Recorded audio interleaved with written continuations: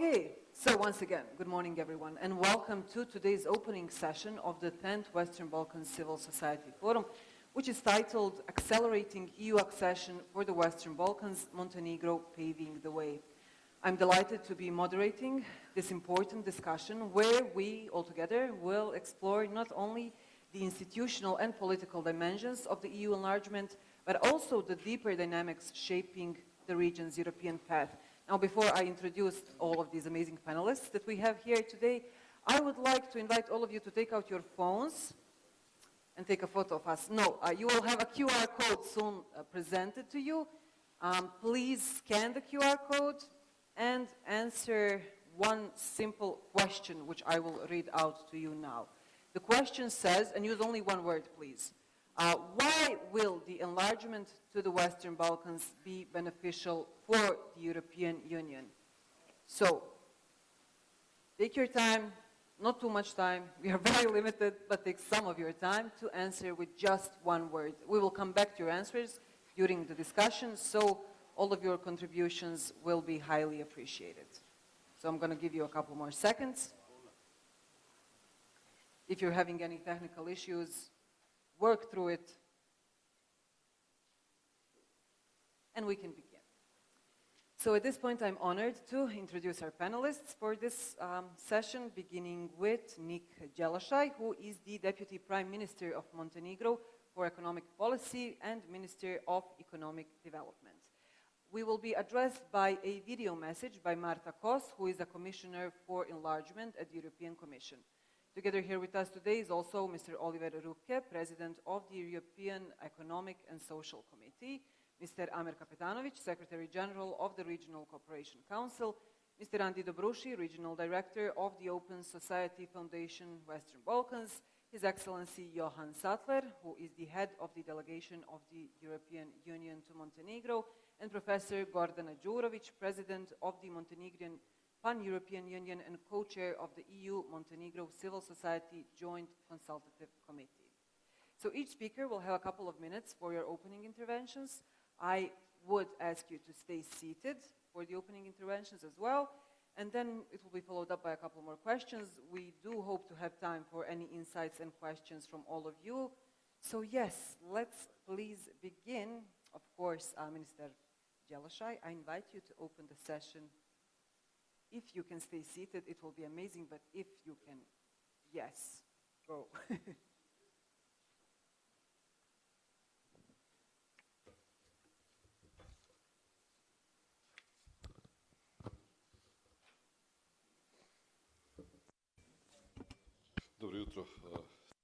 Good morning, everyone.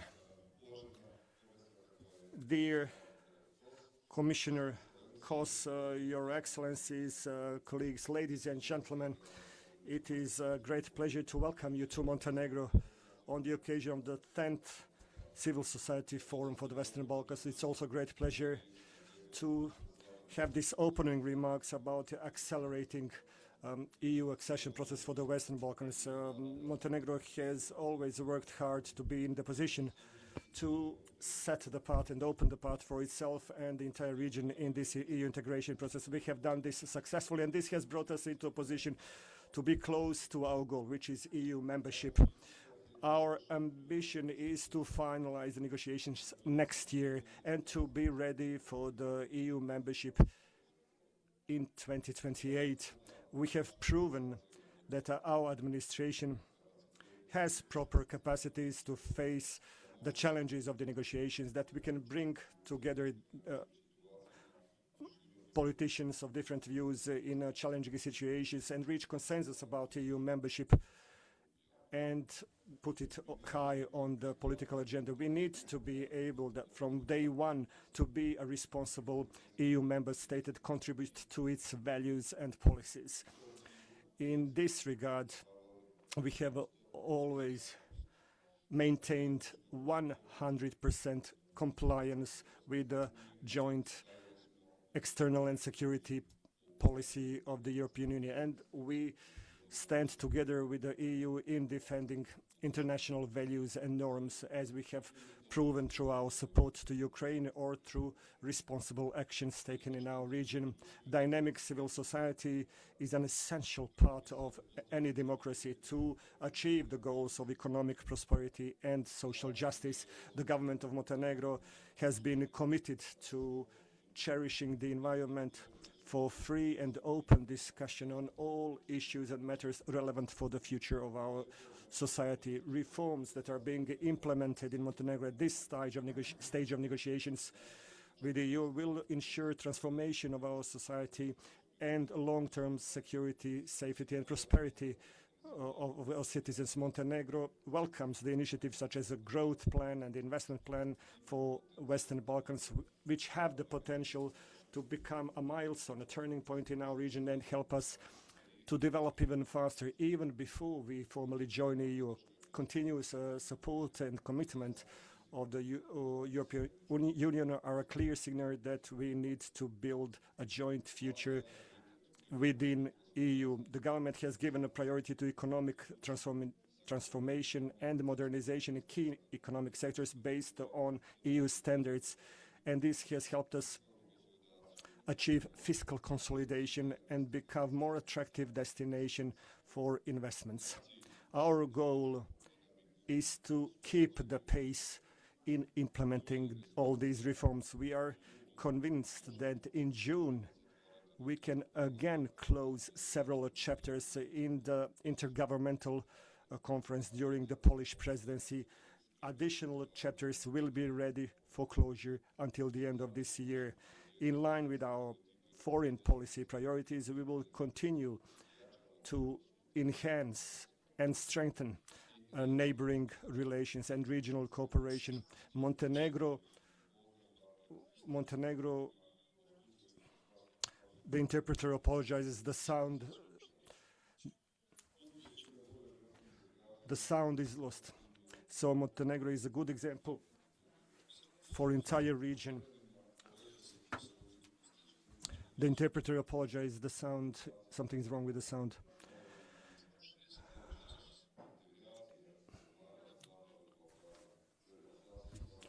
The interpreter apologizes, the sound, we are not getting the voice of the Deputy Prime Minister. We have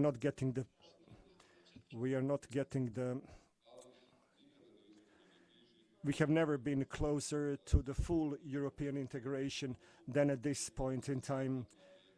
And it's up to the candidates to use this opportunity. Thank you very much, Deputy Prime Minister Joloshai. We will now look at the video message that has been prepared for this event for us here today by Marta Kos, the Commissioner for Enlargement.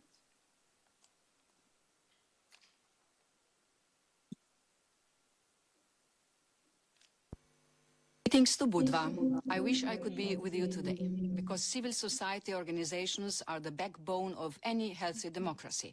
They amplify voices, safeguard rights, and hold the powerful accountable.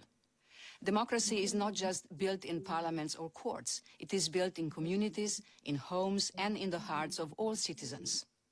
I imagine I have already met some of you in my first months as Commissioner for Enlargement, because wherever I travel, I always meet civil society organizations. Montenegro was my first visit to an enlargement country. I had lunch with civil society in Podgorica and met women running a soup kitchen for those in need in Bar. When I was in Albania, I met local civil society, but also from Serbia and North Macedonia. In Moldova, I had dinner with a group of women who lead NGOs, some championing press freedom, others specializing in anti-corruption. Each of them was an inspiration. And just 2 weeks back, I was in Serbia. My message was, a vibrant civil society is a strength, and I have encouraged the new Prime Minister to work with all parts of society, because a true democratic transformation is only possible if it is owned by everyone.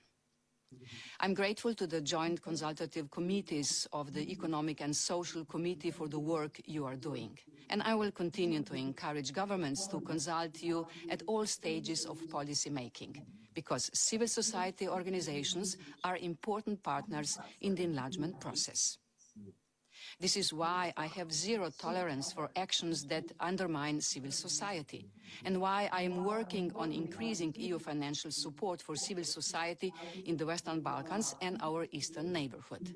Because ultimately, strong civil society means strong democracy. Thank you all for your dedication, your courage, and your persistence. They are making a difference every day. You are great. An amazing introductory message for to somehow, I think, motivate the discussion even further.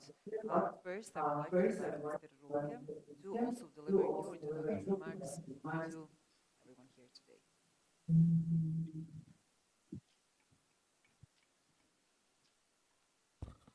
Thank you very much, Deputy Prime Minister Jeloshay, dear Minister Nisic, dear Naida, dear Ambassador Sandler, dear Secretary General of the RCC, dear Ahmed, and dear Regional Director, dear Andy. Dear colleagues, dear friends, first of all, I have to say I'm extremely glad to be here with you today in Montenegro for this important conference. I'm happy that this 10th edition of Civil Forum is taking place here in beautiful Montenegro, also to encourage your country, Montenegro, to live up to your ambition to become the next EU member state by 2028 and set a positive example for the rest of the region.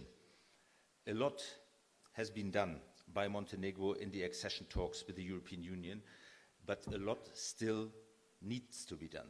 I therefore encourage you and all the political actors in the country to join forces with the social partners and with civil society organizations in successfully completing the accession talks by the end of 2026. Yesterday, I had the opportunity to speak with Prime Minister Spajic and also with Minister Nisic and EU Minister Gorcevic and with members of the Social Council of Montenegro. And I have to say it was encouraging to see how, I would say, how committed all the actors are really to join the European Union. We can see the public support is great in Montenegro, and I can see there is a will to move forward with the reforms and to be one of the front runners. And I know that we are always a bit cautious with dates, but I can make a reference to President Antonio Costa, who just said some days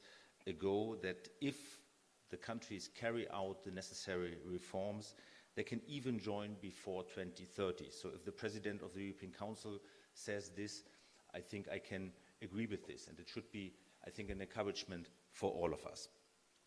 As it has often been said, accession talks between the EU and candidate countries are not only between governments and EU institutions. I think, on the contrary, this is a process that should comprise the whole of the society and organized civil society, because here we serve as a bridge between citizens and the national and the EU authorities. In the European Union, as well in the Western Balkans, civil society plays a crucial role in sustaining support for European integration and European values. Traditionally, our committee, the ESC, has been an integral part of the enlargement process, providing civil society from the neighboring countries with the necessary support to act as a watchdog for the European integration. And I'm really proud to say that our committee has been at the forefront of all EU institutions and bodies in providing not just empty words, but concrete action to EU candidate countries. Our pilot project, called Enlargement Candidate Members Initiative, has proven to be crucial in enabling gradual accession of EU countries. And I'm glad that Prime Minister Spajic was there with us in February last year in Brussels when this initiative was officially launched during the ESC plenary. It was a great honor for us. It was a pilot project. We did not know how it will go, but now we can say after more than 1 year that by appointing enlargement candidate members, we extend our support and invited civil society representatives from EU candidate countries to participate in the daily work of our committee and to effectively work on the elaboration of ESC's opinions. Our opinions reflect specific common challenges and priorities facing both EU and Western Balkan countries in policy areas such as those we will discuss today and tomorrow during this forum: fundamentals, single market, trade, clean industrial deal, social justice, digital transformation, and the implementation of the European Pillar of Social Rights. This initiative is fully in line with the growth plan for the Western Balkans, where it advocates for closer and gradual integration of the enlargement countries with the EU, accelerated integration and phasing in to individual EU policies, the EU market and EU programs. Our committee supported the growth plan and reform and growth facility for the Western Balkans, and we are glad that most of the countries from the Western Balkans adopted their reform agendas and that first payments are already being disbursed. Our committee is a strong supporter of a better, stronger and quicker integration of your countries in the EU structures and funds, and we stand ready to help in this endeavor. We also advocate for the establishment of so-called monitoring committees in each of your countries that would comprise all relevant stakeholders, including social partners and specialized civil society actors, to closely monitor the implementation of the reform agendas.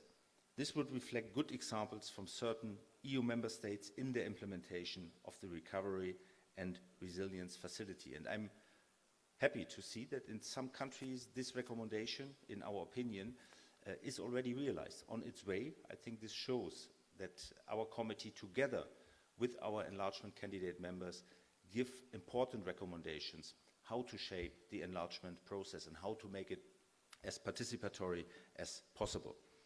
As you are aware, and this is something that I often repeat, certain preconditions for successful accession to the European Union, such as the rule of law, fundamental rights, public administration reform, and other areas included in the fundamentals clusters of accession negotiations process, are non-negotiable. This is the fundamentals first principle in the accession negotiations that our committee strongly advocates. So, above all, accession process should be a merit-based process. Social partners and civil society organizations play a key role in accession negotiations and the reform process, making sure that their country is going into the right direction. With war raging on European soil, EU enlargement has really become one of EU's top geopolitical priorities. Serious talks and preparations are ongoing for the EU to be ready to accept new members. I sincerely hope that Western Balkans will join our family as soon as possible, hopefully starting with Montenegro in 2028. But if I speak about merit-based, I would also like to stress that each and every enlargement step in the last years, in the last decades, depended also on the political will. So it's merit-based on the one hand side, but we have also to show from the European Union side there is a strong political will. I see this at the moment, and I think we should really use this window of opportunity. We have to use this window of opportunity, and if there is a joint will between all actors, then I'm convinced that we can have some success stories still in this mandate of the European institutions. I hope Montenegro will be part of it, but others should also follow and should set an example. Having said this, really thank you very much for organizing together with us this important conference. I really look forward to fruitful discussions. Thanks a lot. Thank you very much, Mr.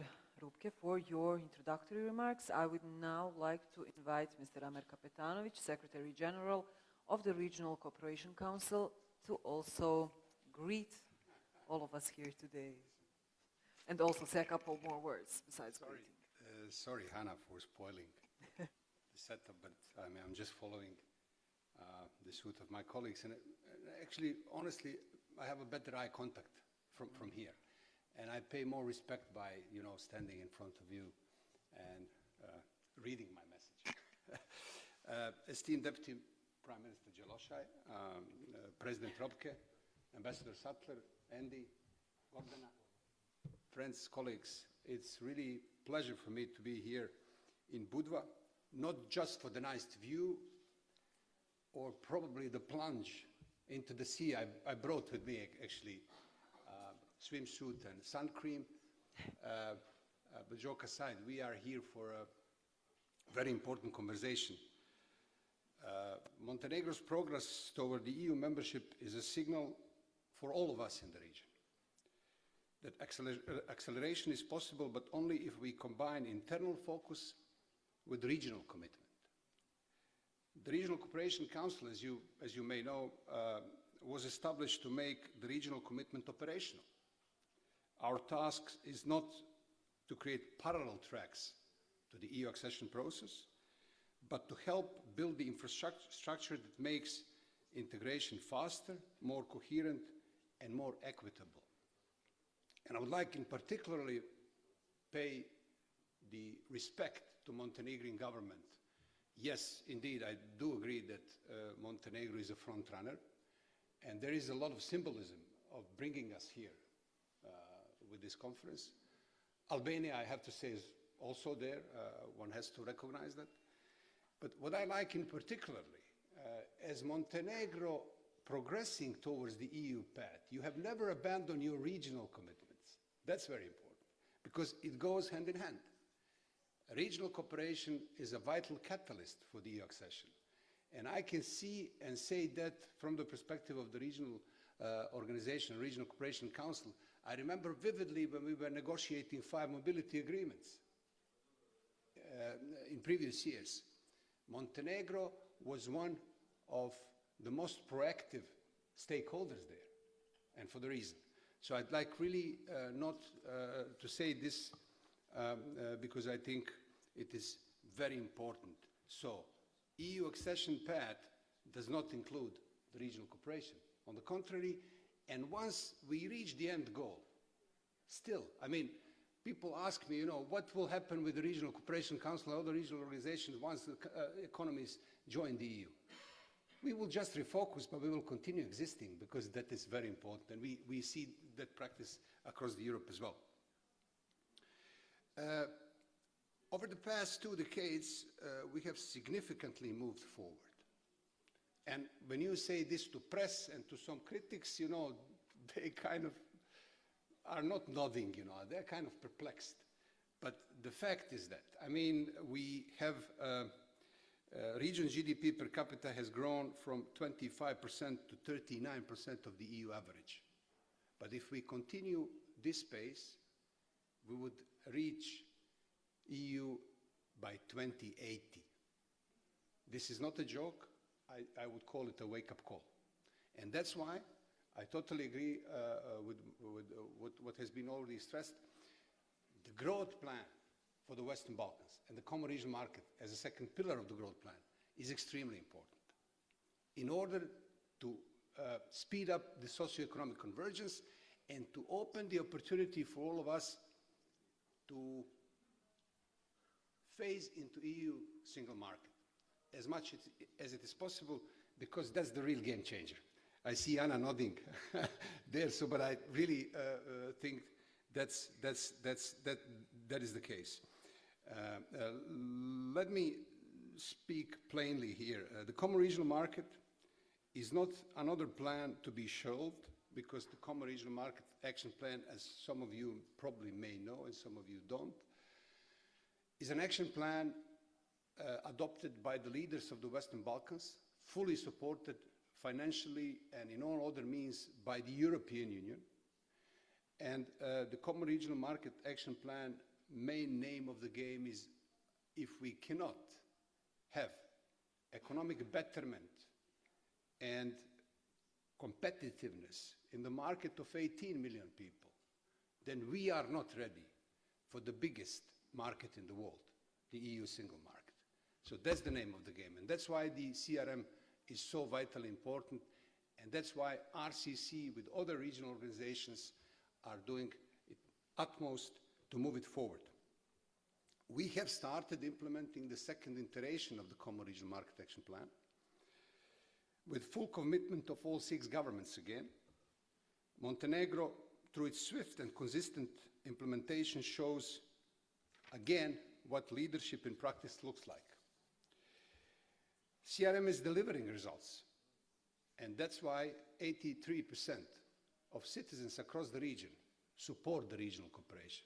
This is the highest record percentage in the history of RCC and the history of Balkan Barometer as was established. But why? We promised the free roaming within the Western Balkans. We delivered it. We promised decrease of the roaming prices in between the EU and the Western Balkans. We delivered it. We promised 5 mobility agreements, and we almost delivered it.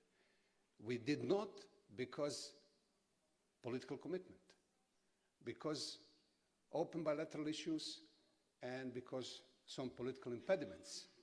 It goes way beyond RCC's possibilities, but of course we are there to remind and to keep pushing. But what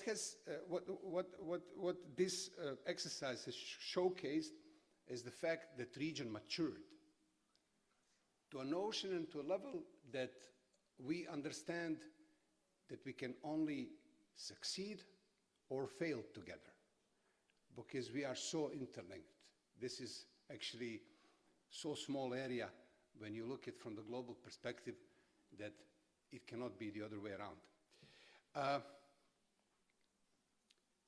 We are trying with the CRM2 to foster predictable business enabling environment. Business community in region is the biggest supporter of the regional cooperation by all surveys so far. And for the reason, again, because they can prosper, they can make money, they can attract investments only if we manage to remove barriers across the region.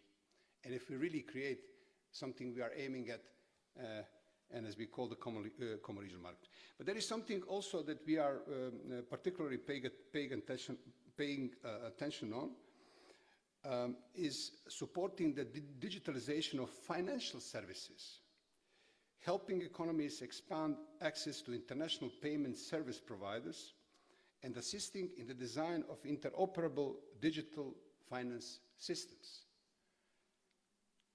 In parallel, we are investing in the regional innovation ecosystem, connecting startups, research institutions, and accelerators to increase competitiveness and retain talent. This work is not done behind closed doors, and you know it.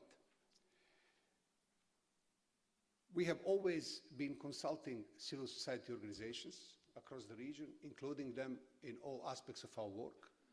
It has always been like that, and it will remain like that, because as Commissioner Kos rightly pointed out, civil society organization is not abstract form, is the backbone of democracy in every society. And therefore, I think this is something that we cannot, even if we wanted to, exclude from this important equation. We apply the same approach to climate policy as well. The Green Agenda Action Plan, which we are currently revising, includes the climate adaptation roadmap and updated actions aligned with the EU Green Deal.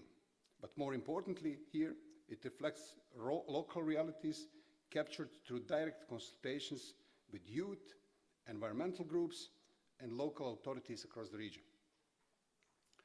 To ensure these processes are accountable, RCC is in the process of establishing CRM, Common Regional Market Monitoring System,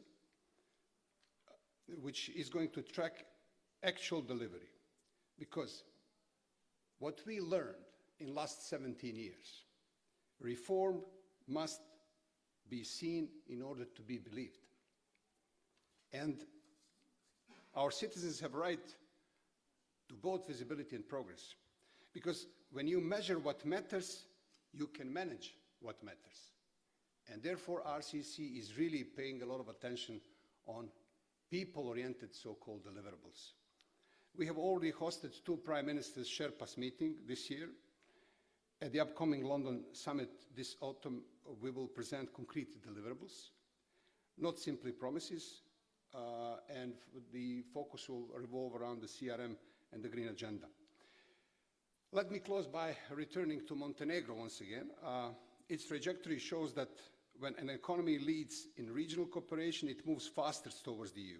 RCC has stood alongside Montenegro in shaping this regional path, not as an observer, but as a partner.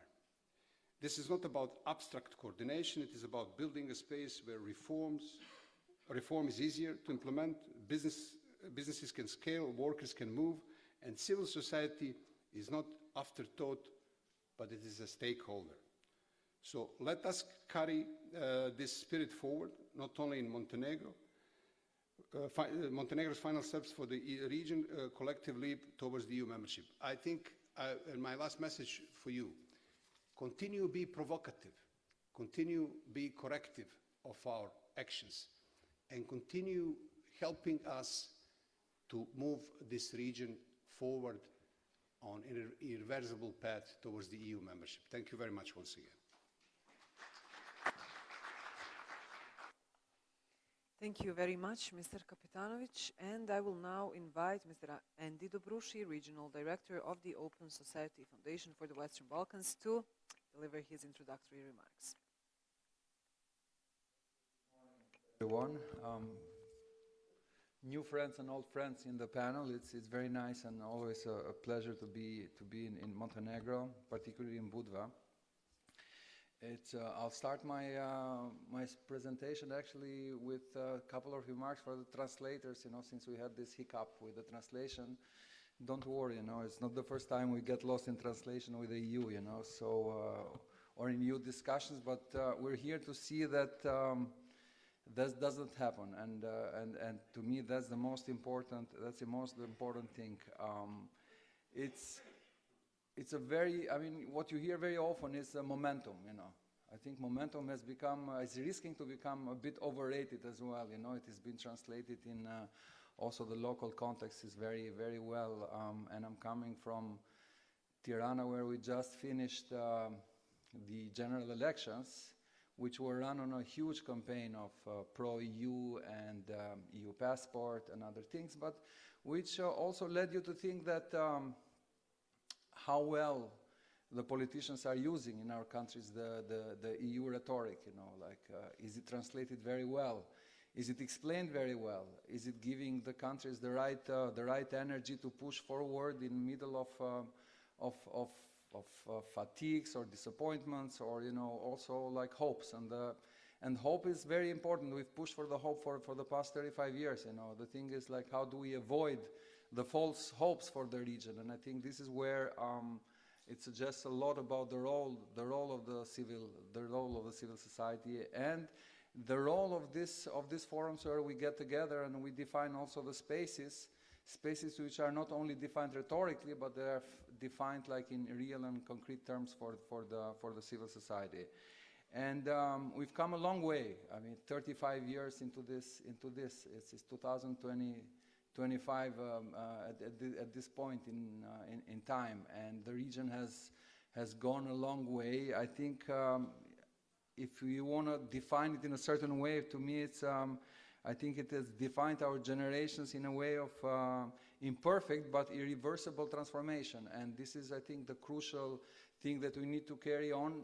It helps us to carry on, and it helps us to push for this agenda and to push for these discussions very concretely. Because we didn't start with much in the region, but over 3 decades we've built civil stamina, we've built institutional memory and the sense of direction, which is very, very important. What is also very important for us is that, we're not here to rehearse the rituals, but we are here to shape what comes in front of us. And I think, this suggests a lot how important these meetings. And it would be kind of preposterous on my side, also to stand and get up here and speak without standing on the shoulders of many people, many organizations, many partners that are also here present, and they have done a lot of contribution in the last 30 years to push these processes and to push the EU process ahead. And no doubt, I don't want to repeat it in terms of rhetorical, like about the role of the civil society. We know what our role is. We know how strategic we are in the conversation, but we want to become active and to become a real part of these conversations. And this context now has given us enough opportunity. And think of it like this. We don't come to Brussels with our hands out, but we roll up our sleeves. And we have seen many instances of this, an important role of the civil society in this. And ESC, I think it has been also an incredible platform, and I want to thank particularly Oliver for his open-mindedness and the space that he has given to the civil society from the region, and in terms of defining but also proving not only to itself but also to the governments that the role of civil society is not only about window dressing. It has a substantial role in translating exactly that part which the politicians tend to get lost, when they communicate with people, the real values and the real importance of the EU integration, which is not about passports, it's not only about traveling, it's about embracing values which are crucial to the well-being and the prosperity of our countries and of our region. I'll not continue longer because I think we're going to have lots of questions also in the discussions, but I was very pleased to hear Commissioner Kos actually speaking about the doubling of the increasing of the funding. I mean, it would encourage her to triple it, like not to double it. But that's very important because it shows also understanding on the side of the Commission. This has not been an easy period or easy times for the civil society, not only in terms of the shrinking space and its fights and its battle, not only the region but all over all over Europe. But it's also a moment where it's struggling also for funding. So also after January, we've seen and we've witnessed lots of problems and difficulties of the civil societies to operate in the region and beyond. So the comments from Commissioner Kos is very, very welcome. I'm sure I'm speaking on behalf of many of the organizations who are here present, but also beyond in the region. What is important for us is to understand, how it is going to happen and what is the time limit. I think this is what we expect, to move from the commitments, but to move to something concrete. And I think this is very, very important to us. And in the same time, of course, we commend tremendously the role of the Commissioner Kos, like the openness of her, immediate openness and willingness to discuss with and speak and meet with the organizations. But we want to go beyond that, and to see that how these real commitments are translated into concrete support for the organizations. So on an ending note, our objective is not to work through institutional mimicry alone, and the objective is, that only through the local civil ecosystems, and they will succeed only if they are strong enough to participate, co-create, contest, and monitor. So this is where we see our role. I'm sure the discussions today will be plentiful, and we'll have lots of ideas and more concrete conversations on how do we define our role amidst this context, which is not the easiest. But I'm sure that the civil society has enough vigor and enough energy left, to continue also in this step and push and make this momentum useful not only for her but also for the countries that we belong to. So thank you very much.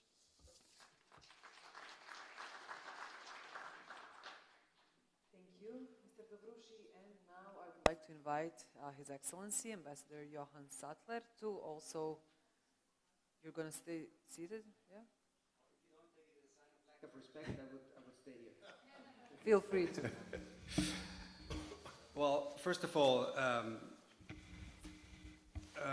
big thanks for this initiative. It's great to see so many familiar faces from the different countries of this region. Thank you for being here, and thank you for keeping the faith.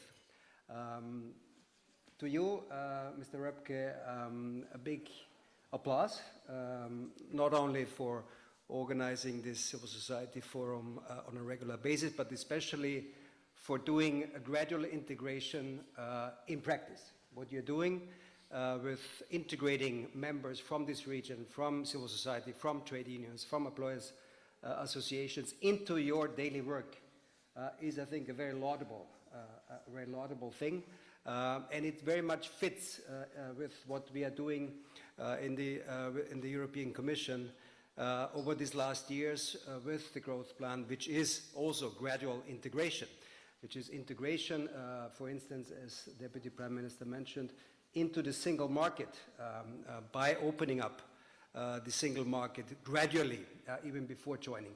One of a very exciting date this year will be the 5th of October. Why?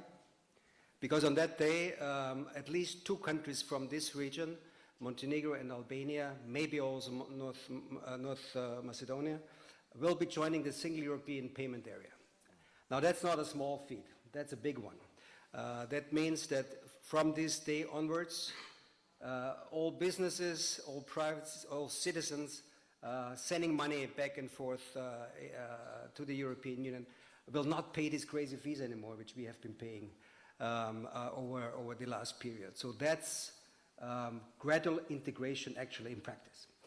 There is much more happening within the growth plan. There is the digital wallet, which is being opened to the Western Balkans. There's these green lanes initiatives, bringing goods quickly into the European Union and the other direction. There is the conformity assessments also for export of products, some more relevant for some countries in the region than for others. Those who produce a lot, like Serbia, for instance, that's a big thing. So that's, I think, is very much in sync with what you're doing, opening up to this region, the European Union, the European institutions, and what you have been doing with this initiative, I think, is very, very laudable. Now, you heard my Šefica, Marta Kos. What she's saying there, I can attest to that, comes from the heart. So she really lives it, and I've seen it when she visited Montenegro, and I've seen it also when she visited the other countries. You know, the meetings with Gordana or Daliborka here in Montenegro. This is not an afterthought. This is an important part of the visit of the commissioner, and I think this is very good news in itself. This exchange is taken very, very seriously, and is also being translated into more attention, more support, and also more on the financial support. So we have been already discussing with her concretely how this could take shape, this better and more strong support for civil society. So this is maybe, because there will be many questions, I would leave it at that. Maybe just a point on Montenegro, which is finally also deserving the name of being a frontrunner. It had this name for a long time without really living up to it. I have to say, now you are the frontrunner. And with the closing 3 chapters last year, and with closing hopefully 6, 7 chapters this year, I'm confident and optimistic that this will happen. You have proven that you can do it. The main test was last year when you did the IBAR, which is basically the precondition to close any chapter is to make sizable, real progress on rule of law, and you did that. And with that, you are moving into the final stretch. Final stretch, meaning that, you know, it's not a done deal. We are by far not there yet. There's a lot of work which awaits you. The work needs to be done. You know, if you want to close, you know, chapter 11 for this year, for instance, it's agriculture. You need still by the summer pass the laws which need to be there.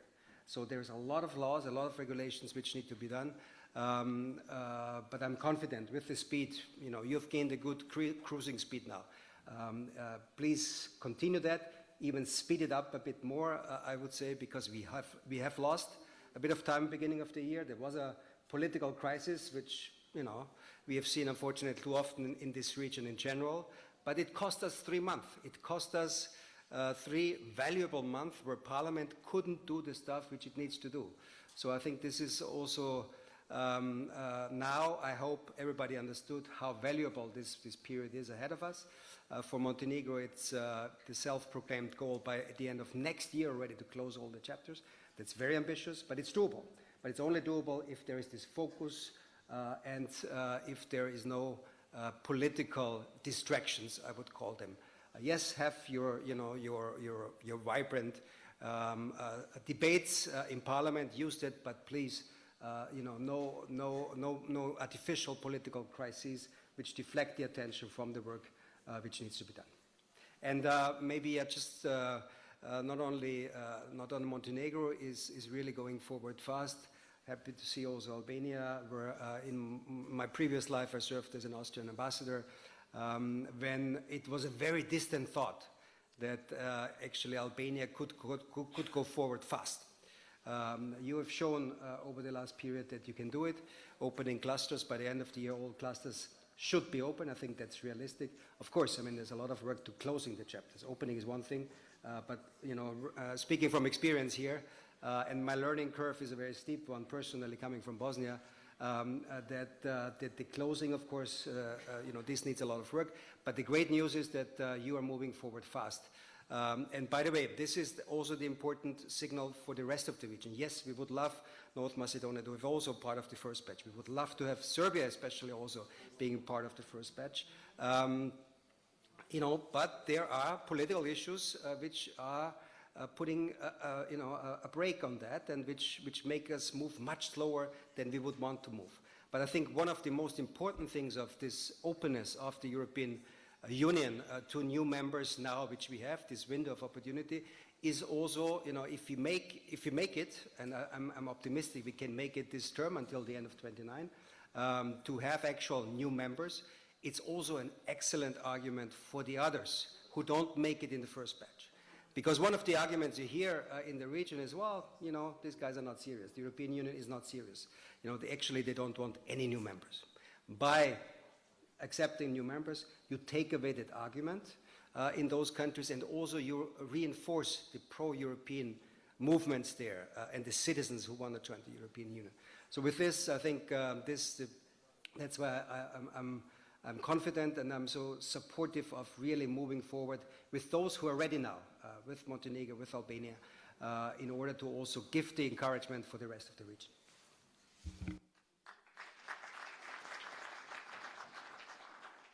Thank you very much, Ambassador Sattler, and Professor Gordana Đurović will be closing the round of introductory remarks.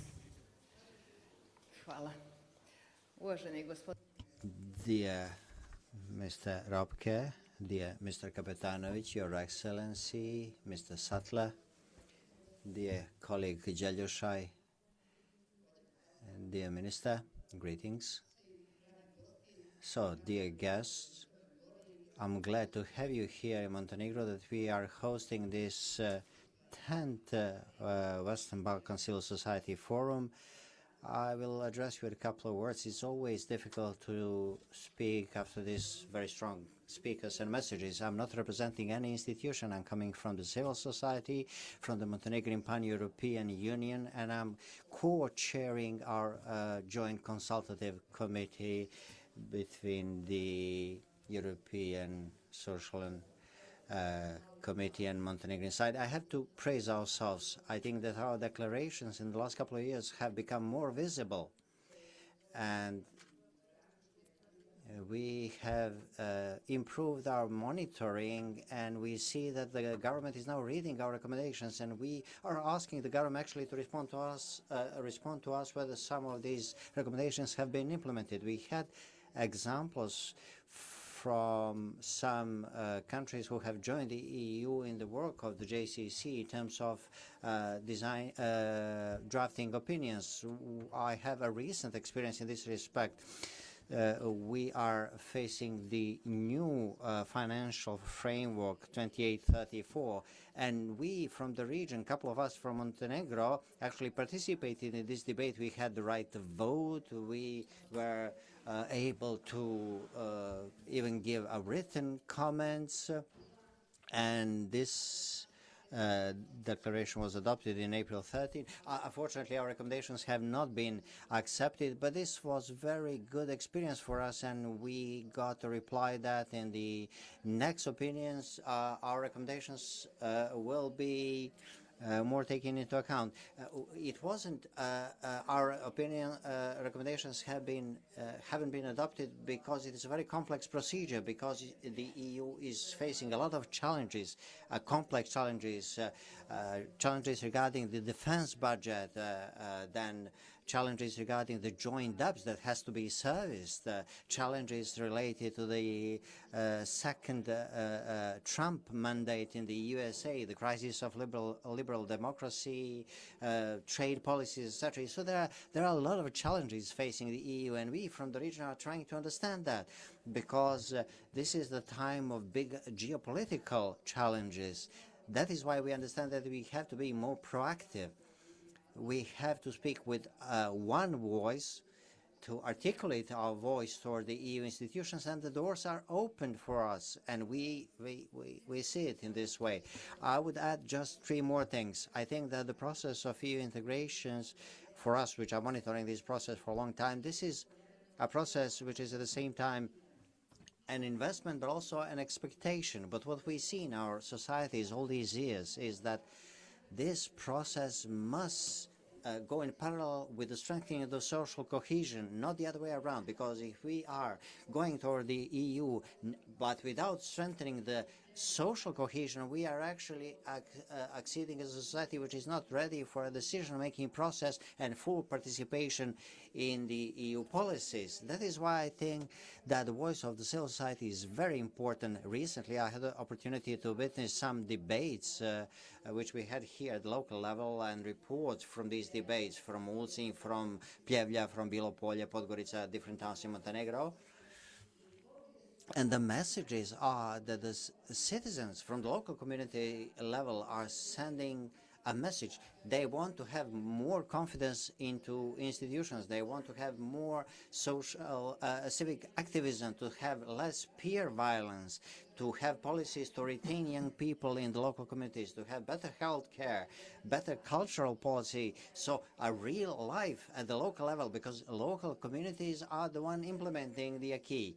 And to have and also some additional specific topics. So this social cohesion is what we need in parallel with the integration process. Secondly, how we are going to accede, according to the Article 49 of the Treaty on European Union, this is a policy of consensus. There are no shortcuts in this respect.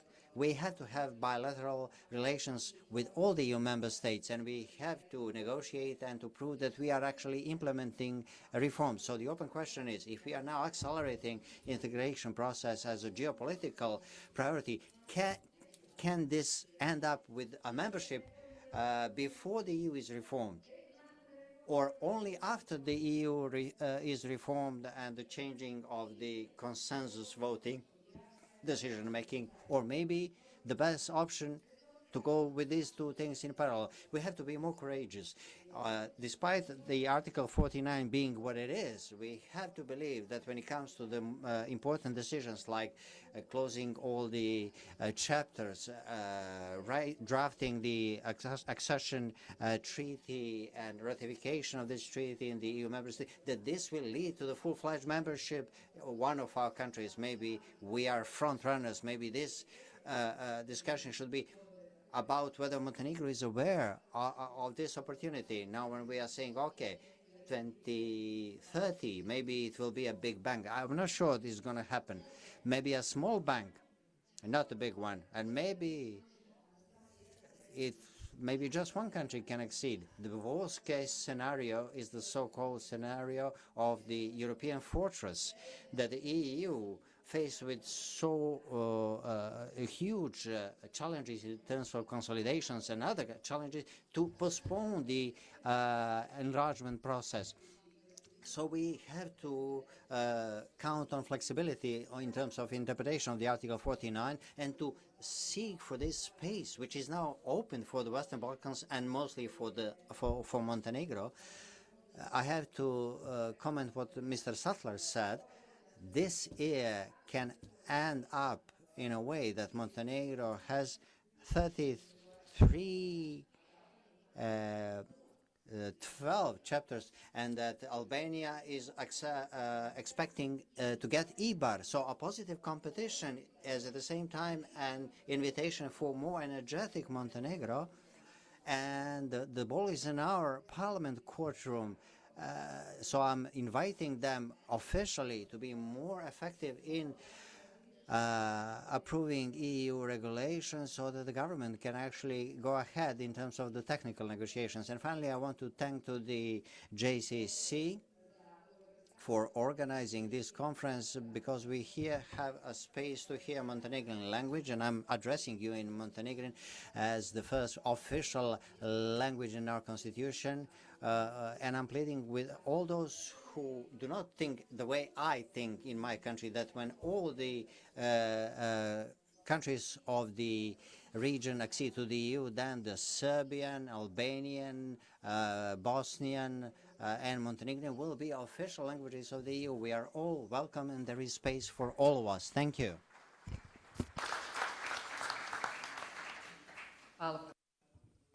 Thank you, Professor Đurović. 5 minutes left for the discussion, so I'm going to ask you all to be very, very efficient with your answers, very short, very efficient. And can we see the Slido answers as well at some point, the inputs that you gave us at the very beginning? I'm going to begin right away with the question for Deputy Prime Minister Đelošaj, and the question is, when we say European Montenegro, how do you understand this term? What does it mean to you in terms, in political, social, and cultural terms?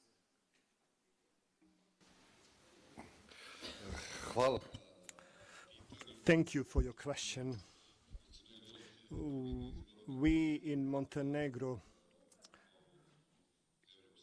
have been using that term, European Montenegro, for years. It has often been used within different political and social processes. Different political entities called their list European Montenegro to send a message to the citizens that they are representing this option of European Montenegro. In principle, as a state, we have accomplished progress in those processes.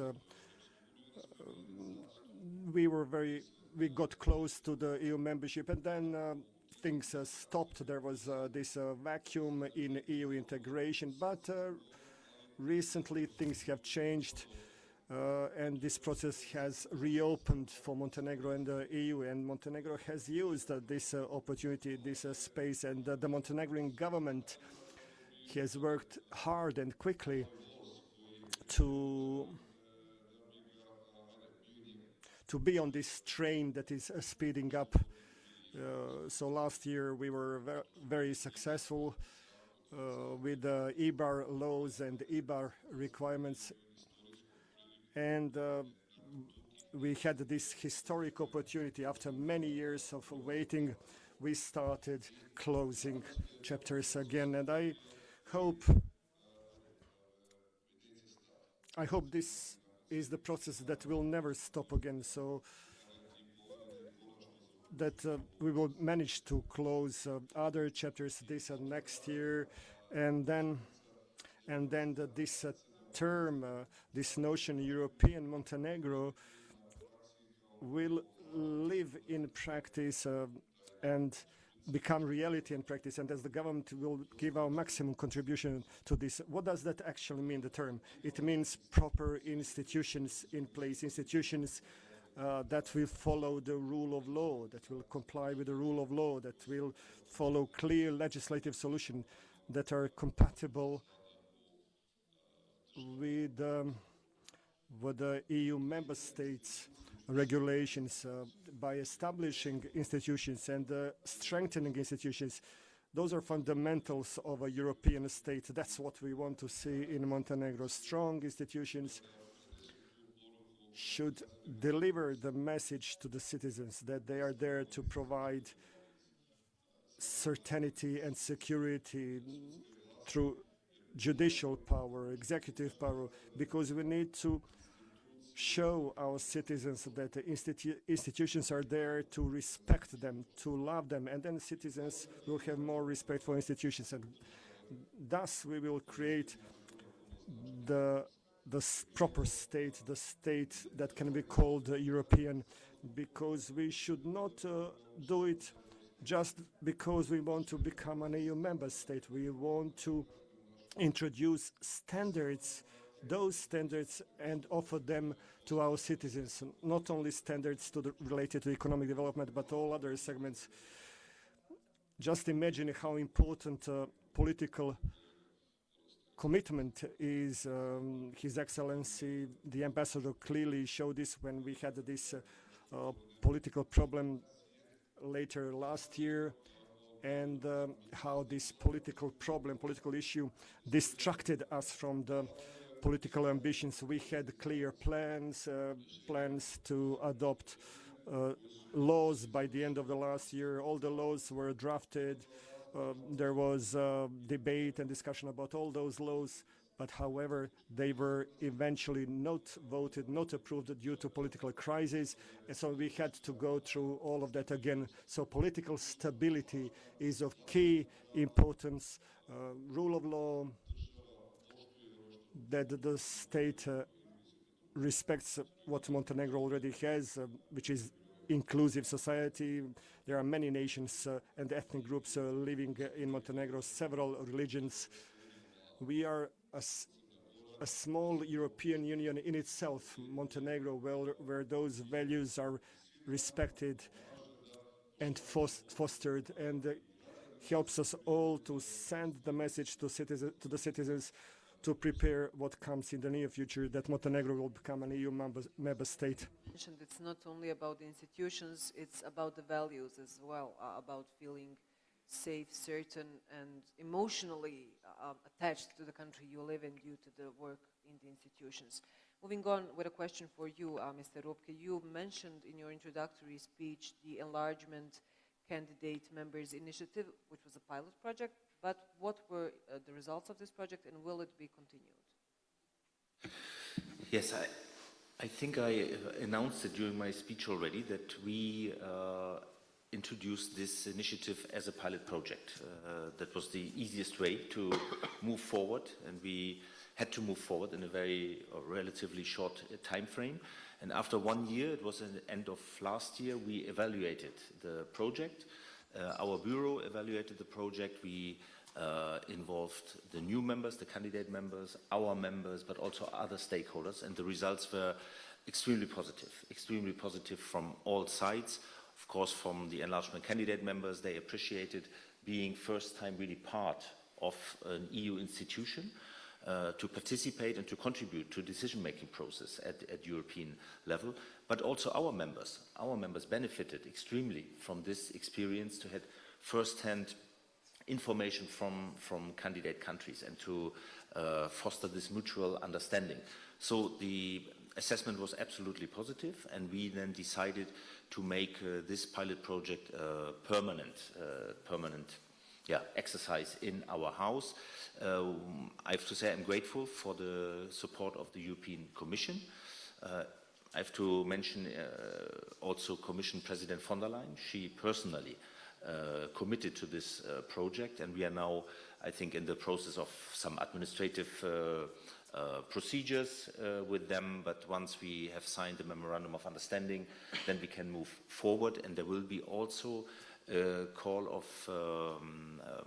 for expression of interest also for Kosovo next time, so we will also involve them in our work. And I have to say, it's of course very much focused on the Western Balkan countries, but we have also the Eastern neighborhood, not to forget them, Moldova, Ukraine, and also Turkey. Even if this country is quite far from joining the European Union, it is important to give positive signals to a vibrant civil society in these countries. And I have to say, the results are very positive. And let me maybe say another word to the joint consultative committees, because we have Gordana here, and my personal experience is that these committees established under the stabilization and association agreements have become more and more important. I see this not as a formal exercise. I see really that more and more we have this participatory element. We have more and more critical recommendations from these joint consultative committees. And we see that we have more and more open discussions with government. EU-Serbia, and at the end of the first inauguration meeting of this joint consultative committee, there was also a statement, and there was a recommendation to the Albanian government following the green example, and regularly report on the state of implementation of the recommendations formulated in the joint declarations of the recent meetings of these bodies. So we can see we are learning from each other, and when I speak about joint consultative committee, it's about participation, about involvement of all actors. And last point I wanted to mention, we have also a dedicated fundamental rights and rule of law group in our house. For many years we had missions to all EU member states, and we decided last year, now we involve candidate countries in our work, so we will also cover candidate countries with our missions. So the colleagues, they went already to countries like Moldova, Albania recently. They will also go to Montenegro to discuss firsthand with human rights activists, with journalists and so on, the civic space. And we can also see that although we are, of course, claiming that civic space is overall shrinking, we see also positive developments. And when I see the press freedom index in Montenegro has improved in the last years, and I think it's even better than in some EU member states. So these are also encouraging signals, and I really encourage all governments, especially the Montenegrin government, to move and to advance on this line. I think it's really worth it, and if we do it together, then once again I'm really optimistic that we can set some positive examples that will show others that it is possible to join the EU once we fulfill the criteria. Thank you. Thank you very much, Mr. Rupke. I mean, it's good news. It sounds like good news for all of those involved, like for all sides who have some kind of a benefit from this process, but it also sounds like a good way to create this firm web between the civil society and the institutions and the EU. So it sounds like a good job is being done. I'm going to move on to you, Mr. Kapetanovic. So you have already mentioned a couple of promises which have been delivered by the RCC when it comes to the regional cooperation and enabling somehow all of these processes. But my question for you is, do you see a shared political vision for the Western Balkans, or does fragmentation remain a deeper challenge? Yes, thank you for that question. First of all, I think that when we talk about whether there is a wider political commitment, there is. Otherwise, we haven't been there. I mean, be able to deliver what we have delivered. And by the way, we did not deliver it alone. There is a, let's say, ecosystem of regional organization that helped us doing it together, CEFTA, transport community, energy community, just to mention a few. I think that when it comes to this commitment, I would go back to what Gordana said. When we try to look back and to think, what was the driving force all these years that moved us from the region that was waging the war 30 years ago, I mean, and beyond, to region that adopted a regional cooperative order, working together, I mean, despite all odds. What comes to my mind is just one thing, the EU accession path. And that's why I totally agree with Gordana. If EU remains a fortress, or if becomes a fortress, then this magnetism goes away, and then we have a problem. Luckily, that is not the case. Luckily enough, in the given geopolitical context, European Union made the real choice and offered the region some out-of-box ideas. And I think for the first time, we are ready to also think even more out of the box. Gradual integration into EU single market, but not also thinking, why not thinking about gradual accession to Schengen as well? I know it sounds like, out of blue, but when you dig down deeper, you see that there is there are possibilities and potential. There is a good level of understanding across the regions and across the governments in the region that we can do it together. However, the global fragmentation, the crisis of multilateralism, and all these crises that are going on in the world can easily reflect itself on the region as well. And therefore, I think we have to be extra resilient when it comes to our joint effort to preserve mutual trust and multilateralism as a principle, working together with the common aim and try to really focus ourselves on what is the main benefit. So I think a little bit extended the discourse here.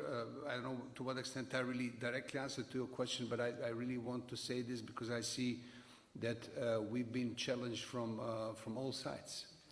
And there are, of course, disruptive political internal dynamics in some part of the region that also have to be taken into equation.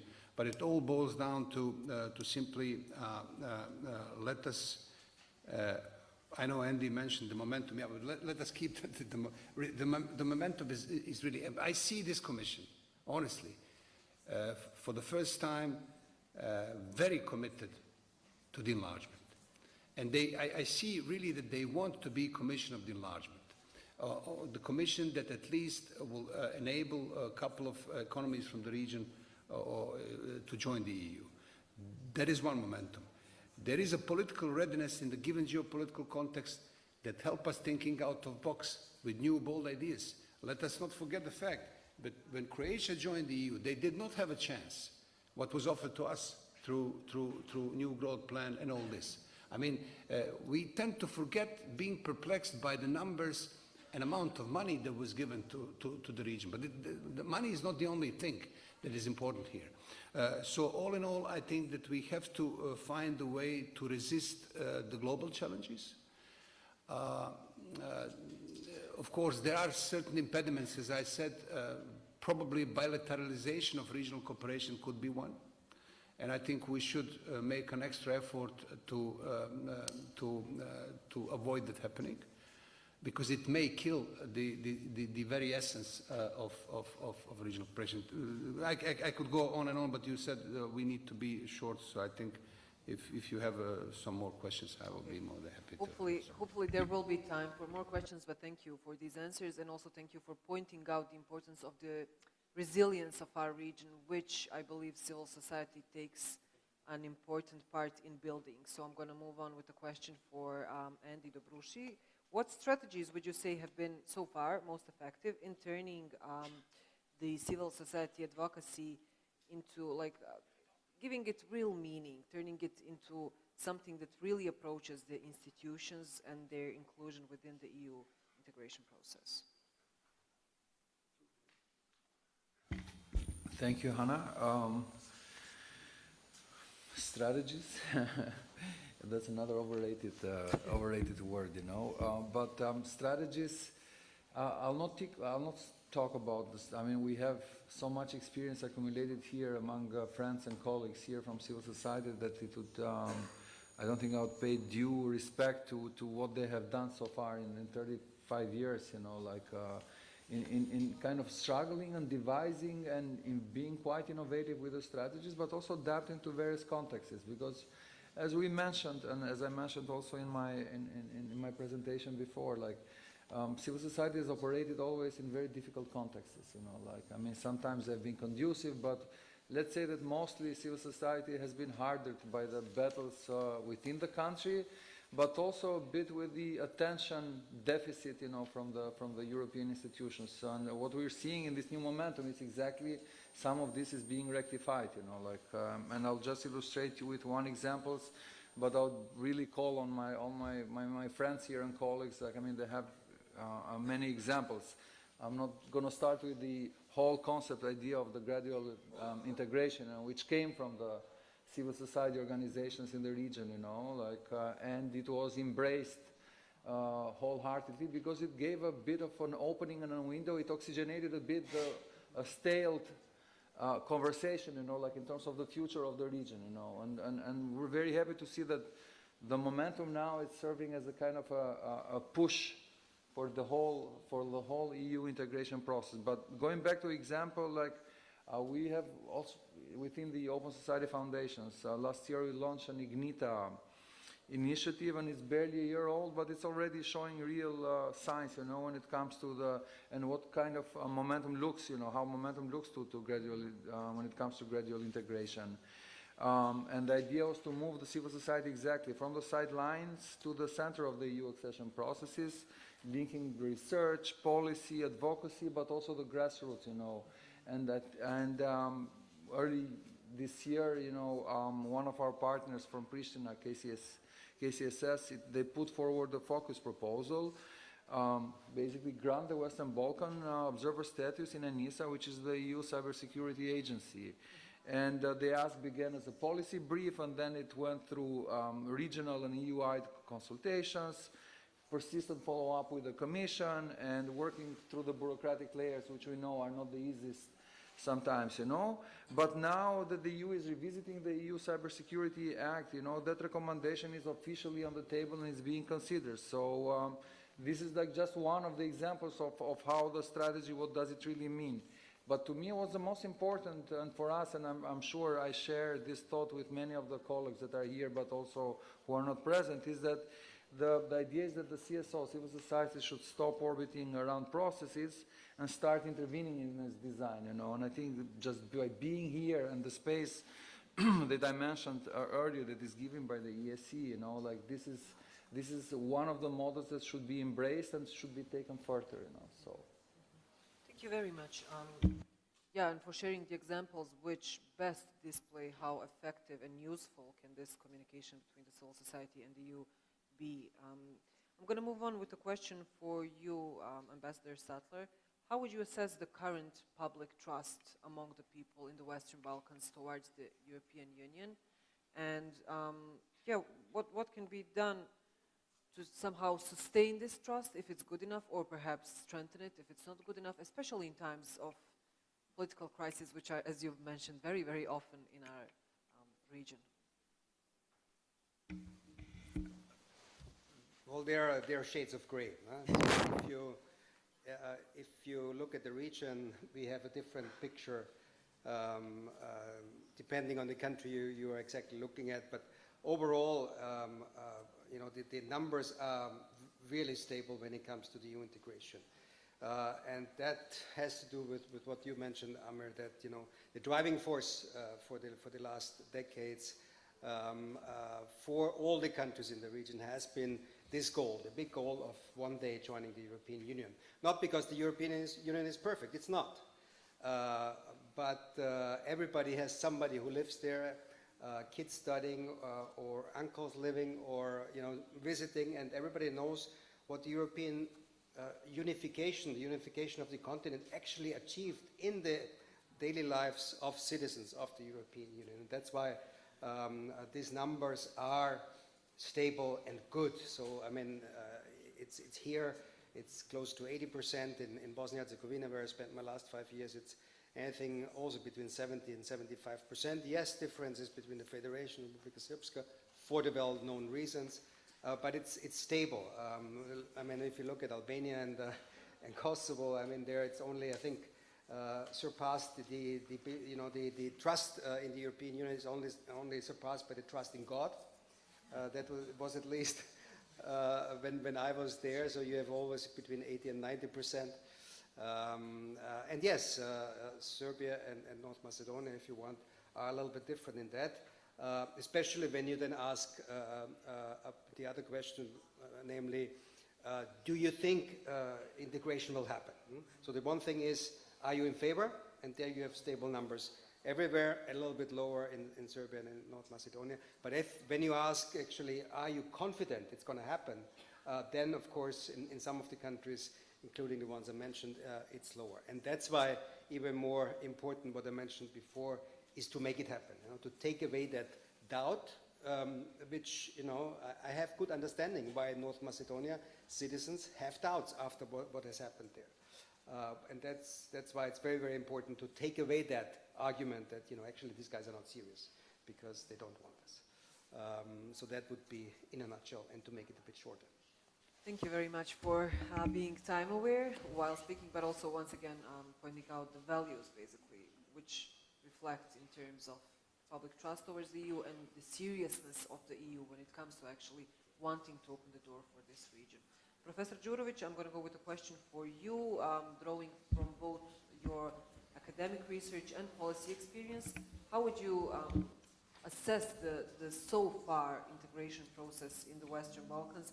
Has it been treated more as a technical or a political process? Ako ću prvo odgovoriti,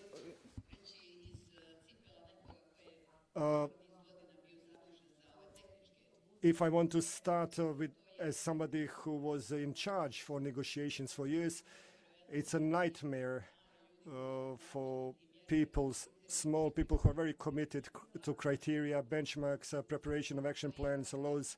So it's very important.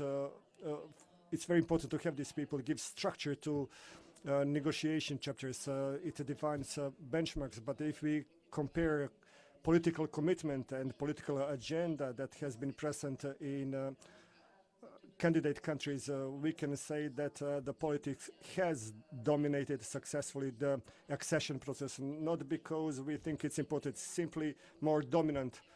So it's not crucial that we just transpose acquis communautaire, that we write reports, that we achieve better scores. It's also very important to have political support. I remember when this political support in Montenegro used to be 200%, and how easy it was to coordinate those processes. Today, this support is not 100%, so it's not easy to coordinate negotiations and accession. So it's a precondition to move on, to achieve progress. Then, in addition to stabilization, reconciliation, joint cooperation in the region,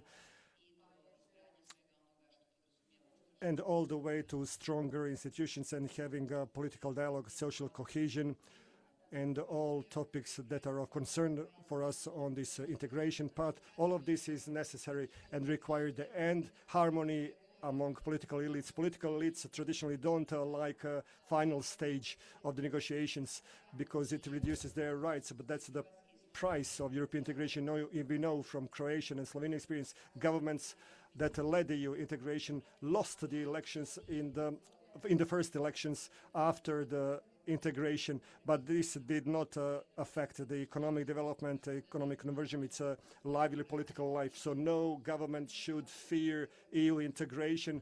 On the contrary, but my message is that regardless of the fact that the politics has dominated the process, technical parties is very important. Everything that government does cannot be seen. This political crisis in Montenegro created a gap between technical dynamic and what our parliament does. Therefore, it is very important for this political support to be consolidated, to be honest, and to allow Montenegro to make further progress. So I always vote for the technical part of negotiations, but of course political support is something unavoidable.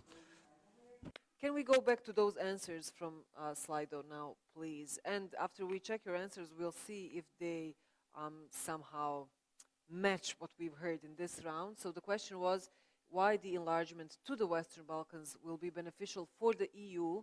And some of our answers include security, stability, geopolitics, whole Europe, inclusivity, EU will be a whole, stability.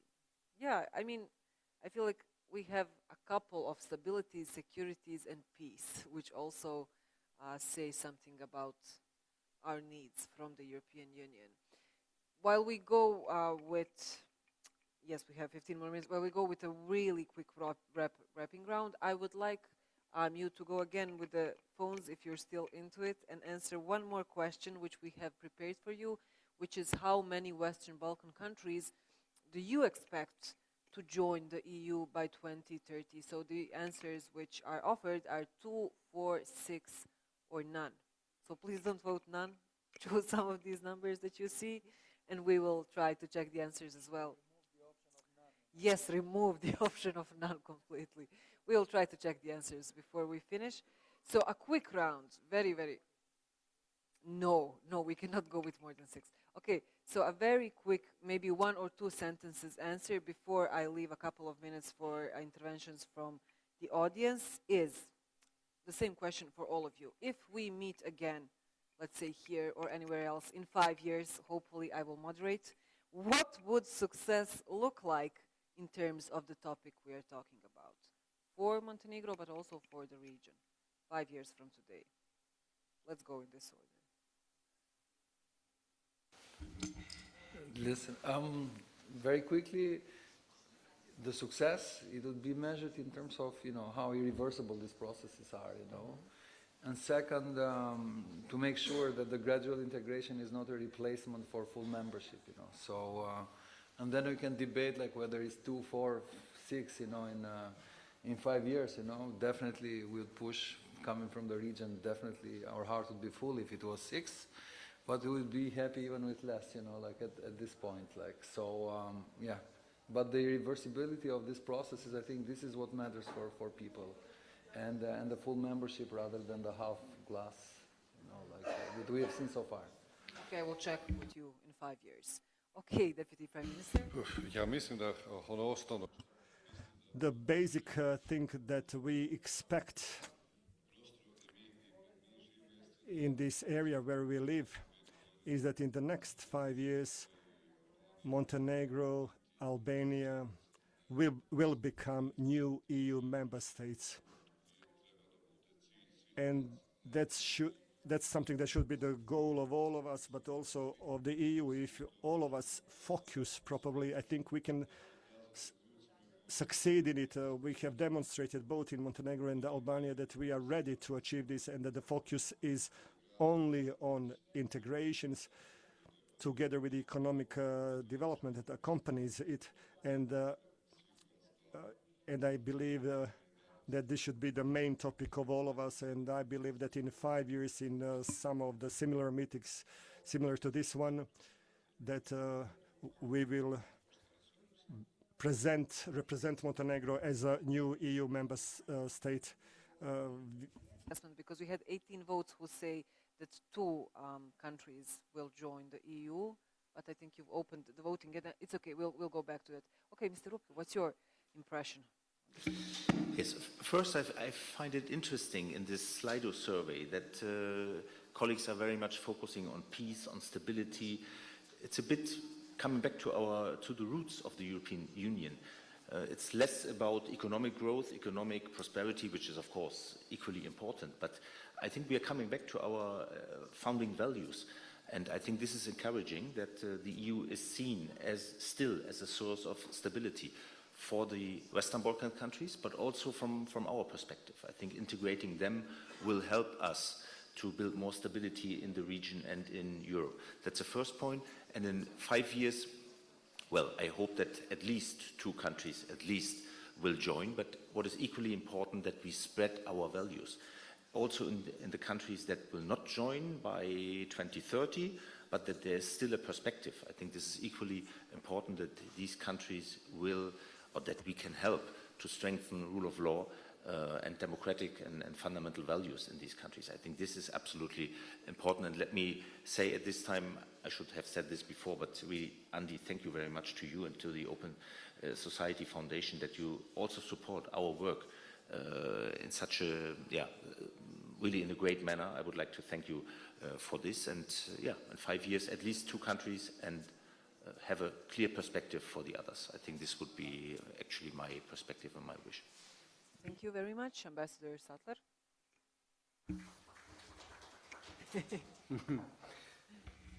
The results of the first question is very much what you say. So it's back to the roots, back how the whole unification of the European continent started, namely on the rubbles of utter destruction. But I would also add that it's a reflection of the times we are in today, because geopolitically the sands are shifting.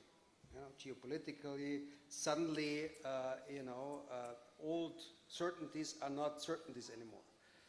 And in this world, I think what is very positive is that people have this trust in the European Union. We are here to stay. We are here to stay in the Balkans. And we will stay with the region until the job is done and until you're a member of the European Union.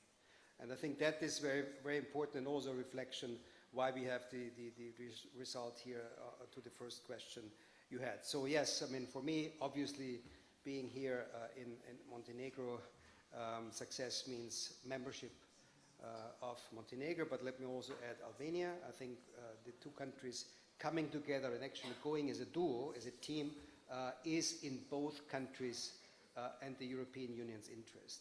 But let us not forget the others. My strong plea here is that not only that we keep anchoring the values of the European Union, but we also make a real progress in all the countries. That means leaving nobody behind, not leaving Bosnia-Herzegovina behind. I think this is very, very important. Yes, it probably needs a bit of a change of generation of politicians, and it will happen, I'm absolutely sure. But also it needs addressing the real difficult questions, the structural issues which we have in Bosnia-Herzegovina, and which made us, basically having these stop-and-go phases with very long stop phases and very short go phases. In my 5 years there, it was basically more than 3 years spent in blockades, where nothing was moving. And I think this needs to be addressed. Kosovo needs to be addressed as well. That's in the same context. We cannot afford the dialogue. There needs to be movement in there. So very important to measure success at the end of this term of the European Union leadership is to have progress of all the countries in the region, with a few countries, hopefully two, joining by the end of 29.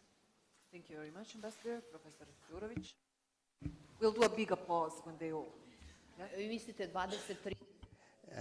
You're thinking 2030. Well, 2030, two assumptions: to have 6 functional states and to have normalization of relationships in the region, especially relationships which are having a negative spillover, and this is a relationship between Belgrade and Pristina. If we have these assumptions, then we can talk about positive scenario. Let us say diplomatically, at least 4 countries that have opened all the negotiating chapters, and at least 1 have signed accession treaty, to have much more dynamic economic convergence and to have regained credibility of the enlargement policy, both in the region but also within the EU member states. For me, that would be a successful integration story. I agree that not a single country should be left behind in terms of enlargement, but if we meet these 2 assumptions, then none of them will be. Negative scenario, I don't want to comment. I think we all agree that this shouldn't be there. We don't want to see this kind of scenario. We are all European countries. We are part of this process. And if we are coming back to the peace, prosperity, stability values, then all these 4 aspects are important for us, and all 4 of them are equally important. And without these values, there is simply a danger, a threat that the region is destabilized again, that we have poor regional cooperation, to have even poor relationship between the neighbors. So, absolutely in favor of EU integration and for the progress of all countries. Mr. Kapitanović. Hannah, if you really want me to be as short as possible, I can just say I do agree with everything with the colleagues said, but just one thing, sorry. I mean, nothing remains in vacuum. The context is very important. What is my wish is that in 5 years, this geopolitical turmoil will not turn into even something nastier. First thing. The second thing, that anti-EU forces within the EU itself will not prevail. That's very important, because it will have a negative trickle-down effect to us. In 2030, I wish us to fully implement the Common Regional Market Action Plan, to close the socio-convergence gap with the EU to 50%. To remind you, when Croatia joined the EU, they were at 49. So actually, our task is to be at 50. If we can do it by 2030, that would be great. And to begin, and I totally agree with Ambassador Sattler, leaving no one behind, to have more opportunities for entire region to gradually phase into EU single market. And of course, last but not least, two economies joining the EU, Albania and Montenegro. Why? Because it would be huge relief and huge positive impulse for everyone. And that would be actually exactly the narrative that would, on the ground, contradict anti-European narratives that are still alive in the region. Thank you very much, Mr. Kapitanovic. Can we just check the final answers for the Slido? We will not have time for interventions from the audience, but I do encourage you to use the coffee break to communicate any feedbacks you might have. Okay, so I guess the previous voting is gone. Oh, no, it's not. Actually, okay, so 20 people who voted say that two Western Balkan countries they expect will join the EU by 2030. 6 people voted none. What did we agree, people? 6. Okay, and then there are optimists, overall 2, who say we don't count. 6 countries. Yes, the turnout is not great, but yeah, we do have some results. So, to kind of wrap all of this up, I would like to thank all of our panelists and all of you who have been here with us this morning. Having a room full of people like this who think like this, speak like this, and fight for the region like this really does give hope. So thank you. Please enjoy the coffee break and be back in around 15 minutes, I'd say, for the next panel session. You're free to go. Thank you.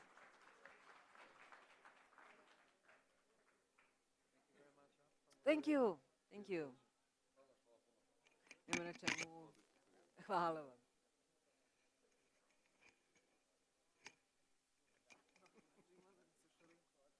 Nisam mogao da se sjetim, u stvari se sve kasnije sjetio.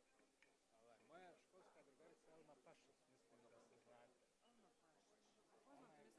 Ona je ovako moj, znači, 55 godina, psiholog. Zato, tako sam nekako.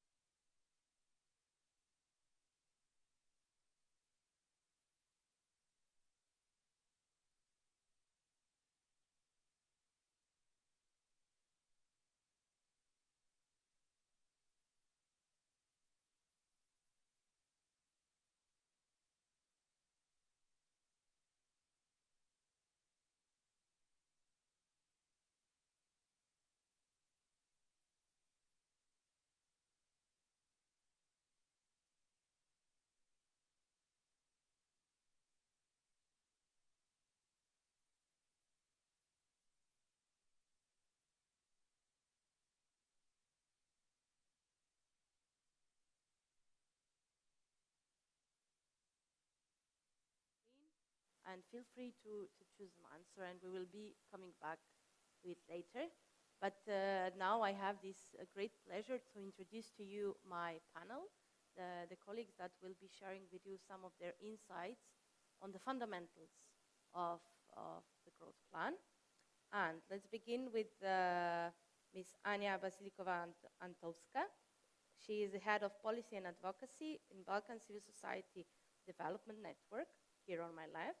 Then we have Anna Veziroglu, deputy head of unit for regional strategy and investments for the Western Balkans, Directorate General for Enlargement and Eastern Neighborhood from the European Commission.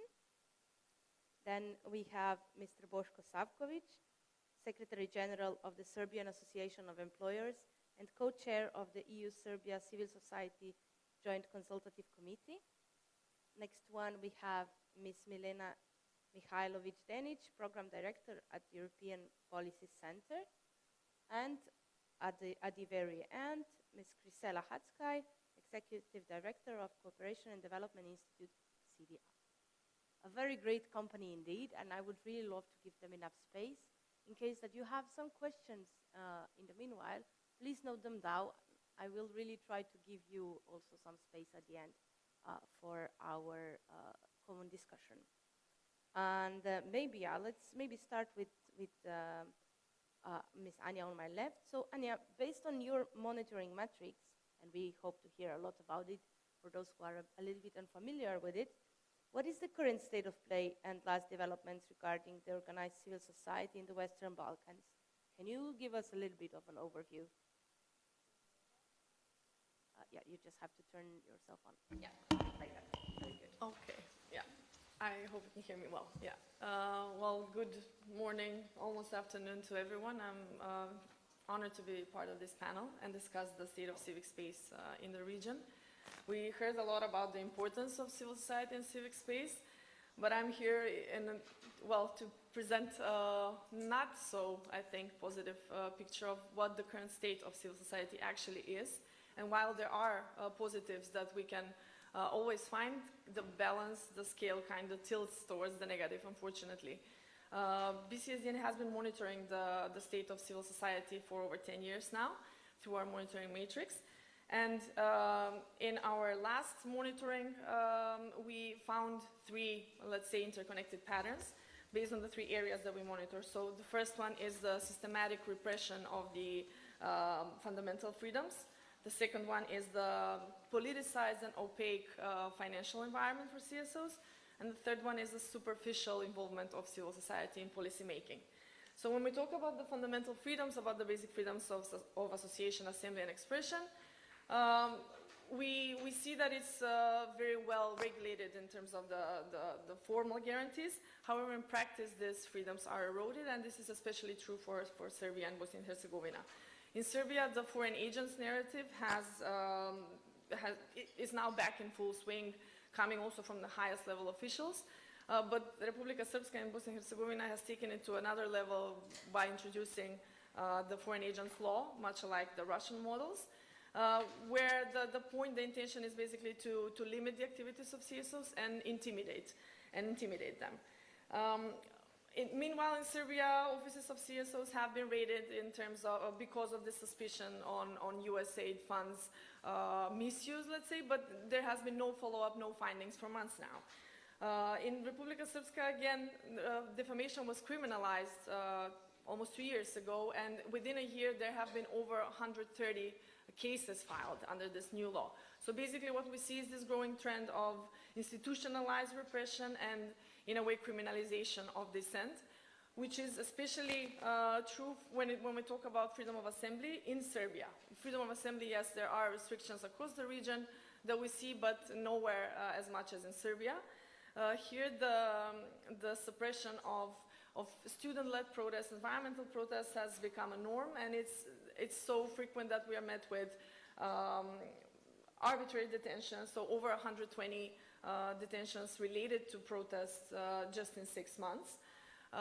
Then a lot of smears against those participating, attacks by pro-government groups which have been left unpunished, creating this culture of impunity. Basically, a lot of excessive, let's say, police force, including most disturbingly the use of a sonic weapon during one of the largest protests. Sorry. But what is probably most worrying is that the Agency for Security Information has started to be more involved in the intimidation of activists as well. When we talk about expression, again, we see problems, freedom of expression, we see problems across the region, and here we will mention the rise of SLAPs, so strategic lawsuits against public participation, which again aim to intimidate activists, journalists into silence. We talk about attacks that are left unresolved, unpunished, against activists or investigative journalists, but also political interference in media freedom. And one additional, let's say, layer of restrictions that we see as well is the misuse of anti-money laundering and countering financing of terrorism regulation against civil society. And here again, an example from Serbia, where the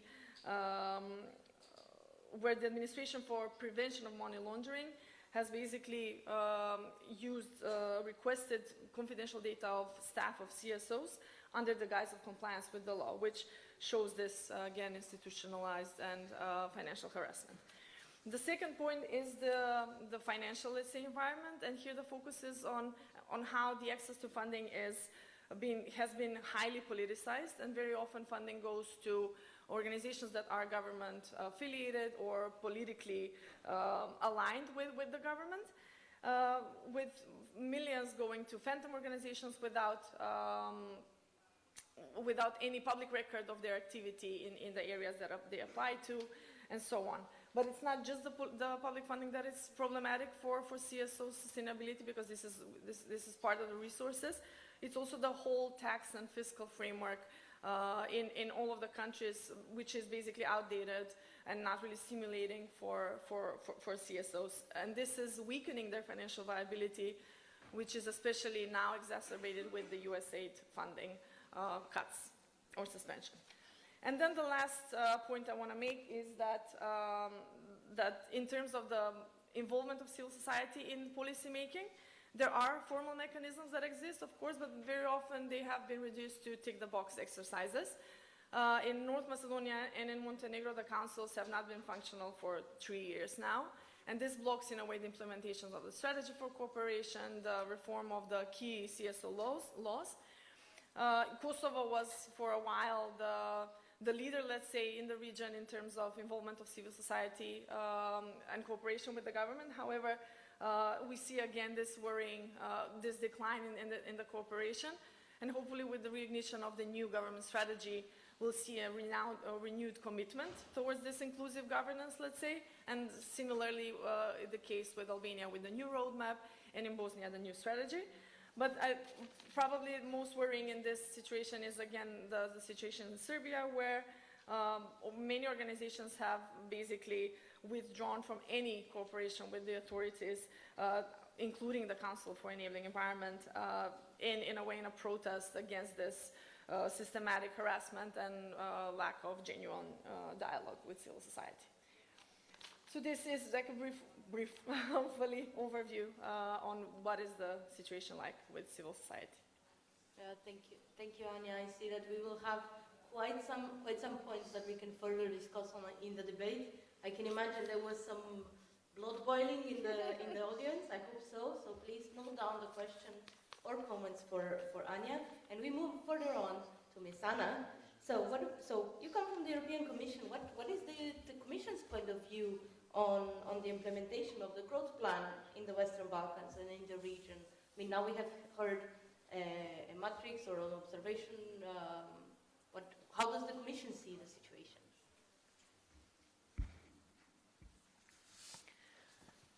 Indeed, we have seen the matrix, we know the matrix, but thank you very much for reminding us all today.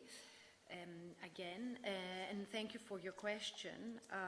And I would like, if possible, also to kind of speak about the accession process as well. So, because I think at the end of the day, it's one policy, even though we have two strands at the moment. So, Indeed, we heard a lot in the previous panel, the context, in the opening panel, the context where we are with the what we hear about the momentum on enlargement policy, which by now is a cliché, of course. But we have also seen action around it, and we heard that this is a historical opportunity for all six. Some have taken the message, others not to the same extent or not at all. We heard about where all the countries stand. I don't think I need to explain to you. You know it best. Montenegro was considered today a front-runner. I mean, it has been considered for a while, but actually also running it through. Albania has taken big steps. We're hoping to open, let me not go too fast, to open all clusters this year after the 3 that have already been opened. And then I can go ahead with North Macedonia, where we would like to see more on their side, both on the constitutional amendments, but also on the necessary rule of law reforms.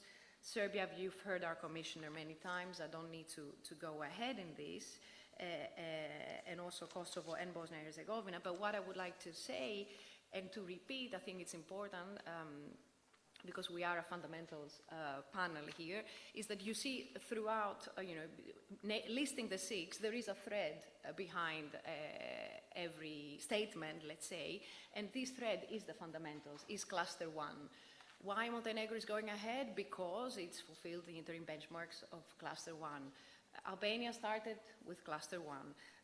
North Macedonia needs to move on the rule of law related reforms and of course the constitutional amendments. Serbia the same, Kosovo the same, Bosnia the same. So, it's again another cliche that the fundamentals are at the heart of the enlargement policy, but they are. It is a reality. And they determine the pace of the negotiations, and you know the rest. I do not need to explain all of this to you. And why all this is important? Because we do want to have a larger union, this is clear, but we also want a larger union that continues to be a union of freedoms, of rights, of values for all in existing member states and of course also new member states alike. And civil society, coming now to you and the important work you do. Civil society is a crucial component of any democratic system. And we need your participation, your effective participation in the public policy making processes, because you help build the resilient societies, and because you help strengthen the decision-making process, because you help making sure that all these economic, social, political reforms that are hopefully taking place are also anchored to society and thus sustainable. And of course, because they can only be sustainable if they represent the society. And of course, coming back to the enlargement process we've also been saying, preparing for accession needs to be a whole of society process. So again, here we need you very much. And what we expect from our partner governments, who are the main stakeholders in terms of in the negotiations, for example, we want to make sure that they guarantee the basic freedoms, association, assembly, expression, that they develop the financial environment, enabling environment that you mentioned that is needed and it's not there, and that, of course, they maintain the effective structures between civil society and the governments and the state. Now, the way to involve civil society in the framework of accession negotiations is to be decided by the candidate countries, of course. But it has to be inclusive. Again, it was mentioned, it has to be an inclusive process that allows civil society to bring in the very valuable policy ideas into the policy-making discussions, especially, of course, in this case, related to the EU-related reforms, and to communicate these reforms and these proposals to the citizens. Because without that, we cannot go very far. Our ambassador, of course, mentioned that for the moment we have a stable support, let's say, for the European Union, but it is vary depending on the country. Now, very rightly so, we report it in an annual enlargement package every year. It's in most of the countries, as you mentioned, the legal frameworks might be good. They might represent and align international standards, but in practice, civil society organizations are still confronted with challenges ranging from administrative red tape to systematic and meaningful, or the lack of systematic and meaningful consultations, and increasing pressure and in some cases attacks. You know this much better than I do. So what we need, what we are doing on our side is, and you've heard it from us many times, that we look for ways to support you in this work. We have under IPA 3, we have already allocated an amount of more than 350 million from 2021 to 2025, and there is more to come, and you have heard our commissioner mentioning an increase in the support to civil society organizations, and we're also reallocating to ensure that if there is a gap and where there is a gap with the withdrawal of US funds, for example, we will see how much we can actually contribute to this. But money, of course, is not the answer to everything. And political support, in this case, is equally important, if not more important, maybe. But here, I would also like to underline the dedication and commitment that Commissioner Kroes has demonstrated from day one of taking office. You heard her earlier, but you've actually seen her in action, I think most of you. Wherever she goes, she meets you, she listens to you. It's something that comes out of her heart. The ambassador mentioned it earlier as well. I do not need to list the number of meetings with the civil society, also including youth dialogues, including meetings with women and other parts of society. This is something that she has done and she will continue to do, and we see it, I mean, again, you have probably seen it yourselves, but we also see it in our everyday work. So it's not something, as the ambassador mentioned, it's not an afterthought. It's part of the main part of the core of the policy. And coming now to the role of the civil society that we actually need as well, not only because it is important for your societies, but also because it is important for our work in the enlargement and gradual integration, I put this together, work. We need you to continue monitoring and assessing progress on the ground in the context of the accession process. And you are aware, of course, of our regular and very structured consultations that we have every year in the context of the enlargement package. And I would like to take the opportunity to actually thank you all for your contributions.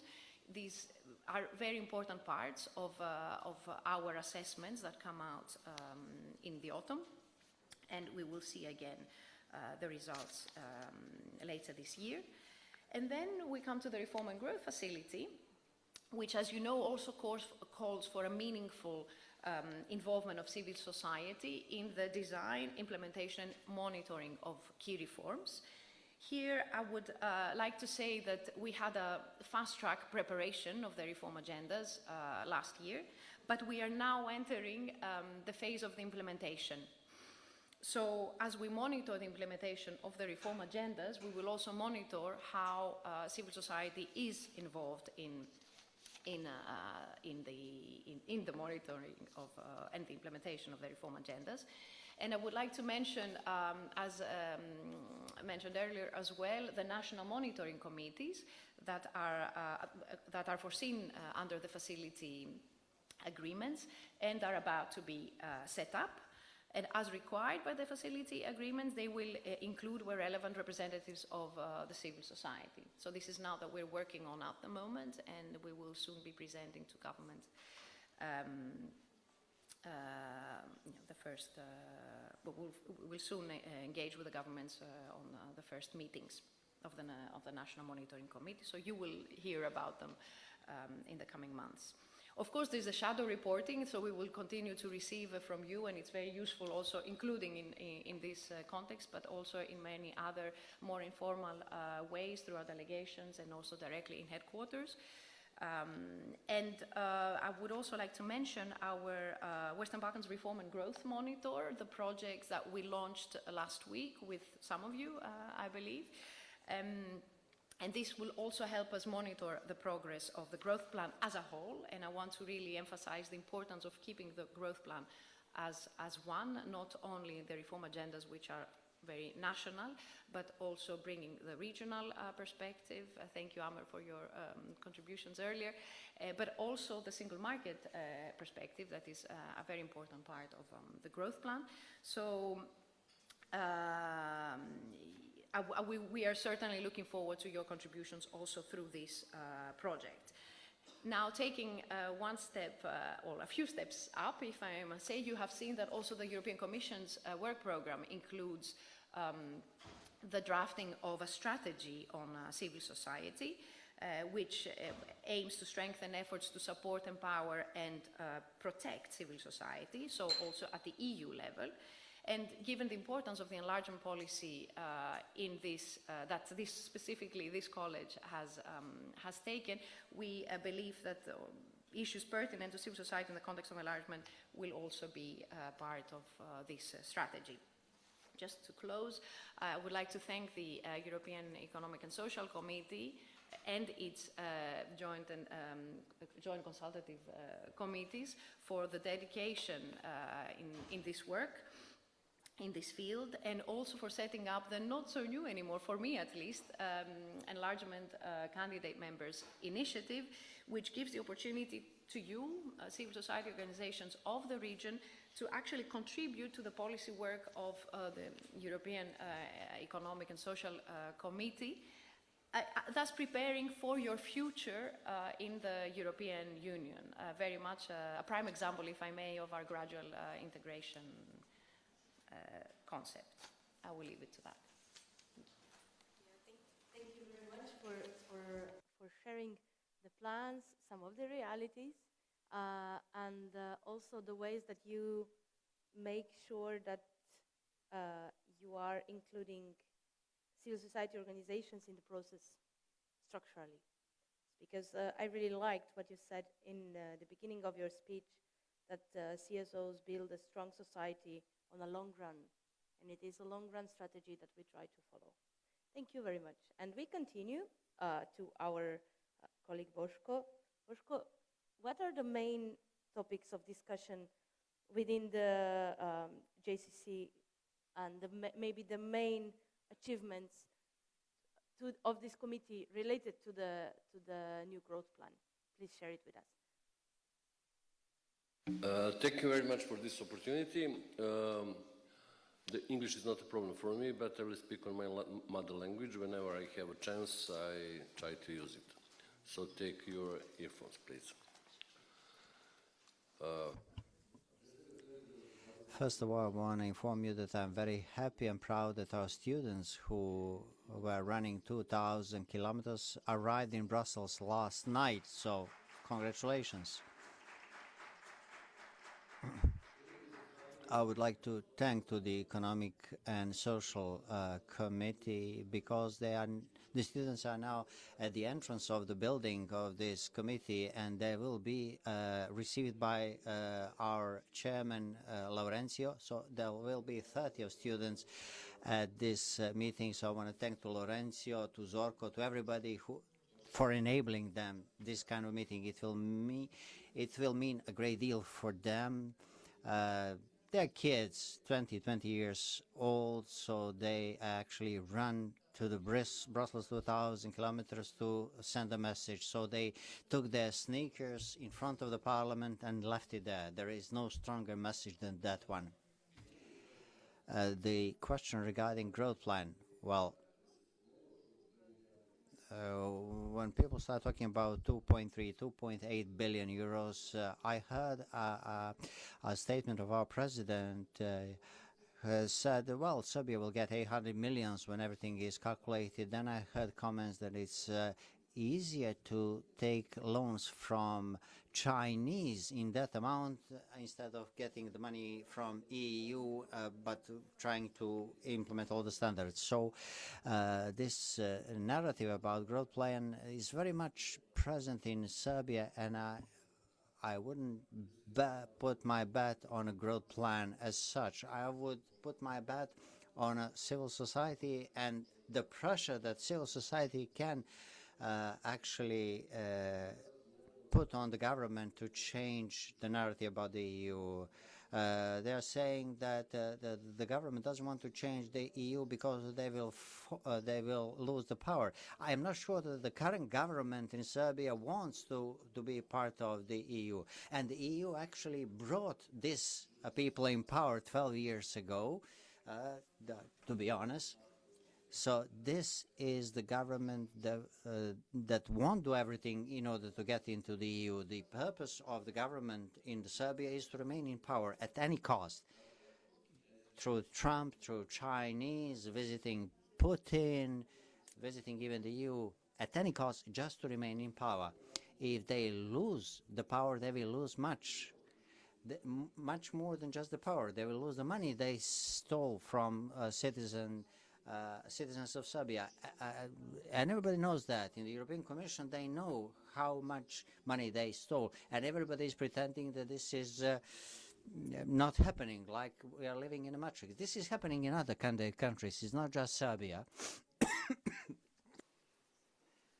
Sad, što se tiče onoga što ste me pitali, kako je položaj civilnog sektora? Now, regarding the question about the role of the civil society is in a very poor situation. My colleagues from the trade unions are in a very bad situation because we are talking for years. JCC is issuing declarations. We are asking the government to change the labor law. Even the employers are asking that to adopt the law on strike. Nothing is changing. They cannot motivate their members to work on that. When it comes to the Employers Association, I'm not just General Secretary and one of the founders. I have my private company for 22 years. I'm dealing with culture. I'm making movies, exhibitions, etc. You can imagine how it's to live in Serbia as a private entrepreneur and dealing with the culture. And you're part of the government. The only condition to be successful entrepreneur in Serbia is to be part of the government or part of the mafia. And I'm not as such, so it's very difficult for me to operate, to communicate with my employees. It's very difficult to survive. But I'm still alive and I'm proud to be here, which means that it's doable still. When it comes to the CSOs, and I'm very often in contact with them, I know these people, we are all working with the same aim. I think it's a great shame that the European Union knows how much money which is intended for the NGO sector and which is sent to the government of Serbia actually ended up in some totally fake gongs. So the gongs were getting EU money from the government, and our investigative journalists were making articles about that. Money for the protection of family or something like that. Millions went to the gongs. This is money laundering. These are organizations which are like 6 or 7 organizations and with the same address, fake organizations. Nobody reacted. So independent media are not the only one to react to that. You from the European Union must react. In Montenegro, nothing would have happened. It will turn out that if I'm interfering into the Montenegrin internal affairs. In Montenegro, nothing would have happened if there wasn't the change of power. While Milo Đukanović was in power, Montenegro was not on the EU path. I think you can agree with that. So it's impossible with the people in government who are in power for so long to get into the EU. Only when the government was toppled, the old government was toppled, there was an increased chance for the EU accession, and I really hope that Montenegro will be part of the EU very soon. The same goes in Serbia. As long as you stick to stabilocracy with this kind of government, you are losing. You are losing the race. we are losing the race. Civil society is losing the race. The only one gaining is those who are in power and who are still taking the money from the people. Talking about this race, I don't think that this race is lost for us. Maybe I don't want to be part of the EU. Maybe I will not live to be part of the EU. But what I want to live in a stable, normal society when I know that the courts are doing their job, the prosecution service is doing their job, the democratic institutions exist, that they are functioning. We don't have that. Because if I have all that, then I have the fundamentals. Then I have the same things on which the EU is based. Who doesn't understand that? Well, those who do not understand the fundamentals, they don't need to accede to the EU. If we have these democratic institutions once, I would be happy with that.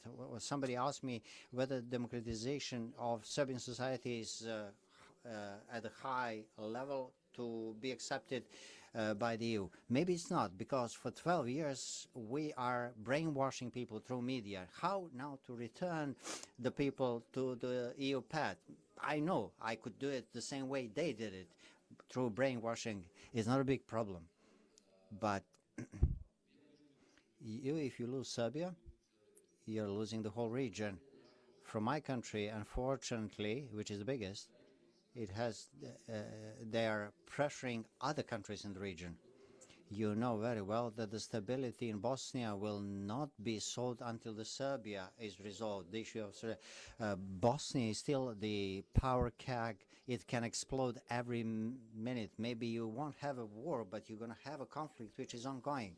I'm afraid that the government in Serbia has a possibility to impact the government in Montenegro, because the Serbian community in Montenegro is quite large, so they can impact on the government in Montenegro. Not to talk about Kosovo or how much damage we can do to ourselves in this respect. So if you want the whole region to be stable, make Serbia stable. First of all, help these kids who are running to Brussels, and they will now have a students list at the upcoming elections, and I hope that they will change to history that the former opposition parties, and that they will bring us freedom, because we weren't able to do that. Thank you.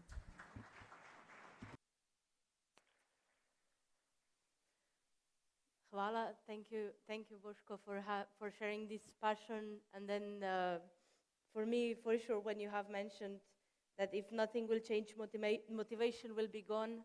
But I'm still here and fighting, no? So I think it's a passion to work also in extreme conditions. That is the vision of civil society organizations still here, and all of us working on this field. Thank you. And we continue. We have two more very interesting guests today. So we continue with Milena. Milena, we have been talking about consultative mechanisms before, and I would directly give you the word and invite you to share with us what they were, because for me it was something that we have not yet heard about in this panel, to maybe try to make a full picture of this. What are the fundamentals, and what could be this type of mechanisms that maybe are already still in place or have a good potential future? Thank you very much.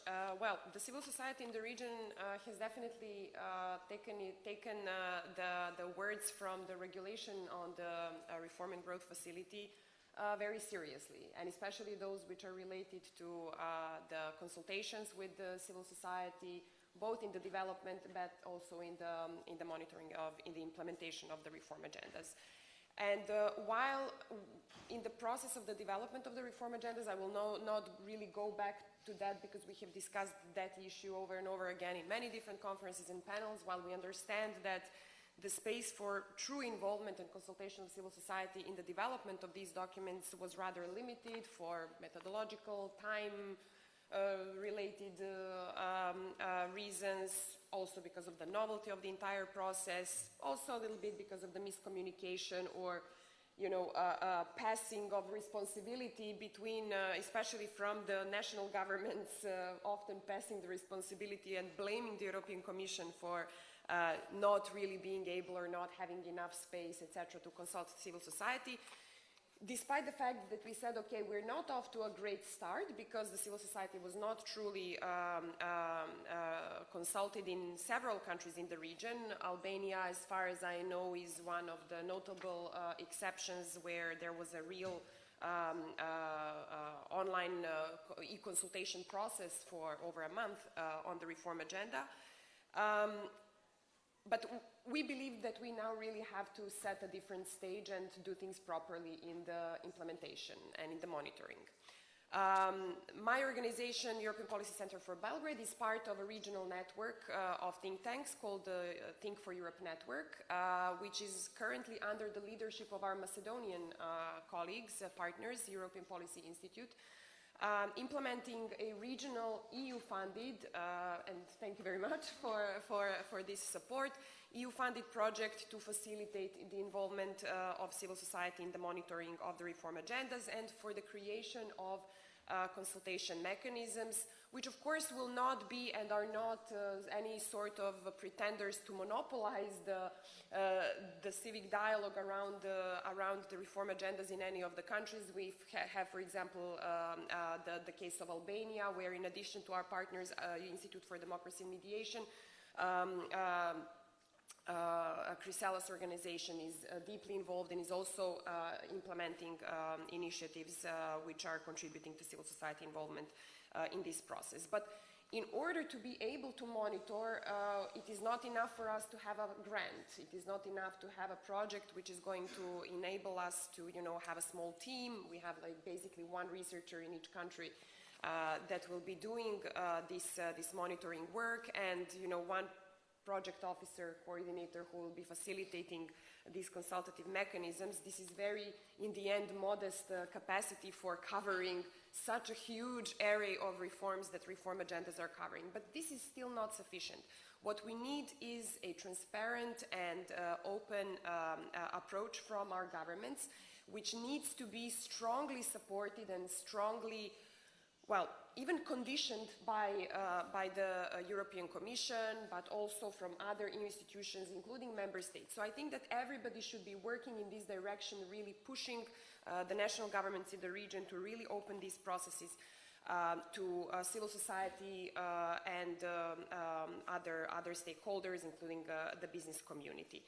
As a main precondition, what we need is access to information and access to documents. And this is where, for example, I can tell you that in none of the countries of the region which have adopted the reform agendas, of course, Bosnia and Herzegovina is still, unfortunately, an outlier in that context.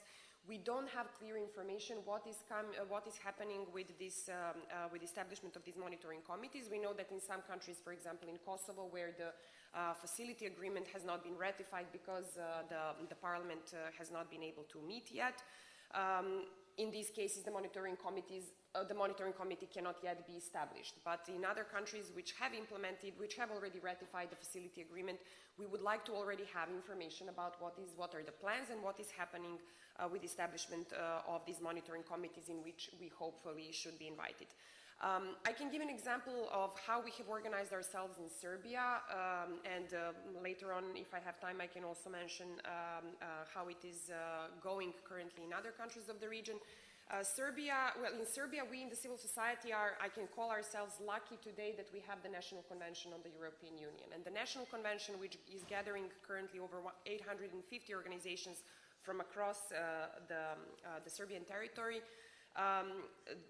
has been the main platform for participation of civil society in the EU accession-related processes, in the accession negotiations, and we have now established a separate intersectoral working group, which I'm coordinating on behalf of European Policy Center,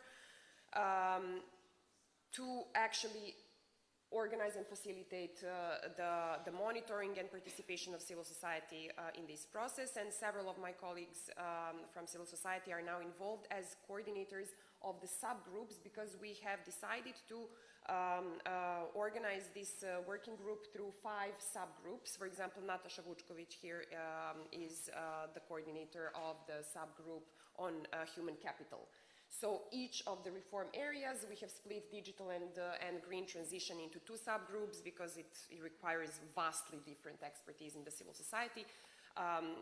For each of these main pillars in the reform agendas, we will have a subgroup coordinator, and we will be working together to ensure proper representation of civil society in the monitoring work. However, we had some informal announcements from the previous minister, Ms. Tanja Miščević, that the National Convention would be involved in the work of the monitoring committee, but since the appointment of the new minister within the new government, we haven't had any formal communication from the government on this matter.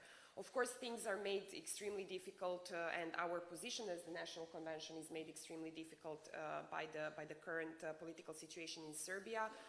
The National Convention had a very difficult decision to make on how to remain involved in government-led processes in this environment in which we don't really anymore share a shred of hope or trust that the government will actually pursue and achieve any of the reforms. We see more and more window dressing in certain areas, and then in other areas, whenever the EU partners are not looking, in this direction, in the other direction, they will do things to dismantle the reforms that were previously implemented and to backslide, especially on democratic standards and rule of law standards. And this has now become a norm. So for us in the National Convention, it has been a very difficult situation for a couple of years now, that we have felt that we were part of that window dressing, that we participate in these government-led processes only for the government to be able to share photos and tweets and posts and say that civil society is actually involved. On the other hand, if we completely block all these processes and we step out of all the processes, we are then giving a carte blanche to the government to continue with their processes, policy making, financial or all sorts. And Anja has mentioned some of the issues related to the financing of civil society in Serbia. So we are giving the government a carte blanche to finalize all these processes without civil society participation, which can then be detrimental to the entire public, to the entire Serbian population. So currently the position of the National Convention is such that we are participating in the dialogue on the technical level. This was some sort of a compromise that we made, but we are basically boycotting political level meetings. And for example, now we have an ongoing discussion and debate whether to participate in the IPA monitoring committee, which will be chaired by the minister, but it is also a technical process. So it's a very, very difficult and ongoing discussion and debate, and we don't know exactly where it will take us. But as Mr. Savkovic spoke earlier before me, we really hope that with the support and more open support of the EU partners, also of the EU Commissioner, that we will finally be able to, as we say in Serbia, get the rabbit out of the bush and to really have, a very clear-cut situation. I'm really putting high hopes also on the upcoming report for Serbia, which I think this year will have to reflect the backsliding in the fundamentals. We will, in the civil society, continue to really closely monitor, especially the satisfaction and the implementation of the fundamentals as the prerequisite for precondition for access to union funding. I am very eager to see what will be the Commission's decision related to pre-financing for Serbia, because we know that even for the pre-financing, the Article 5 preconditions for union funding, which include democracy and rule of law, have to be met. So I know that the Commission has a hot potato in its hands right now, because we know that there is a big incentive to disburse this money, to support the region. We know how many important initiatives will be supported and reforms will be supported with the reform agenda, but at the same time it is very important to send a clear message to the Serbian people that while the money is there, while the opportunities are there, this government is not taking you there. And we need to see that space finally between what is available and what is promised and what are the commitments of the European Union and what our government is delivering. This will be one of the main aspects and main elements of the European Union's support for the re-establishment of democracy in Serbia. Thank you. Thank you, Milena. Thank you very much for your contribution. I think it was complementing the interventions from other speakers really well. For me, what it struck out to me the most was this superficial involvement of civil society organization, which is present, and I know that also our last speaker will speak about the inclusion of organized civil society in the implementation of the reforms. So maybe please share this a little bit with us, and then also now we have heard a little bit of the situation in Serbia, but you come from Albania, so maybe to add the element of this country also. Thank you. It is the Reform and Growth Facility brings when it comes to civil society engagement. And secondly, on the importance of this particular instrument when it comes to the preparedness for membership, but also when it comes to the position for the new budget. So the new MFF, 28-34, and what will bring to the region, basically. Because it was discussed very much in the first panel, the dual race, so Albania and Montenegro being like having this very clear agenda for meeting membership criteria, and Montenegro finishing 2026, but Albania 2027, so 2029, hopefully the year with 29 member states, basically. So, on the growth plan, for us it's not only about financial support. This is very clear. Of course, it's welcome, but for us it's a matter of how the delivery of the money is being done, and how the reforms and all the governance mechanisms are put in place, are designed, but also are implemented. This is very much relevant for us. So we see the Reform and Growth Facility as a very key instrument in preparing all stakeholders, not just the government, but all stakeholders when it comes to the responsibilities for membership. We have been involved since the drafting of the European Economic and Social Committee. We've worked with Milena, the opinion on the Reform and Growth Facility last year, actually before even the regulation of the Reform and Growth Facility was published. So now that we talk, we are in the implementation phase. So design phase is over. And I will not focus on that because already previous speakers have touched upon it. We are now contributing concretely, and I will make the case of Albania, of course, on the setup of the monitoring committee and on the participatory governance, let's say, feature, which is very much what we are looking for, because we didn't have that with IPA. So that's for us an opportunity that we should exercise and we should use as much as possible, basically. But we are doing this by nourishing a growth plan dialogue in the country, because not each and every stakeholder coming from business community, but also from social actors, academia, media, is aware of what this reform agenda is about. So what we have done, because data, and Milena touched upon it, is very much important, we prepared a tool to support the dialogue in the country. And it's called Reform Tracker. I brought some brochure. It's a tool that we have published in April, basically, which brings in one place the reform agenda for Albania, so it only covers this country, what the reforms are about, which institutions are implementing which reforms, how many reforms are single sector, so to say, institution, or they are part of cross-sectorial, so to say, efforts, which area attracts more budget. So we have also to see basically where the money goes, and this is very much important. So data to help each and every stakeholder to have an evidence-based analysis, and of course to impact as much as possible policy making and of course implementation of reforms. I mentioned in the very beginning, for us it's about good developing and strengthening good governance at country level, but also membership preparedness. So although it's a 4-year instrument, so it finishes in 2027, we see it as an opportunity. It's a pilot, so to say, instrument. Member states have had the recovery and resilience facilities since 2021, so they have more experience, and that's why let's say, in supporting a growth plan dialogue in Albania, we have, and also thanks to the European Economic and Social Committee, we have brought to Albania different experts with relevant expertise from the civil society sector, of course, to share with civil society members in our country how actually their experience was when it comes to the Recovery and Resilience Facility. For those that maybe don't know, the Reform and Growth Facility is mirroring somehow, it's not a copy-paste, of course, but it's mirroring somehow the logic of the Recovery and Resilience Facility. Now, we are also very happy that Albania now has the legal basis for setting up the monitoring committee. It was adopted last year, a decision of the Council of Ministers, which basically puts black on white that the monitoring committee will be inclusive of the social and economic actors. This is very much what we also advocated with our opinion a year ago, and we will see how that will go.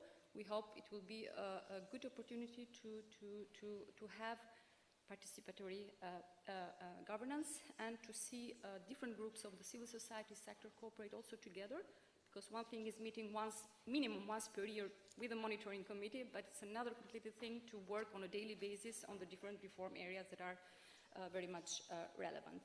So I will also touch a bit on the relevance of this instrument when it comes to the next MFF, because discussion for the preparation of the budget is ongoing.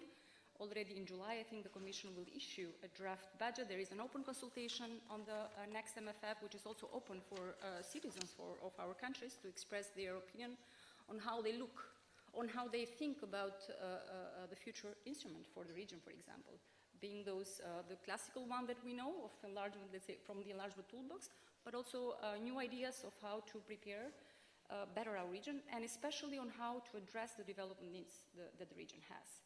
I mentioned at the very beginning, the money is welcome, but it's not enough to address the development needs and the convergence needs that the region has towards the average of the EU.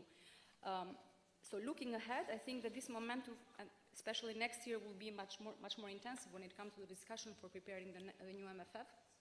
We see it as a very crucial moment for the region to articulate not just the government, of course, but also civil society actors to articulate in a clear manner how they see their involvement, especially, for example, when it comes to Albania in this pre-membership phase. Because at the end of the day, if everything goes well, which we hope, of course, it's about all the society process. So each and every societal actor needs to be prepared. So the speed with which the government is going shall be, so to say, also the speed of other stakeholders in this process, because we know it's intensive. The whole accession process, it's very demanding. Sometimes it's a closed process. We don't have, for example, a negotiating position, public one. But we need to create our mechanisms and our spaces of dialogue, first of all, and to do the dialogue, we need to have the data. It was also mentioned by Milena. So each and every actor contribution in this endeavor is, I think, crucial to prepare for the next phase. I will stop here. Thank you very much. And I think indeed the complementarity of the intervention really was striking. And I made a sneak peek before in our slide, and maybe if we could see the answers of the last question answered, well, they were quite interesting. Just a second, let me find them. Yeah, we can see now. Okay, we managed to get some more answers. But yeah, it's 6 teams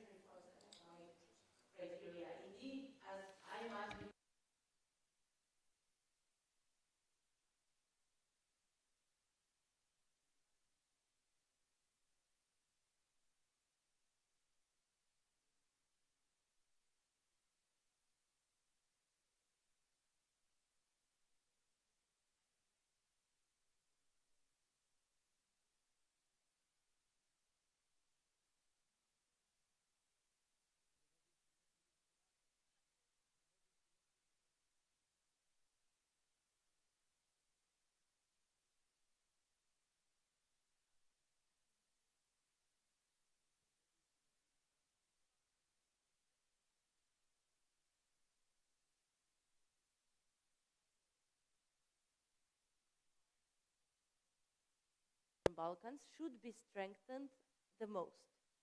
A, conditionality package and the link to the rule of law.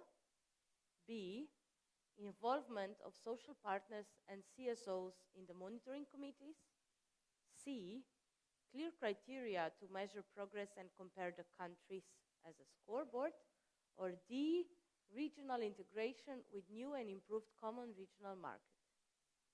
I think all of those we have heard more or less in some context from the speakers panel.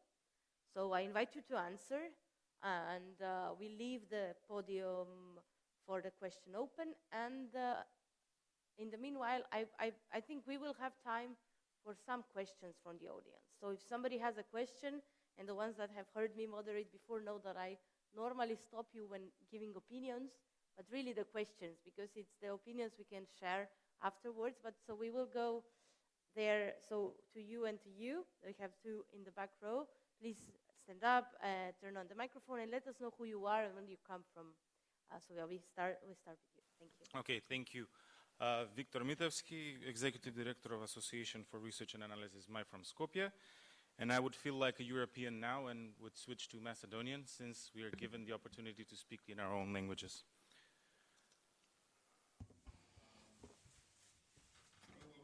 First of all, thank you for the invitation. And of course, I will ask a question, but first of all, I need to give a context for the question. I hope sincerely that I would have the opportunity to say this during the first panel, but having in mind that the topic continues, the theme continues. In the same vein, I will present my view. The attendance or non-attendance of those who need the physical non-attendance of those who really need to listen to the main points that the civic sector is making is really eloquent. It testifies to the shape and the views and the position in the agenda. Unfortunately, I think that we will continue talking amongst ourselves about what is happening to us, and the messages will not arrive to those who need to listen to them, to hear them. I congratulate you, Albania and Montenegro, for the work well done, and I hope that you will persist in your enthusiasm and commitment to reforms, because I was a teenager when in Macedonia, more than 15, 20 years ago, we had that enthusiasm, we had this motivation to work on European future.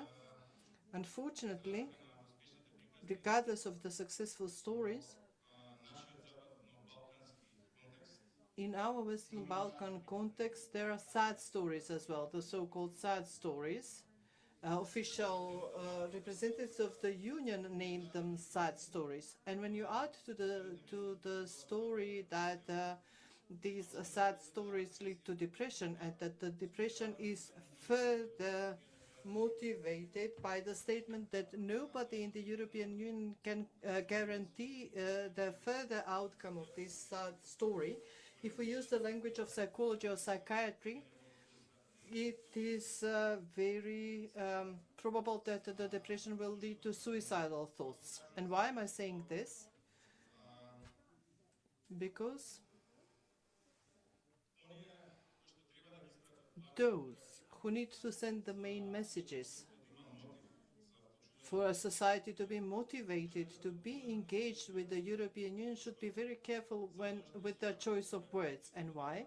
Because these messages give wind to the sails of the pro-European birds and those who would benefit from such messages in the European Union. And now we, the progressives, the pro-Europeans, are left on the margins, because when we as a civic sector try to prove to the civic society that European Union is a positive example, it should be the wind to our sails, they will always invoke the statements of the pessimists, and the pessimists have no motivation to continue working and implementing the reforms.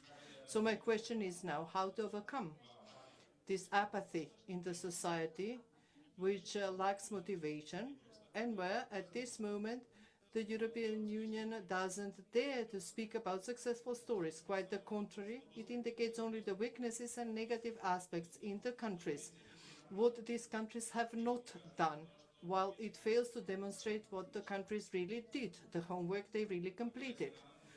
And in the end, I hope that I will not need to wait for 20 more years, and that I will not live to be retired while I still give only the story about the good European Union who will give us full-fledged membership.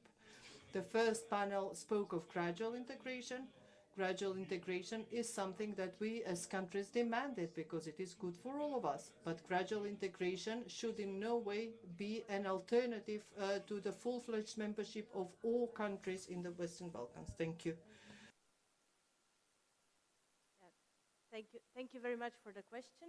I hope that the panel has gathered also the context that you have presented. And I would jump to the colleague on your left or your right to give the question. Thank you. Thank you. Elisabeta Božinovska, Program Director from HERA, civil society organization from North Macedonia. I would like to emphasize the importance of the civil society organization in resilience, but also in fighting for democratic way and EU integration processes. We know in the Balkan region that in general anti-democratic movement and anti-gender movement in the past years are entering through the topic of gender, but also through the attacks direct of civil society organizations.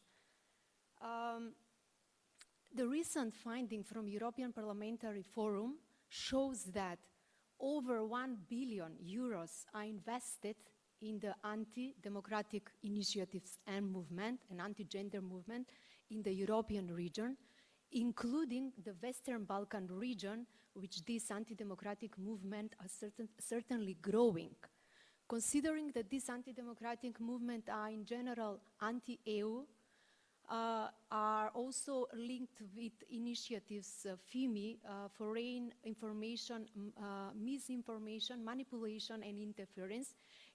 That's how important it is to consider how to tackle this movement, but also we cannot do this without investment in strong, in good shape civil society organization which will promote EU values, but also we will be resilience or in the first line of, let's say, promotion of democratic issues.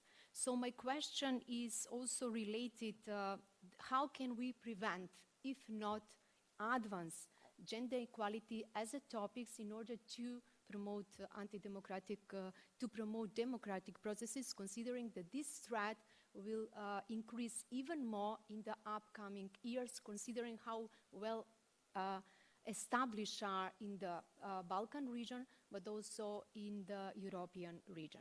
Thank you. Thank you. Thank you very much for your question. I would like to give the space for the speakers to answer our questions and conclude with the remarks that they have for the end. But just to be fair for the other side of the room, is there a very urgent question that is there in this panel, or we can also save some for the afternoon? We will save it. Okay, very nice. Thank you. Okay, let's go to the panel. If you feel addressed with the two questions, so one was related to the apathy, and the second one, so avoidance of the apathy, and the second one on how to advance gender topics, gender equality in these frames. So maybe if you feel you could start answering, but also you have this option to add some last words before we will have to conclude. So anyone feels that, Anna, Anna feels very anxious to answer, no? Anna. Yeah. No, I was trying to do the popcorn, you know, a little bit of this, a little bit of that. But no pressure, because if I have pulled you out now from a pile too fast, just with a microphone.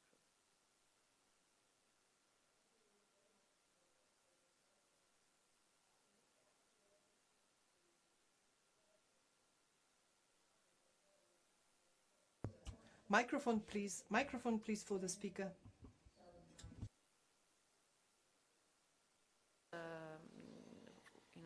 couple of minutes to wrap up my thoughts. I take, and I'm actually happy that that was mentioned, as communication being a very important issue also in this discussion today. I didn't emphasize it enough, and it's never enough actually, because at the end of the day, there is certainly room for improvement in the way we communicate our work from the European Union. From that point of view, I would like to say that indeed our Commissioner Kos, is also very much committed to working more on communicating enlargement and gradual integration, both in the countries that she's responsible for, but also very much in member states, because they also need to be prepared for the future. And if I may add, for both of these aspects, I think your work is also very important, and I think we need to also work together in making sure that we use the right words, in fact, when we pass our messages. You will know that as part of the Reform and Growth Facility, all countries had to prepare a communication and visibility plan. They all did. Again, some were better than others. The point is now to actually implement it, and we have seen some countries have started actually investing and campaigning, not only on the reform agenda specifically, but on all different strands of the growth plan. Because there, and then we will speak about it in the next sessions, gradual integration is a very important concept. I see it as part of the preparations for membership, not at all as an alternative, but rather as being one strand of the preparations for membership, the other ones being what we've always known as the kind of the negotiations path. Again, as I said, I think your help in communicating with the right words to the citizens, deconstructing our messages to really focus on the right audiences, it would actually be very helpful for us. And one last word, if I may, indeed, monitoring committees and scoreboards were mentioned. We're also preparing a scoreboard, as we have promised. You have seen our proposal that came out a month ago, and by the end of this month, it should be actually properly adopted. So we hope that by the end of June, we will have actually a first, we could go live. I hope we're using the Ukraine facility scoreboard as a basis. We'll use a similar system. And in the meantime, we hope that some of the monitoring committees would also be set up. So, I mean, if I may answer also to that, indeed, it's good to see the Albanian example with a legal basis on this. At the same time, it is also, if I can take a bit of the fault on our side, that we haven't finished yet with setting out the draft terms of references, which we are doing right now. You will know that the facility agreements have given 6 months for setting up these monitoring committees. So I think these 6 months for some of the countries are actually coming up. So I think we will see a lot, and I really hope to see loads of you as a part of these monitoring committees, because indeed we want to make sure that the reform agendas are implemented and they give results, and they can only give results if reforms are there. That's the beauty of the performance-based instrument. One last point, apologies, you mentioned the MFF, so I have to reply. You might have heard our commissioner yesterday mentioning that her vision would be to see the two types of instruments, kind of the traditional programming, pre-accession instrument, and the new performance-based facility to come under one umbrella in order to ensure better synergies and transparency of the work. And yes, we need Serbia. I'm totally with you. I close. Thank you, Anna. Yeah, we are running out of time a little bit, but I would love to give space, Boško, to very short comment. Hvala. Thank you for the words that you need Serbia. We need EU. We cannot go without each other. I would like to answer to the question from, of the colleague from Macedonia. You know, life is not fair. It is what it is. EU was not fair to you. I have a lot of friends in North Macedonia. It wasn't fair with Greece. Now it's not fair with Bulgaria. And now they're keeping you in limbo. And your question is whether I'm going to wait for the next 20 years. That somebody puts new conditions to me, it's quite a good question. I wouldn't like to wait for these 20 years. I would like that your former president, which is now hiding in the EU territory, is extradited. So life is not fair. Even the rule of law in the EU does not working the way they make us implement the rule of law. And to ask you one thing, when our students start running an electoral race, you know, you can make old horse to run, but the young horses, they can run. So let them run. Don't put weights on them. Don't ask them, what would we do with Kosovo? What would you do with Bosnia? These are not questions for them. These are, their parents are to blame for that. Don't put their blame on them. Try to push them and everything will be okay. Just don't ask them difficult questions. They don't have the answers to that. The answer is that their generation will have to repay our debts, the debt that irresponsible governments actually incurred. And yeah, thank you. My last words very clear. Very clearly and very short. I mean, the poll here also showed among all the fundamentals, most people consider that functioning of democratic institutions, so the basics, the ABCs of our democracy, and then of course the rest of the alphabet, which has to all fit together. This should be and should really become the main focus of the European Commission, supported fully by other EU institutions and by member states. In the case of Serbia, this might mean having to wait for a little bit.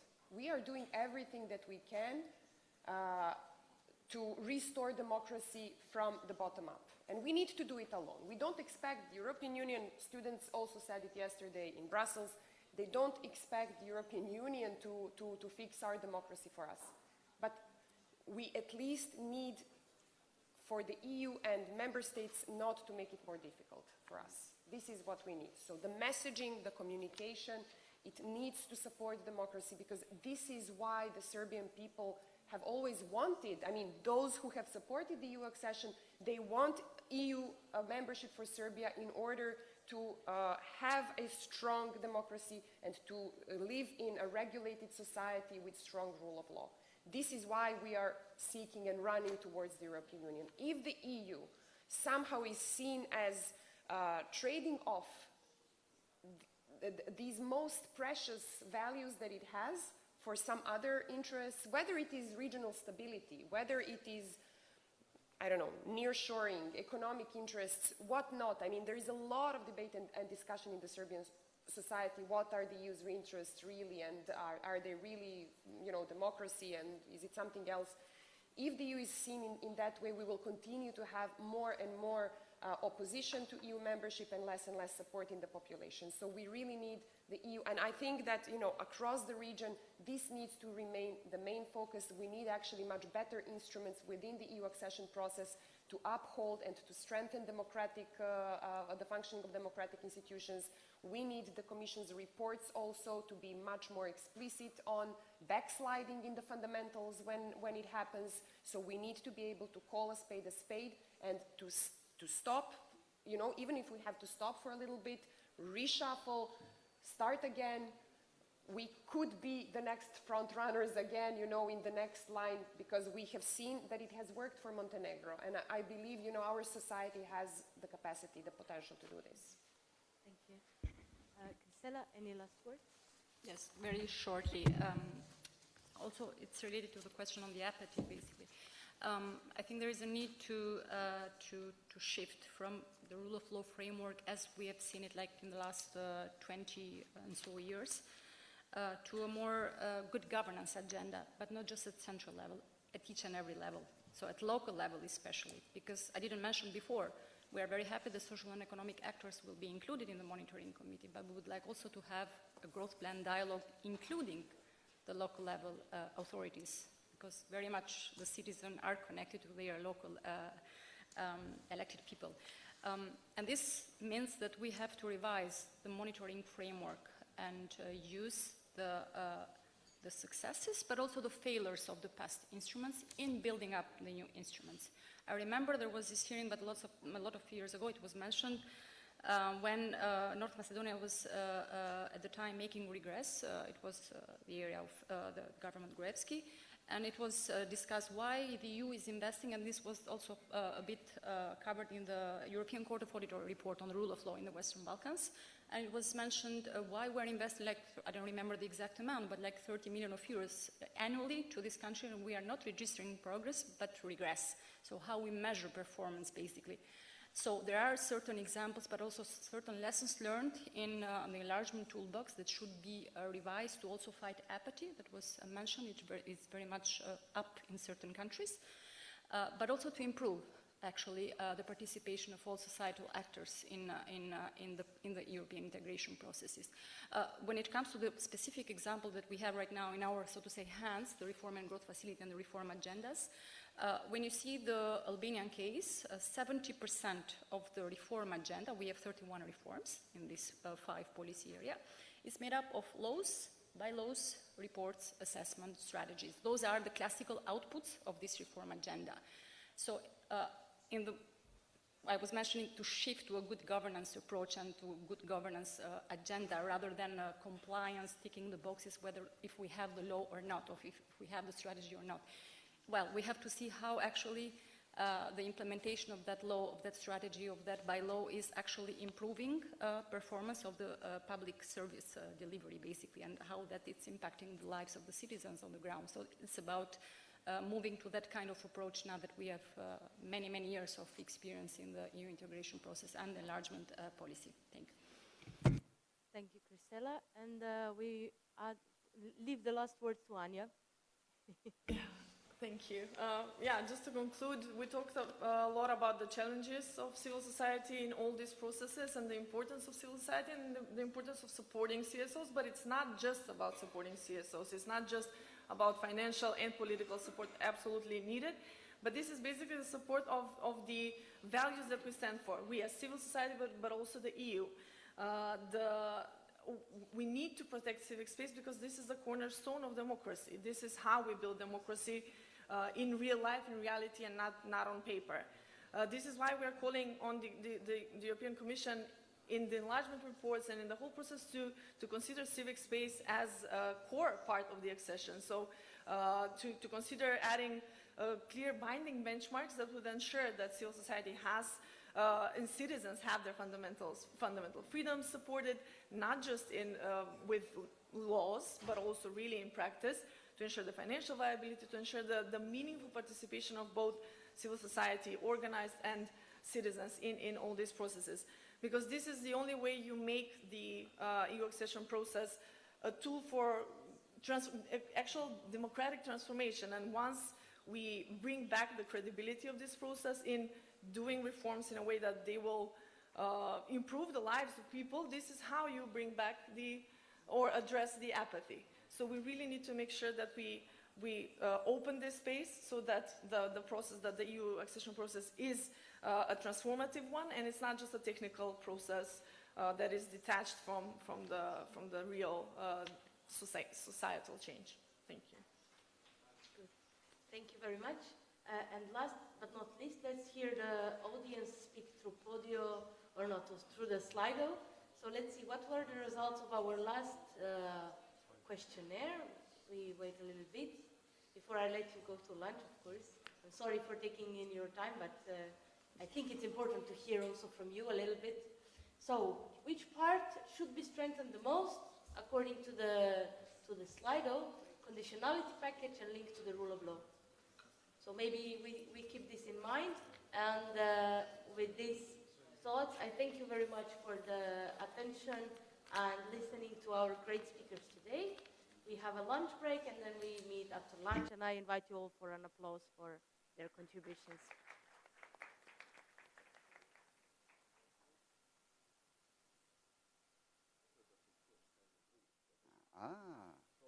Da bi vi bili zadnji? A, dobro, vidjet ćemo. Prema agendi ste prvi. Znam, zato pitam. Zato vidio sam ja. Je to? Evo, dobar dan, kako je? Lepo vas se vidjeti ponovno. To je to. Ne, sve je tam mikrofon.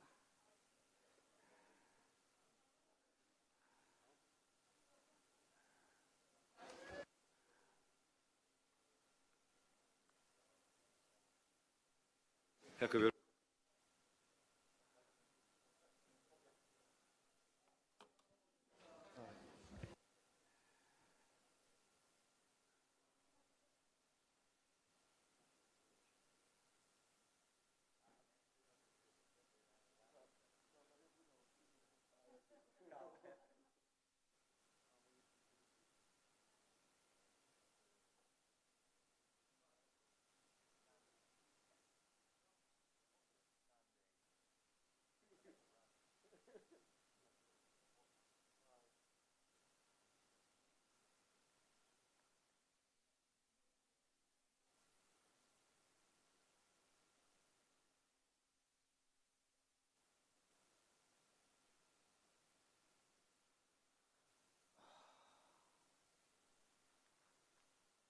Zašto bi vi ne bi bili prvi?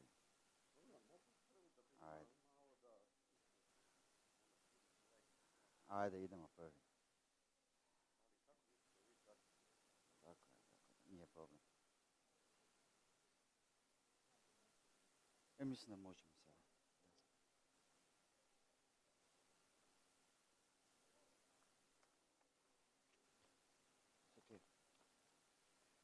Well, good afternoon. After the lunch, it's always difficult to start, especially if you have lunch at such a good hotel with too much food, I must say that. But anyway, I think that we should start our second panel here in Montenegro. And I believe it will be very interesting, even if it will be very difficult, because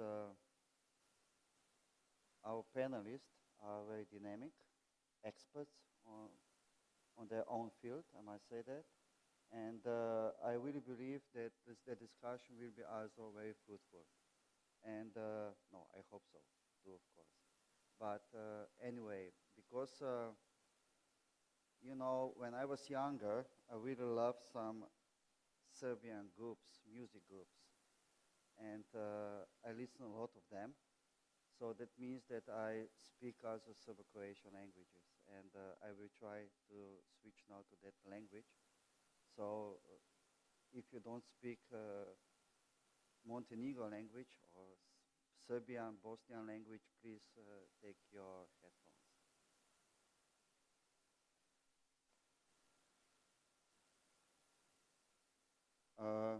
Evo, sada će početi naša... So our afternoon session will start now, and as I already said, I believe it will be quite interesting. The title of the session is The Contribution of Social Partners and Civil Society Organizations in the Field of Implementation of the Growth Plan and the Reform and Growth Facility for the Western Balkans Single Market Trade and Clean Industry Deal. Maybe at the very beginning, and as mentioned during the morning session, I would like to ask the technicians to show the first question on the Slido. And I would like to invite you all to answer this question. I will not read it for the reason that we are slightly late, so not to wait and waste any time and lose time by reading the question. I believe that our panelists have a lot to say, and then I would like also to leave some time for the discussion. So first, I would like to welcome Zoran Nechev, senior researcher within Think Europe, and who is one of key people in the project monitoring and support to the Western Balkans in the conversion process. So what I would like to highlight is that Zoran Nechev has conducted studies and initiatives related to the European Union since 2016, and he's also a research advisor within the Balkan Group for advisory about the enlargement policy and a senior teacher at Konrad Adenauer Institute.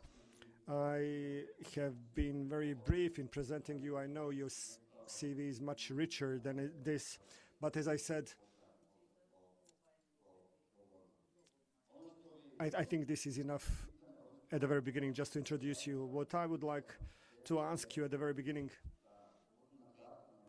is to present the project in a nutshell, the project monitoring and support for convergence of the Western Balkans with the EU, and to tell us how this project relies on and builds on the growth plan for the Western Balkans. And of course, we cannot avoid the political developments in the region at the moment, and we believe that the development of a country is very much connected to the political situation in that country. So I would like to know how you see it, how you see this, and what your opinion about it is.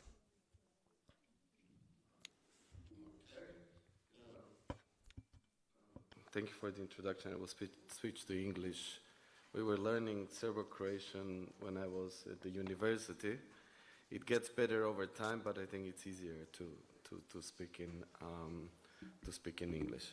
So yeah, so the first is about the momentum that has been mentioned already from before. So kind of here in a more myth-busting role, actually to say that, yeah, maybe we have the kind of a momentum now, but let's not forget that the promise from Thessaloniki was from 2003. So we have to go back to that. From that point onward, there is only one country that actually joined the EU, and that is Croatia. We have 10 other countries in the waiting queue. So Montenegro, Serbia, Albania, accession. Let's see with North Macedonia, Ukraine, and Moldova how the negotiations will go. We have Bosnia, we have Kosovo. So it's kind of a mixed picture. So when we discuss about the momentum, it's important also to look at where the countries stand in the process. Let's not forget there are two other countries, Turkey and Georgia, which are part of it. So Western Balkan is kind of one region, but we should also look at the other, the other region where the candidate countries are coming from.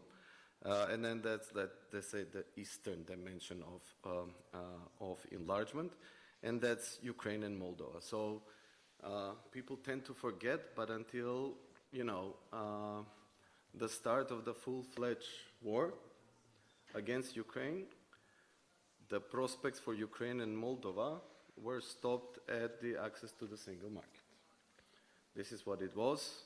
After the full-scale invasion, this was needed in order to move them to the membership track.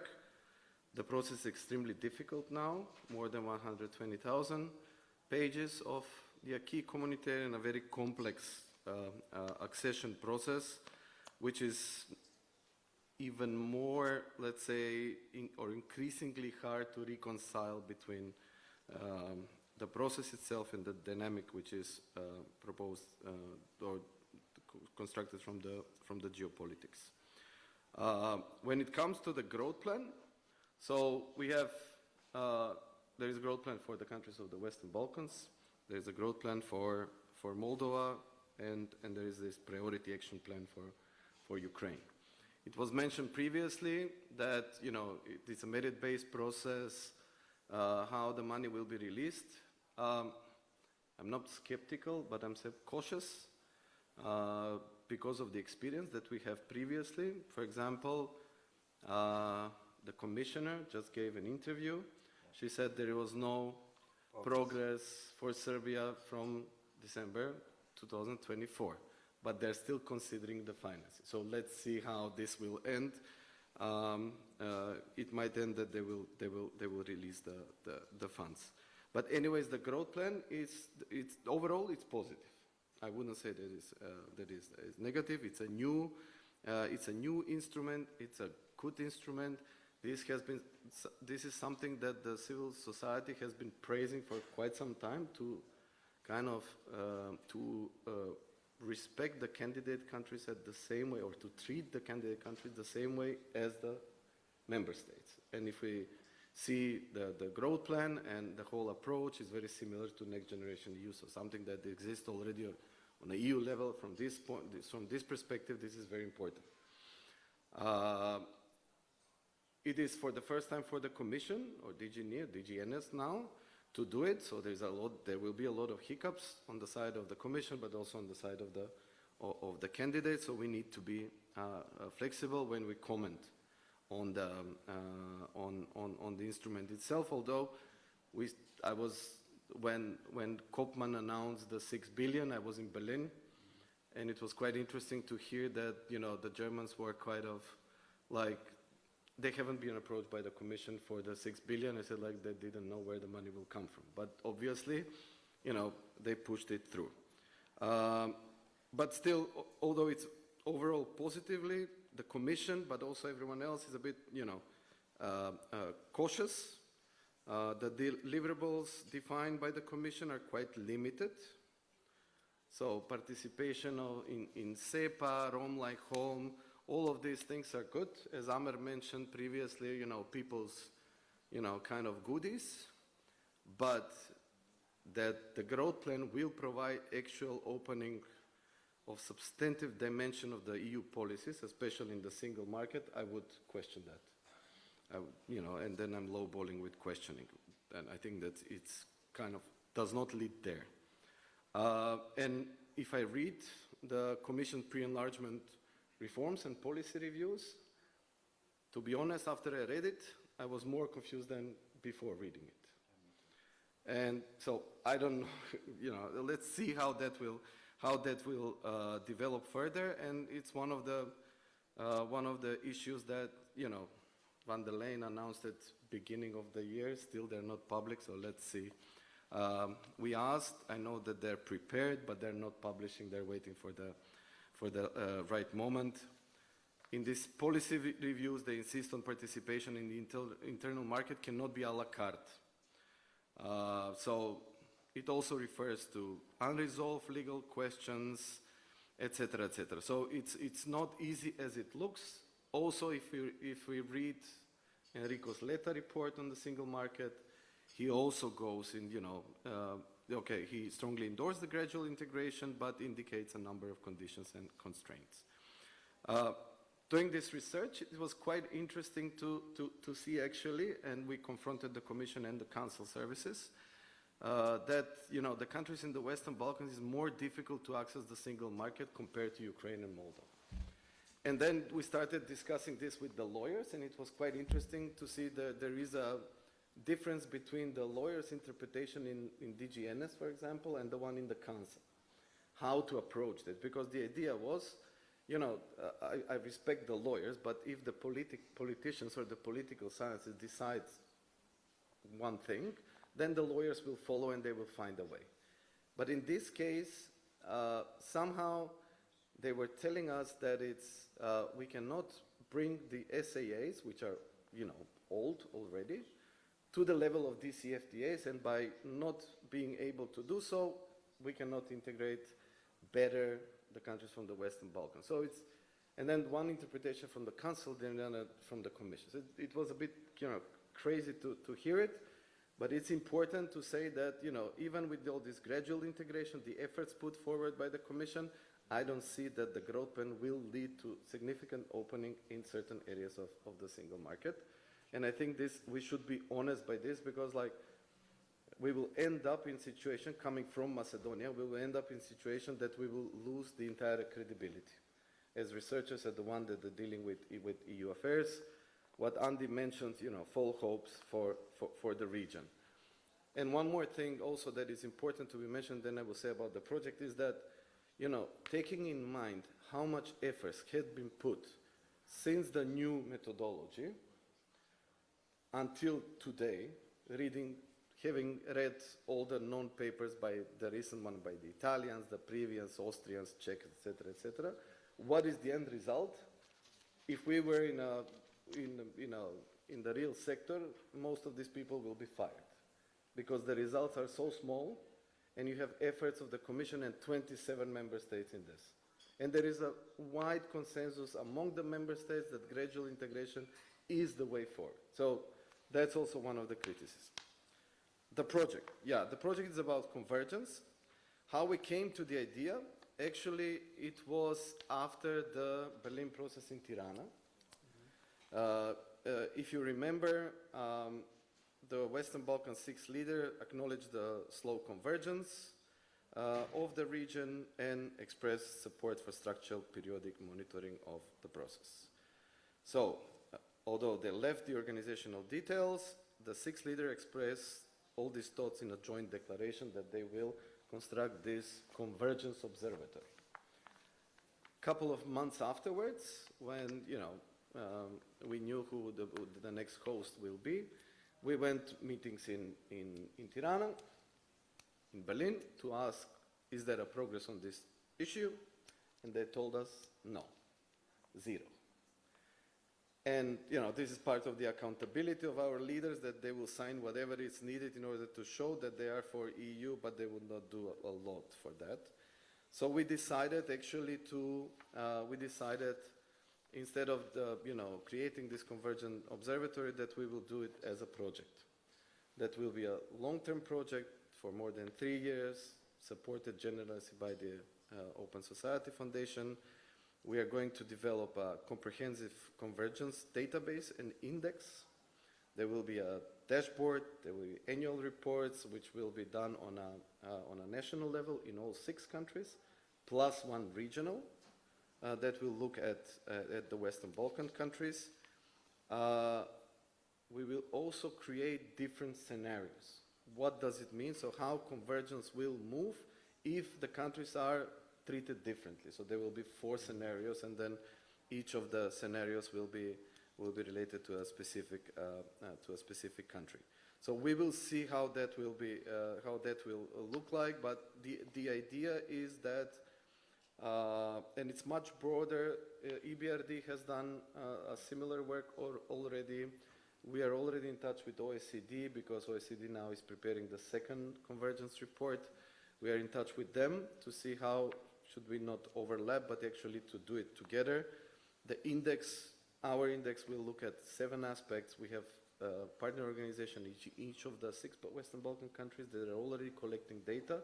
So we are looking at economic indicators, social inequality indicators, healthcare, education, institution, decarbonization, and digitalization. So it's quite significant.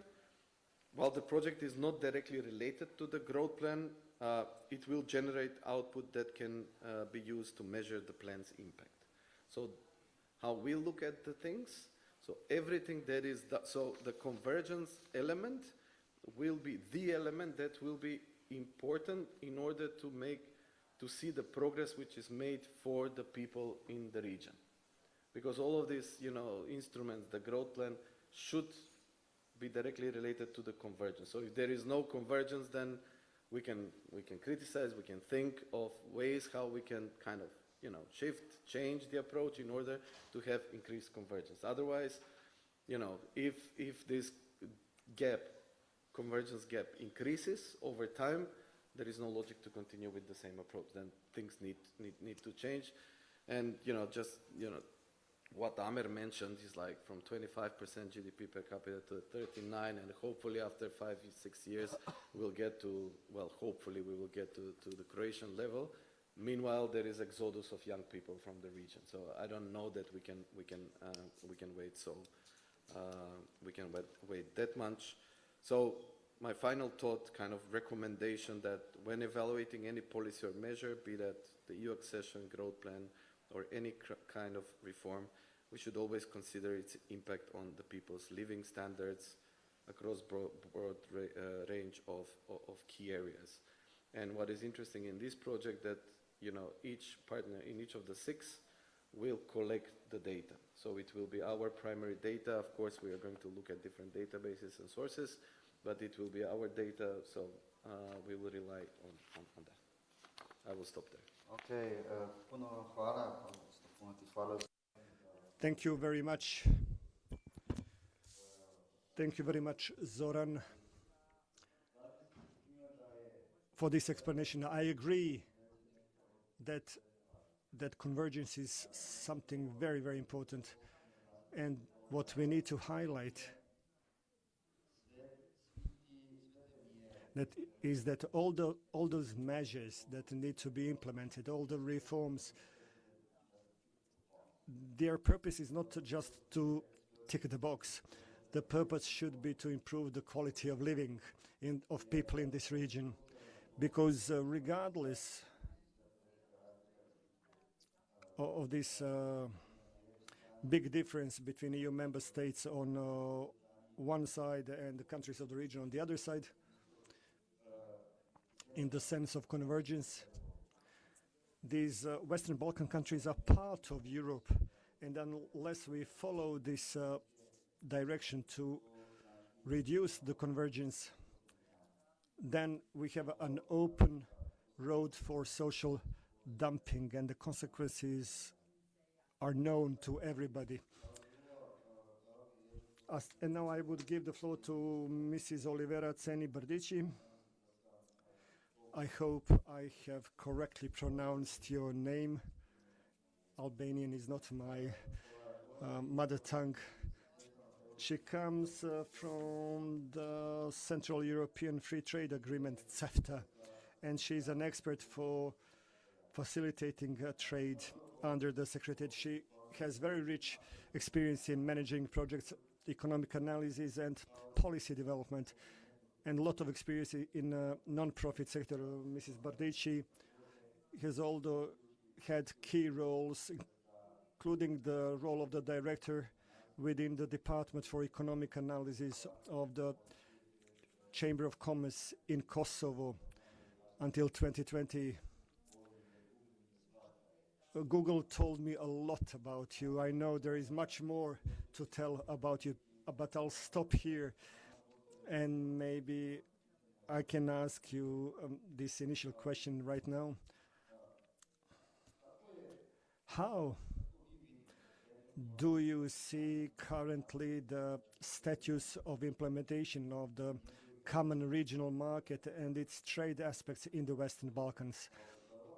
And that's the first question, and related to it, how does CEFTA, and CEFTA also includes social partners, business communities, and civil society organizations, how do you involve them in your work? Because I believe their involvement is of essential importance, because we cannot discuss outcomes, outputs, unless civil society and social partners are included not only in designing reforms, but also in implementing those reforms. So I would stop here, and Mrs. Brdici, I'm giving the floor to you.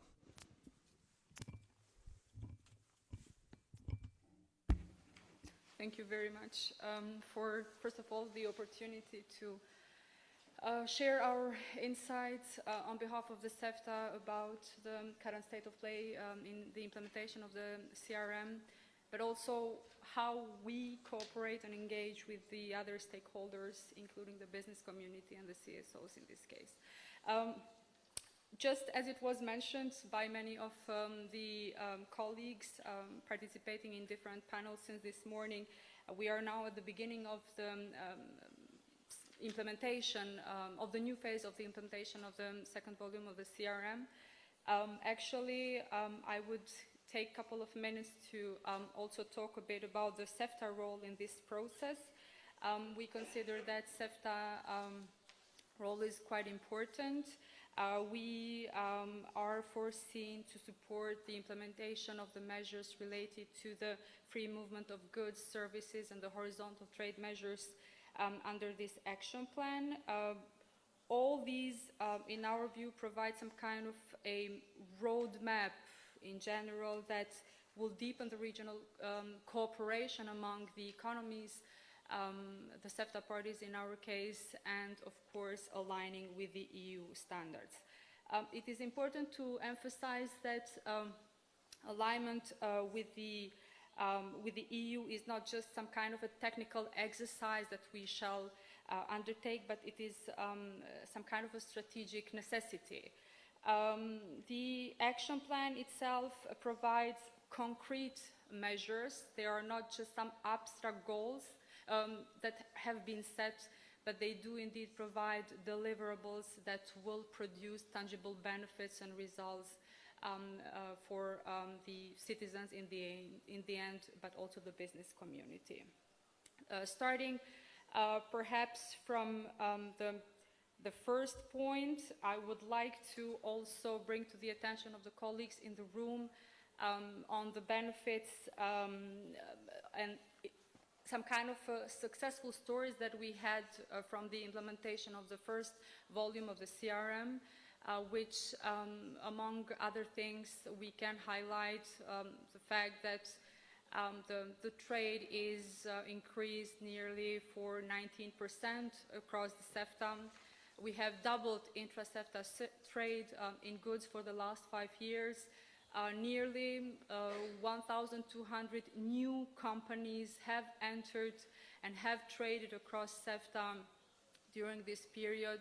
But the most important deliverable, as it was mentioned early this morning by the ambassador, is the Green Lanes initiative, which, based on the data, shows that only in 2023 we have saved more than 20 years of the waiting at the crossing points thanks to this initiative, respectively the establishment of the green lanes within the region, which then later on led to the establishment of the green lanes and the blue lanes within of the region with the EU member states.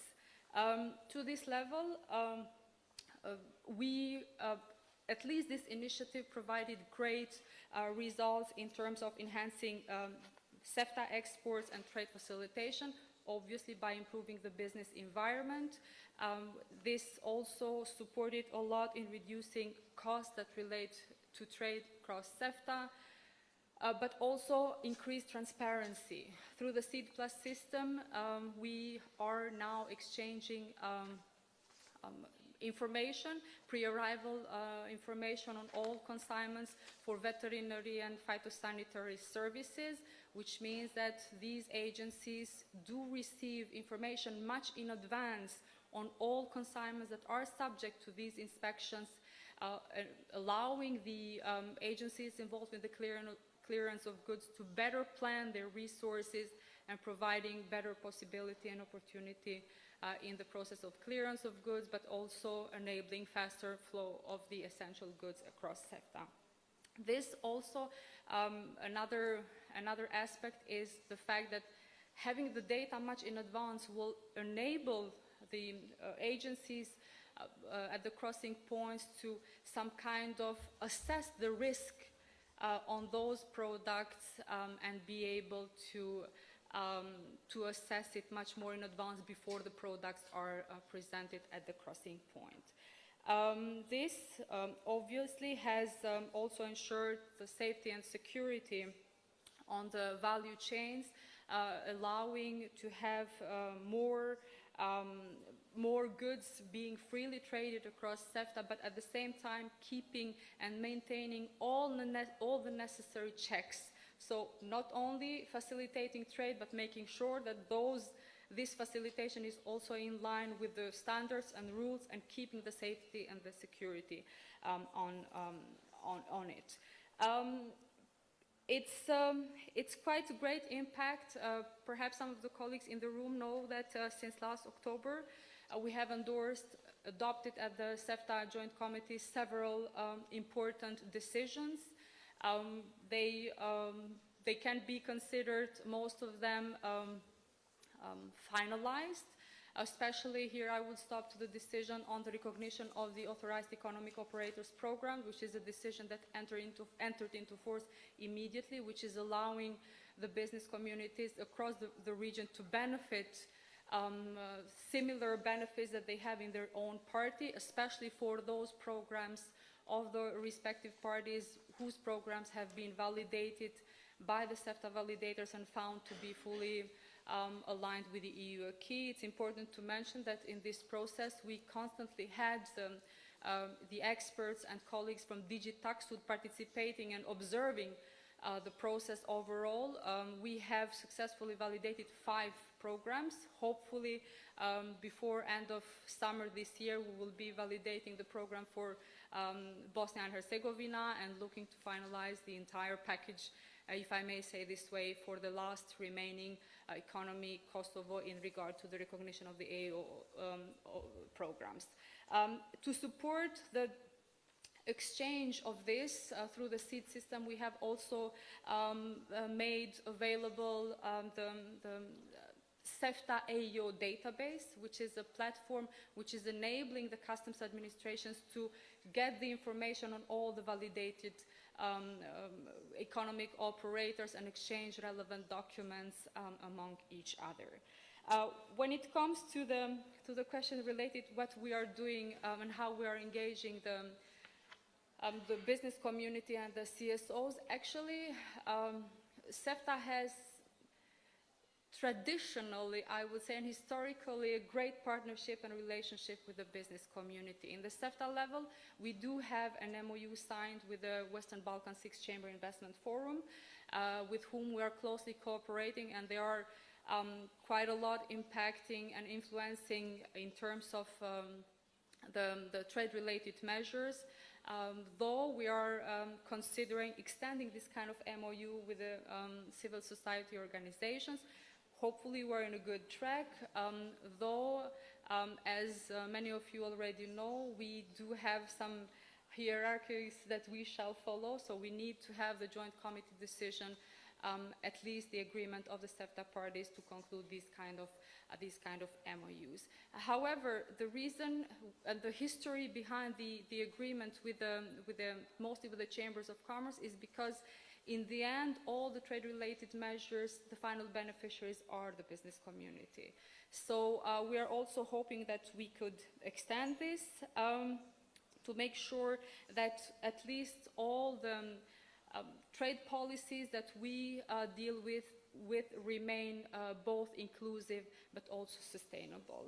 CSOs in general, as it was mentioned, they do provide a great support because they bridge the gap between the citizens and the CRM in our case. So this is actually a great opportunity to extend for us this agreement, and we need to make sure that the citizens who are the final beneficiaries, they do understand the benefits that the CRM provides, but above all, and most importantly, the challenges it implies also in implementing all these objectives and measures that have been set. Because some are really challenging, so we need to make sure we have an agreement on both sides.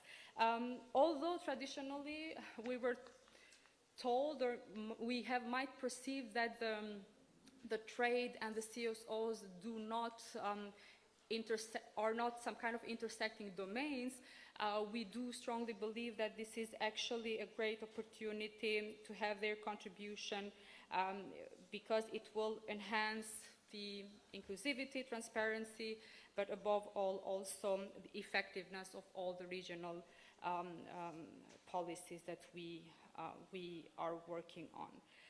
We as CEFTA are making sure to participate and to contribute to all some kind of to the ongoing dialogue which is led by the civil society organizations to the regular consultations and platforms that they provide, including this event today. So we are making sure that we hear from the relevant stakeholders, especially in terms of the implementation of the CRM measures, because here and in these kind of platforms, we do get the first message about how the CRM measures are being implemented, especially making sure that they remain responsive to the social dimension. So actually this is the great opportunity also for us to hear on all the challenges, but also to see how we can better cooperate and remain connected to gain more results and benefits out of this. Last point, in terms of what we do in CEFTA, we do have the annual CEFTA week, as we call it, where we involve and at least make sure to invite all the relevant stakeholders, the business community, CSO, independent experts to participate. This year we're going to have hopefully the CEFTA week organized in Pristina, because Kosovo is chairing the agreement for this year. And I would use this particular moment to invite all the relevant colleagues and institutions and CSOs to join discussions there and to share with our group and with the wider group their views, and also, why not, to let us know what we did good and what we didn't, and how we can further improve in this process. Because we do really see the role of the CSOs, some kind of a great mediator, as I said, between the policymakers and the citizens, which will continue to facilitate discussions. Why not to bring to the attention of the general public about the different policies, let's say in our case environmental protection, consumer rights, like public health policies, everything that is in their own interest that will enable us to stay connected and to have everybody on board. Of course, we need to continue and we need, first of all, to establish, but also to maintain those existing regular participatory platforms that will enable us to have this continuing dialogue, especially between the trade organizations like CEFTA, CSOs, business community, and the citizens during the entire period of the CRM2 implementation. The road definitely ahead of us is very demanding. It requires a lot of collaboration and coordination, a lot of dedication, but above all, some kind of a political will.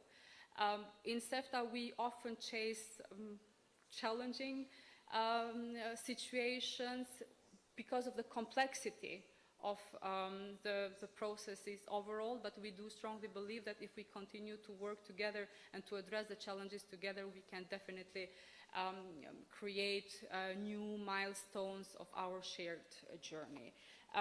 Obviously, here I would like also to highlight the reason why, because I think the Berlin Process Summit has been some kind of a testament that led us to understand that if, despite all the challenges and the issues we face, if we stay united behind the common goal, we can achieve anything. CEFTA remains committed to advancing the common regional market, of course, in aligning also with the EU, EU standards, EU rules, EU acquis, whatever we call them, and we do believe that there is no policy that can succeed without having all the stakeholders on board and coordinated among each other. So we do look forward to closely cooperating with the CSOs and to see how we can better make use of all the instruments that we have in place. Okay. Puno vam hvala. Thank you very much.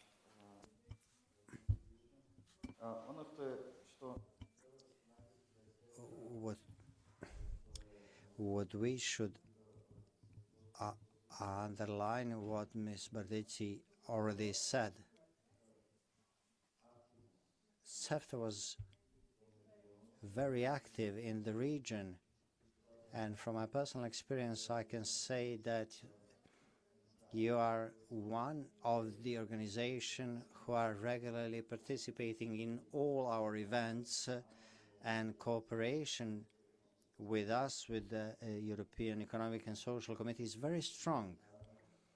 And of course, we believe that that will be the case in the future as well, because as you said yourself, the common goal is, we share the common goal, yeah? Maybe the word goal is not the right word. Maybe it's better to say that our goal is the road, the path we are taking, the path towards the better life, better quality of life, and of course peace and stability in the region. So the road is where we are taking together. And then we have different stakeholders who are providing us analyses which are very valuable in our work, in what we do. And I believe this will be the case in the future as well.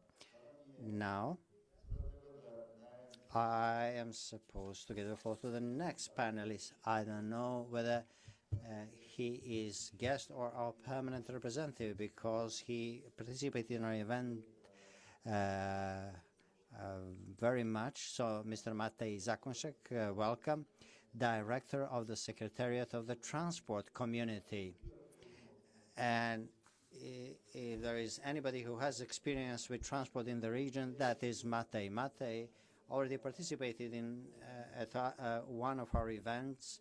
Always interesting, always dynamic, to be sincere.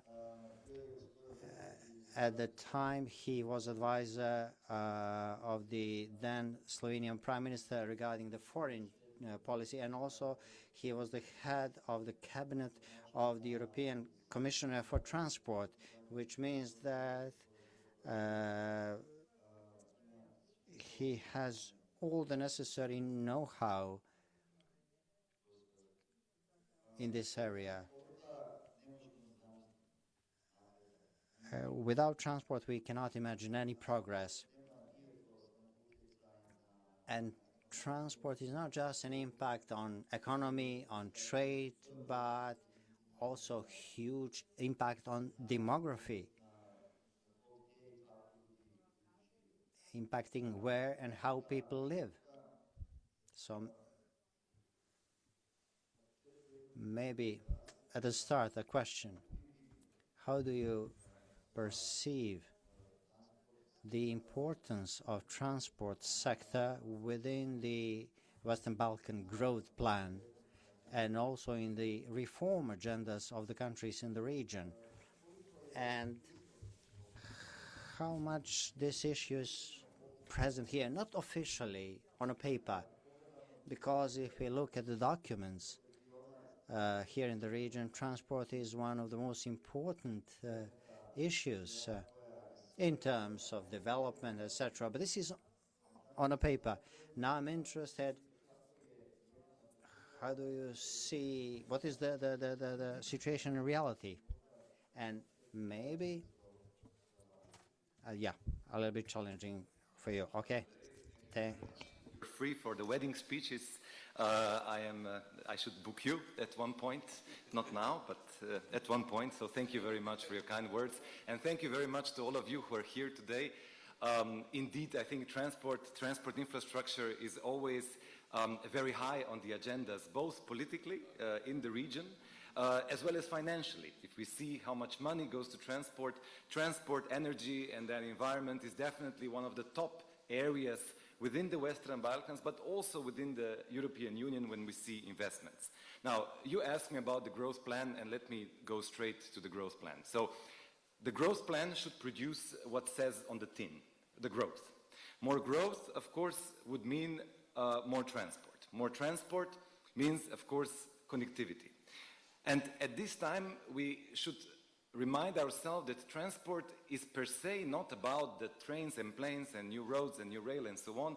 It's about the value that it brings, and this is the value of connectivity. And connectivity is the factor which then creates opportunity for us to have more trade, for us to visit each other, or even to have conferences like this.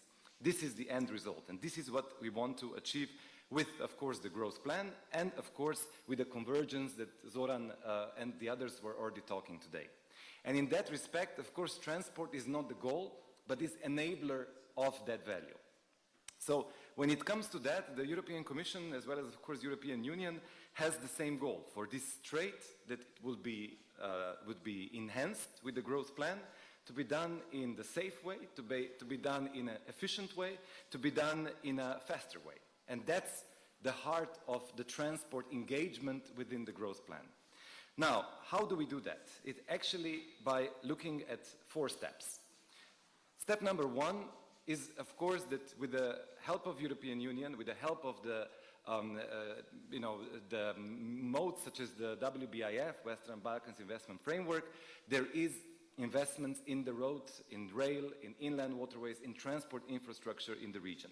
That's also part of the growth plan, because part of the financing goes or to the national budgets, on which then it's used for the transport or for others, but also into WBIF, where again the transport is one of the biggest contributor, as well as, of course, a beneficiary. At the same time, and that's the other side of the coin, is the reforms. Because the reforms and the investments in transport infrastructure needs to happen hand in hand. Why? Because if we have the projects without the policy reforms, they are not sustainable. If we have the policy reforms without the projects, something to show to people, then why are we doing the reforms? And that's why every time we talk about the transport infrastructure, we need to talk about what we are doing to make sure that our legislation, that our maintenance plans, that our, everything that we're doing in the countries are actually following this tempo as well. On the third side is digitalization, because we want to see that, of course, the transport is digitalized. It is, that we use as little paper as possible, that we don't need to stop to pay with the cards, but we have, for example, electronic payments, that we have interoperability of the tags when we are traveling, for example, on the highways, that basically that goes faster and better. The fourth point, which was already mentioned by Oliveira quite in the details, is our common project of green lanes. This is exactly the way on which we want to reduce the waiting times at the borders and increase the capacity. That's it. Everything else is technicality. That is the goal. And at the same time, if I now give you a few examples of what we are trying to do, and this is all part, of course, of the part and parcel of the growth plan. When it comes to digitalization, we are talking about the e-freight. E-freight means nothing else but basically making sure that all documents become electronic. We even counted the trees. We would save 160,000 trees if we would actually go into the fully digitalized version of documents. And we would save up to 164 million euros. We have, as I said before, interoperability of the tolling systems. We have the intelligent transport system. So all of this with one aim of making our transport safer, making it faster, and of course, much more efficient. When it comes to green lanes, I just want to add to what Oliveira already said about the exchange of data. Because this project is so successful, we have also extended the green lanes now with the EU member states. Because the reality is, for all of us who have ever traveled in the region with a car, the biggest waiting times are at the borders between the region and the European Union. And that's why we have now extended the green lanes with most of the neighbors of the Western Balkans. But this is not enough. We know that exchanging the data is not enough, but we also need the complete, let's say, 360 approach to improving the border crossing points.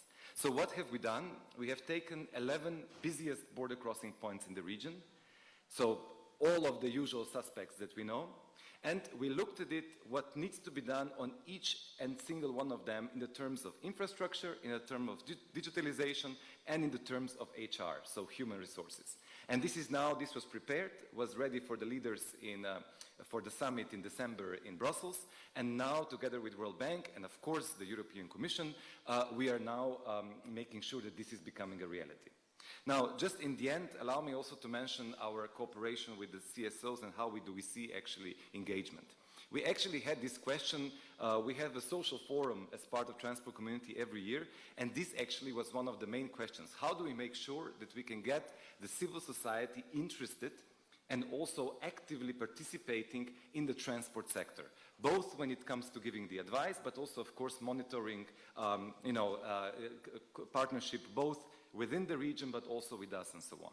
And one thing that we have heard from some of you, and quite few of you have been at the social forum when this was discussed, was that actually there is also a need to increase the capacity of the civil society organizations that want to work within or as part of it in the transport sector. So not only kind of in the end, but also throughout being the projects or the reforms. And that's why we have started this year with a project that would actually take the interested CSOs from the region and actually link them to the CSOs in the EU which are dealing with transport, in order to have the exchange of knowledge, in order to have the program of training, so that when they come back to the region or when they are in the region, they can actually engage on much more profound basis when it comes to transport. This is one thing that we want to do, and of course, whoever is interested from the CSOs, it's an invitation from our side, get in touch with us, because we need your oversight, we need your engagement, and not only in the end, but really throughout the process. It's very technical, transport is not easy, but at the same time, the more we engage with that, the better it is, both of course for the beneficiaries or for the countries in the region, but also of course for the European Union and everybody else. So that's the invitation from my side. Thank you. Okay, Matej, evo ponuti hvala. Thank you very much, Matej, for your contribution. What we all know, transport is very important.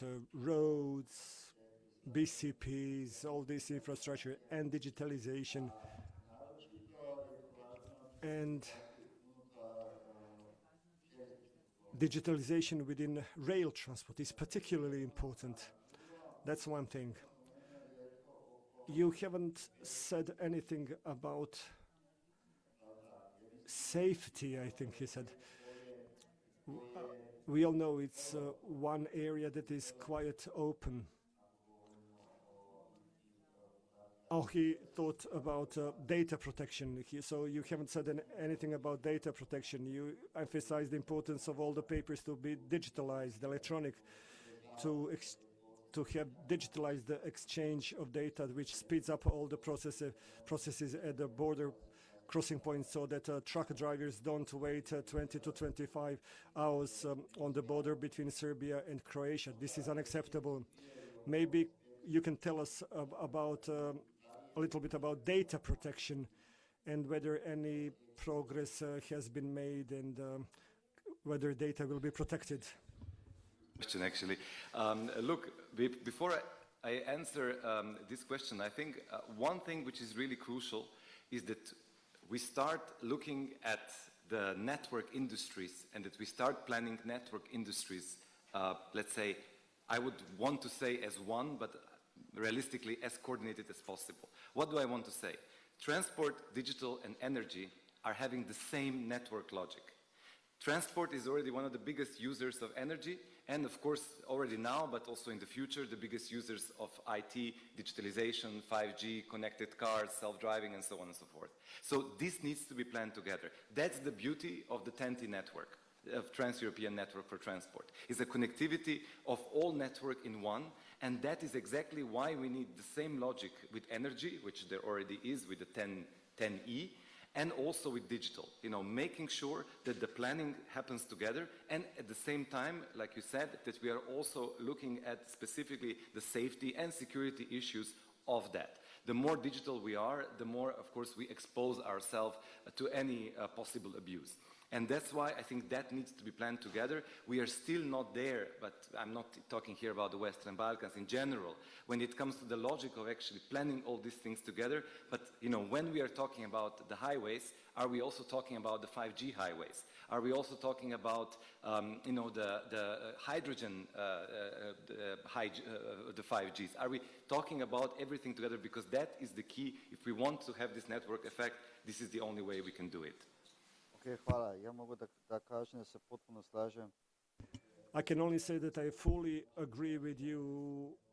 In Slovenia, planning is something that we need to focus very much on, and we are quite poor at it, especially when it comes to railway infrastructure. And now we have big problems with electricity supply, there are more consumers, and we promoted e-cars, but on the other hand, we haven't set up the proper infrastructure to charge e-cars. This is now a big problem in Slovenia. Green agenda, green energy, all of this is very closely related to the transport. Now I would like to welcome Mrs. Valbona Mazreku, Executive Director of the Milio Contact Albania organization. She is the founder and the director of the Milio Contact from 2000 onwards, and she has managed a number of national and regional programs related to the environment, sustainable development, ecotourism, and public participation. Mrs. Valbona is one of the key figures in shaping eco-movement in Albania, and she has been a counselor advisor to organizations all over the country. So she's a lady with a lot of experience with the green agenda, what should be done and how it should be done. Therefore, Mrs. Valbona, an initial question for you. In your opinion, how much green agenda is present in the growth plan for the Western Balkans, and how much it is present in the reform agendas, with special focus on the perspective of implementation of the most recent proposal of the EU on green industry deal in the region? The floor is yours.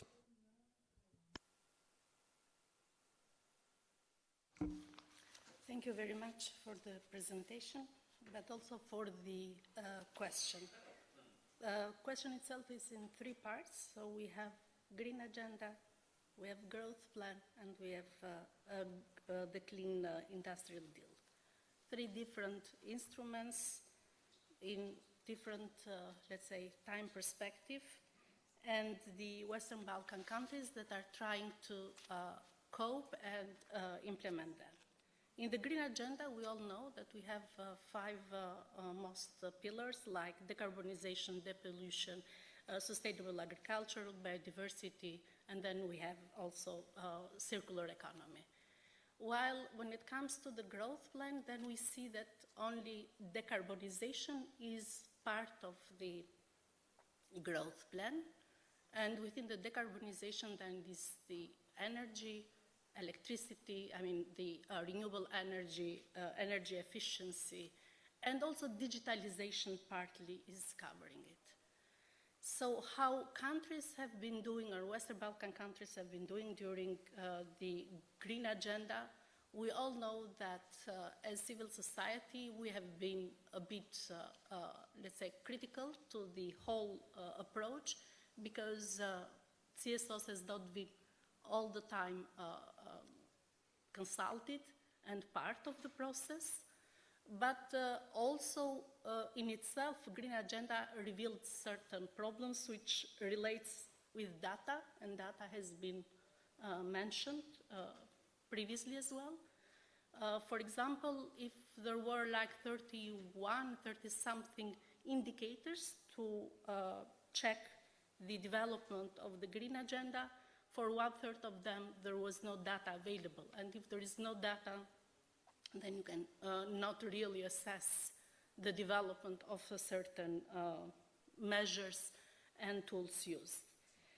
And then if we go to the growth plan and decarbonization, then we have the element of energy security, and recently energy has become more and more articulated, due also to what happened with the war in Ukraine and every other development on it.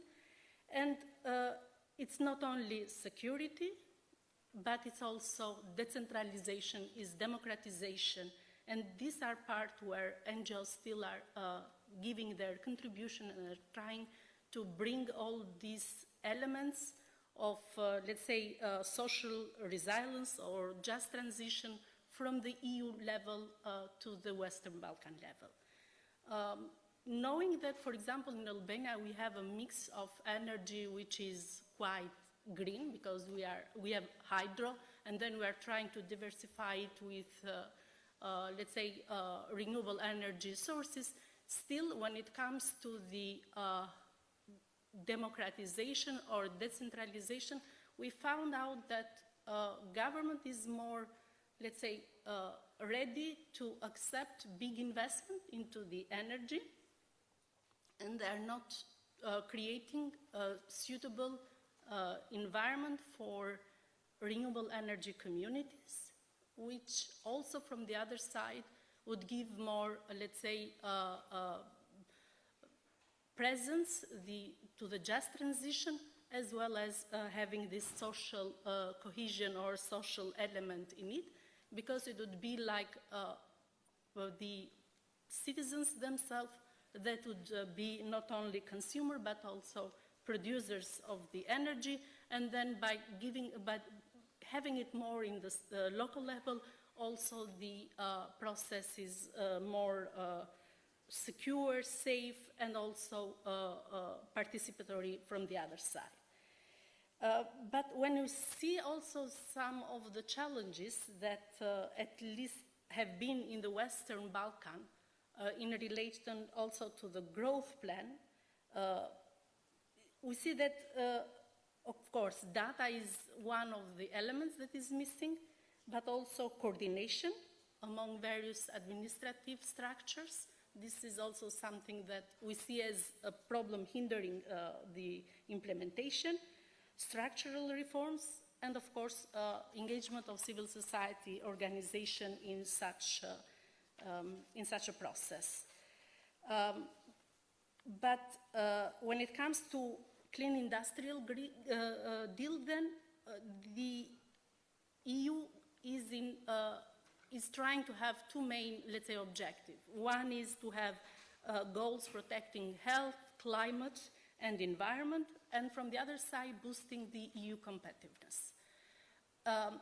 And it was July 2022 when also the UN General Assembly recognized that living in a healthy environment, clean and healthy environment, is a human rights. And looking from this perspective, what we should, at least as organizations, we should change the narrative, and of course, we should support the clean industrial deal, but from the other side, we should try to check that things are going, not harming the environment, protection of the sites, protected areas, and nothing should be done on, let's say, on the environment and on the healthy living conditions. And in that respect, I would like to somehow mention that, of course, clean, through the clean industrial deal, should not be like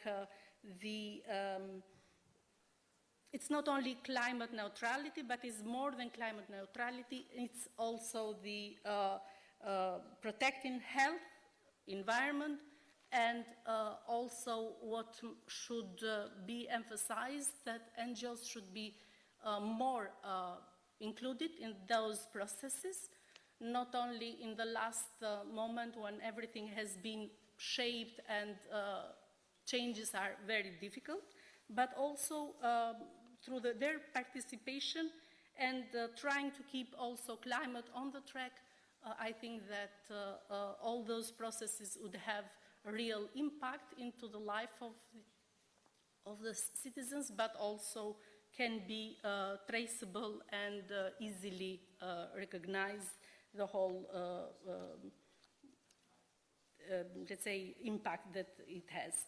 And last but not the least, I would like to say that if organizations or civil society organizations are not in the table around all those stakeholders, then I'm afraid we'll be the menu of the table.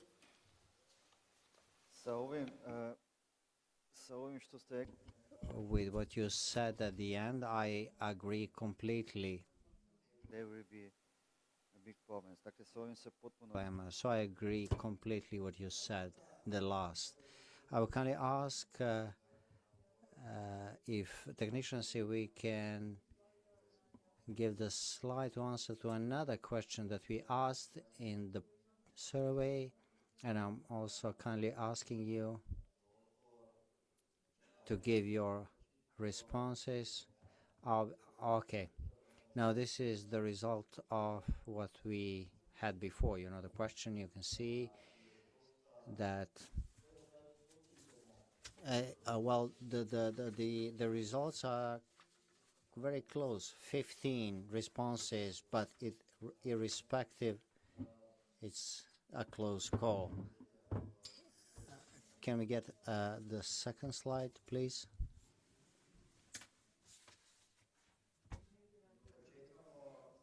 While we are waiting, okay, I would kindly ask you to give your answer to this question, which I think is very important. So, what should be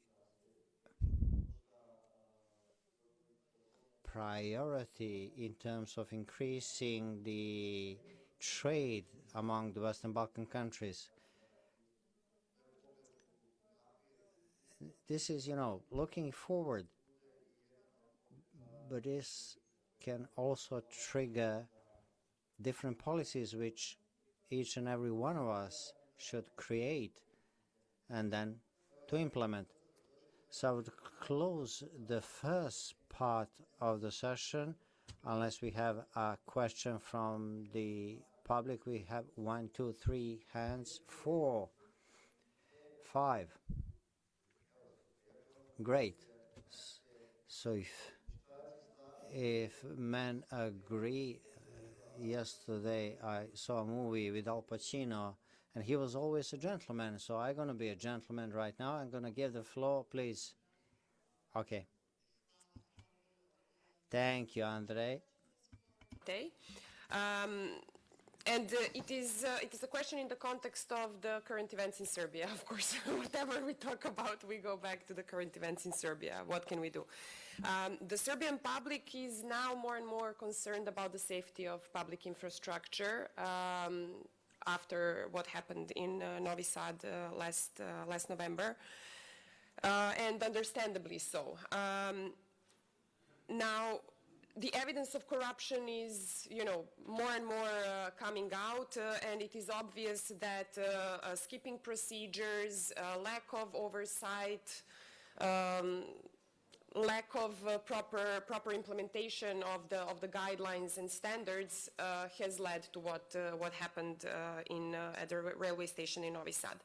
So this has made me think about how we could use this case to illustrate the difference between how the EU does things when it implements public infrastructure, and in this case transport infrastructure projects, as opposed to, for example, Chinese investments, which were mainly the case in the Novi Sad railway station.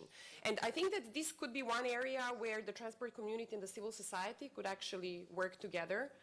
But what worries me is another piece of information that I got from a contact somewhere in the IFIs involved in the implementation of EU grants in the transport area, who told me that even when the EU funds transport projects, I don't know if this is the case only in Serbia, I have to say, that the Serbian government insists that domestic subcontractors closely linked to the Serbian Progressive Party are the ones that have to get the jobs. Regardless of their experience, regardless of lack of track record. Now, I don't know if this is the case, but what this person told me really worried me, because that would actually damage the credibility of the EU. And I think that in the case of Serbia, this is really an extremely sensitive case, because people are seriously worried nowadays, you know, to go to the railway station, even in Belgrade, because that one has also recently been built. I have two questions here. One is, how can we show and reassure the Serbian public that when the EU does things, it does them differently, and that when the EU builds roads, railways, that this is going to be safe and last for a very long time and not deteriorate in a couple of years? And the other part of the question is, do you agree that this is an area where civil society and the transport community could cooperate under the auspices of the Commission and EU partners? Puno hvala na pitanju. Thank you for a question, please.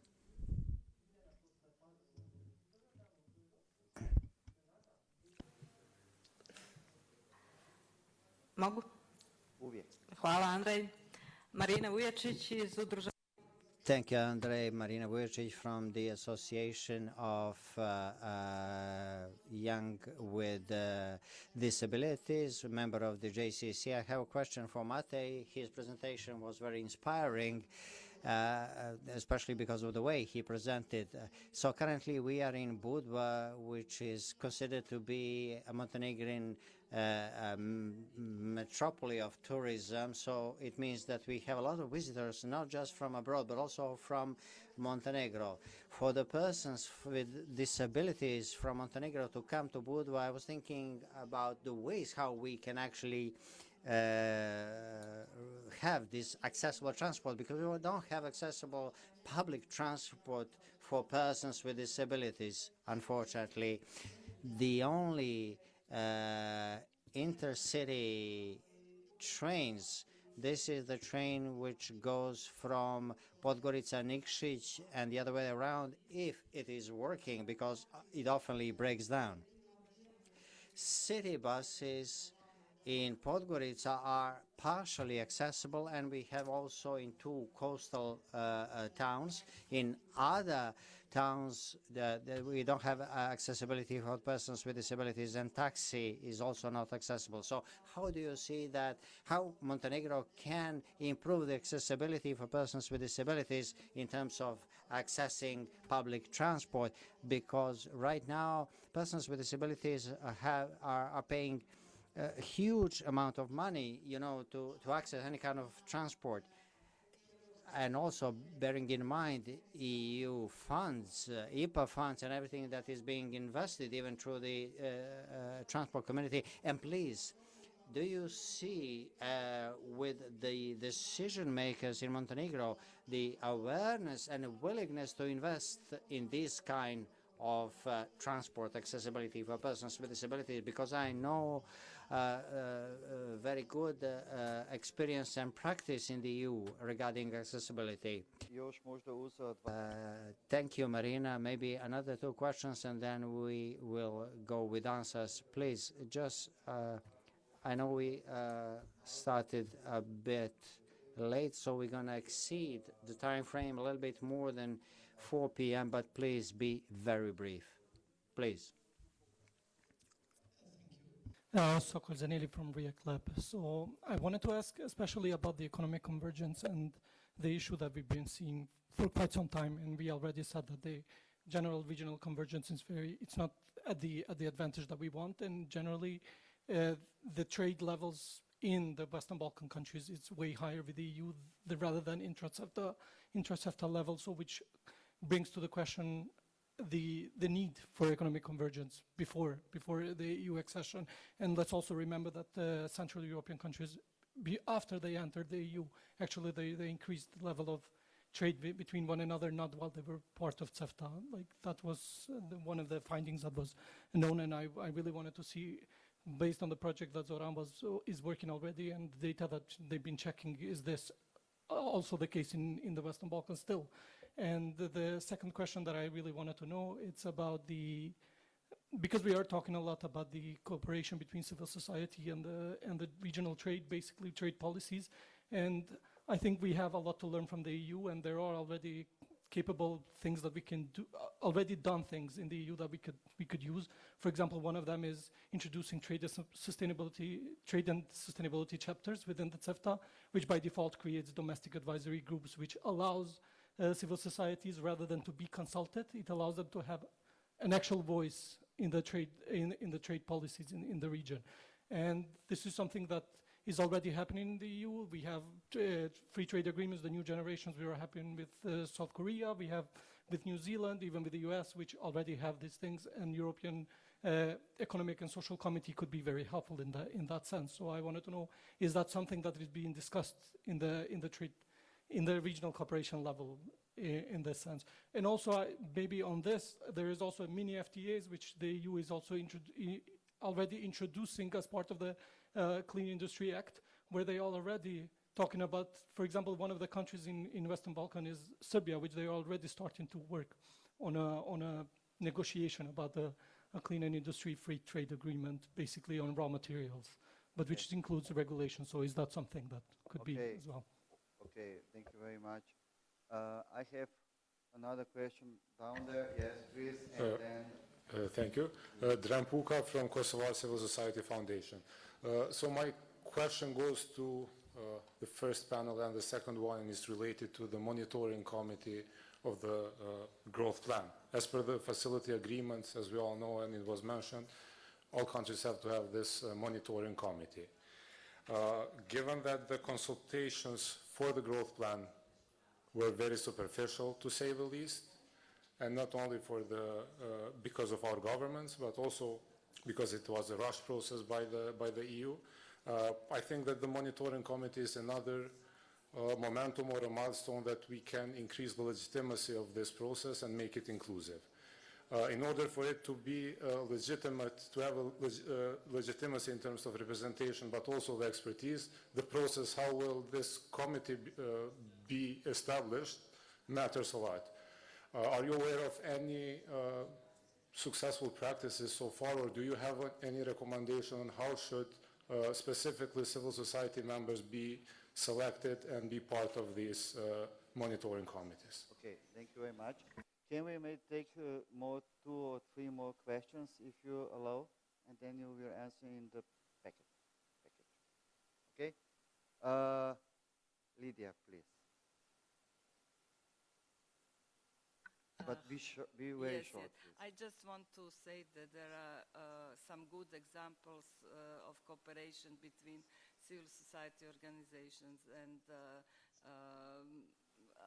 some official bodies. And I would mention CIVINET, Slovenia, Croatia, Southeast Europe, that is network of cities, other public bodies, and NGOs, academia, and so on. So we work a lot on raising awareness and connected countries and different experts and promote some sustainable urban mobility in those countries. The second is something that Valdona already mentioned, and that it's a work on green plans. We started that work maybe even 20 years ago or something, and then CSOs were first to start to push that together also with Western European CSOs. So this cooperation really shows as a good example and something that is pushing things further. Thank you. Okay, thank you very much. Jonut, and then you. For me, it's I want to top on what Milena Mihailovic says. You know, the role of civil society in this area. And I'll give you an example for Romania. Some years ago, we had a startup called the Associations for Infrastructure.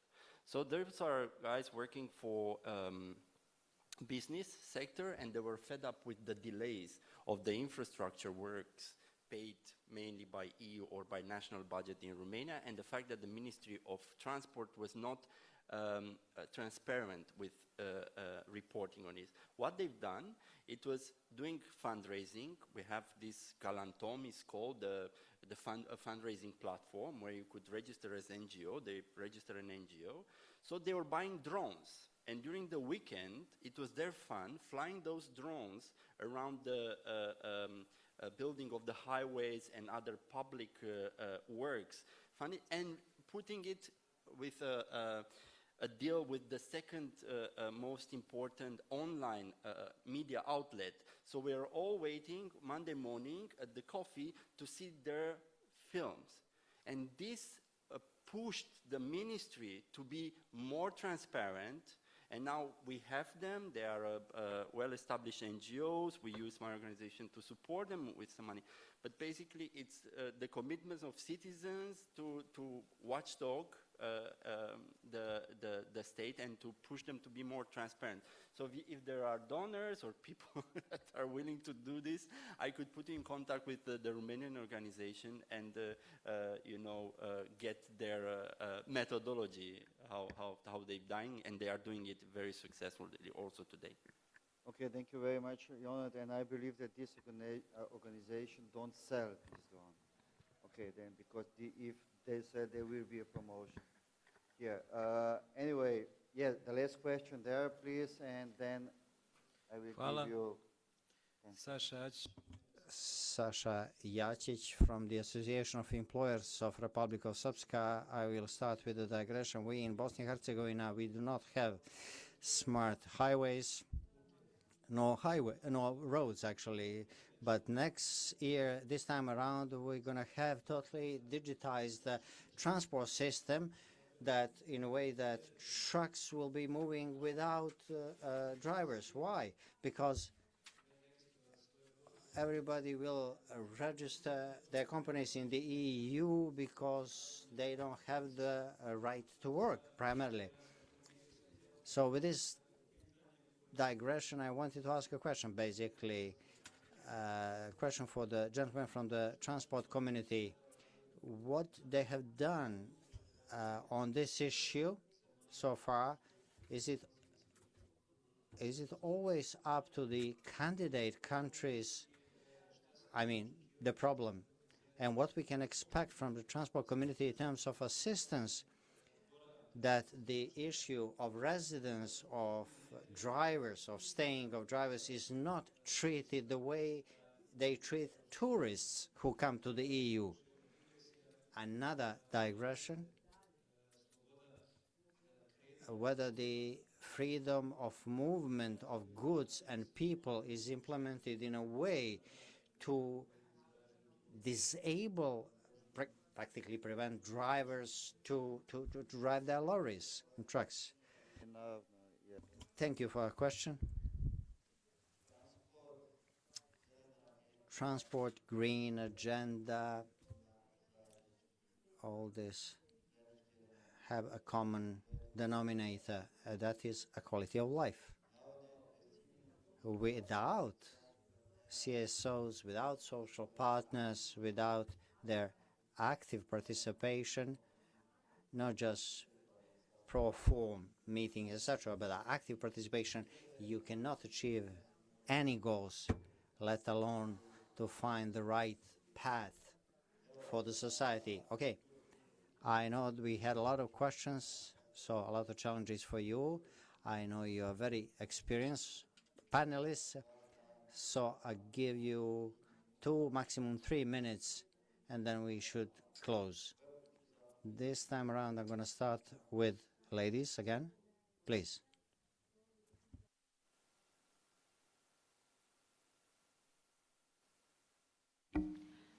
Thank you very much. I think a direct question related to CEFTA was from Sokol, mostly on the cooperation, but I would use these 3 minutes also once again to emphasize that CEFTA is like not anymore seen only as a trade facilitation mechanism, but it is actually preparing the Western Balkan economies to operate in the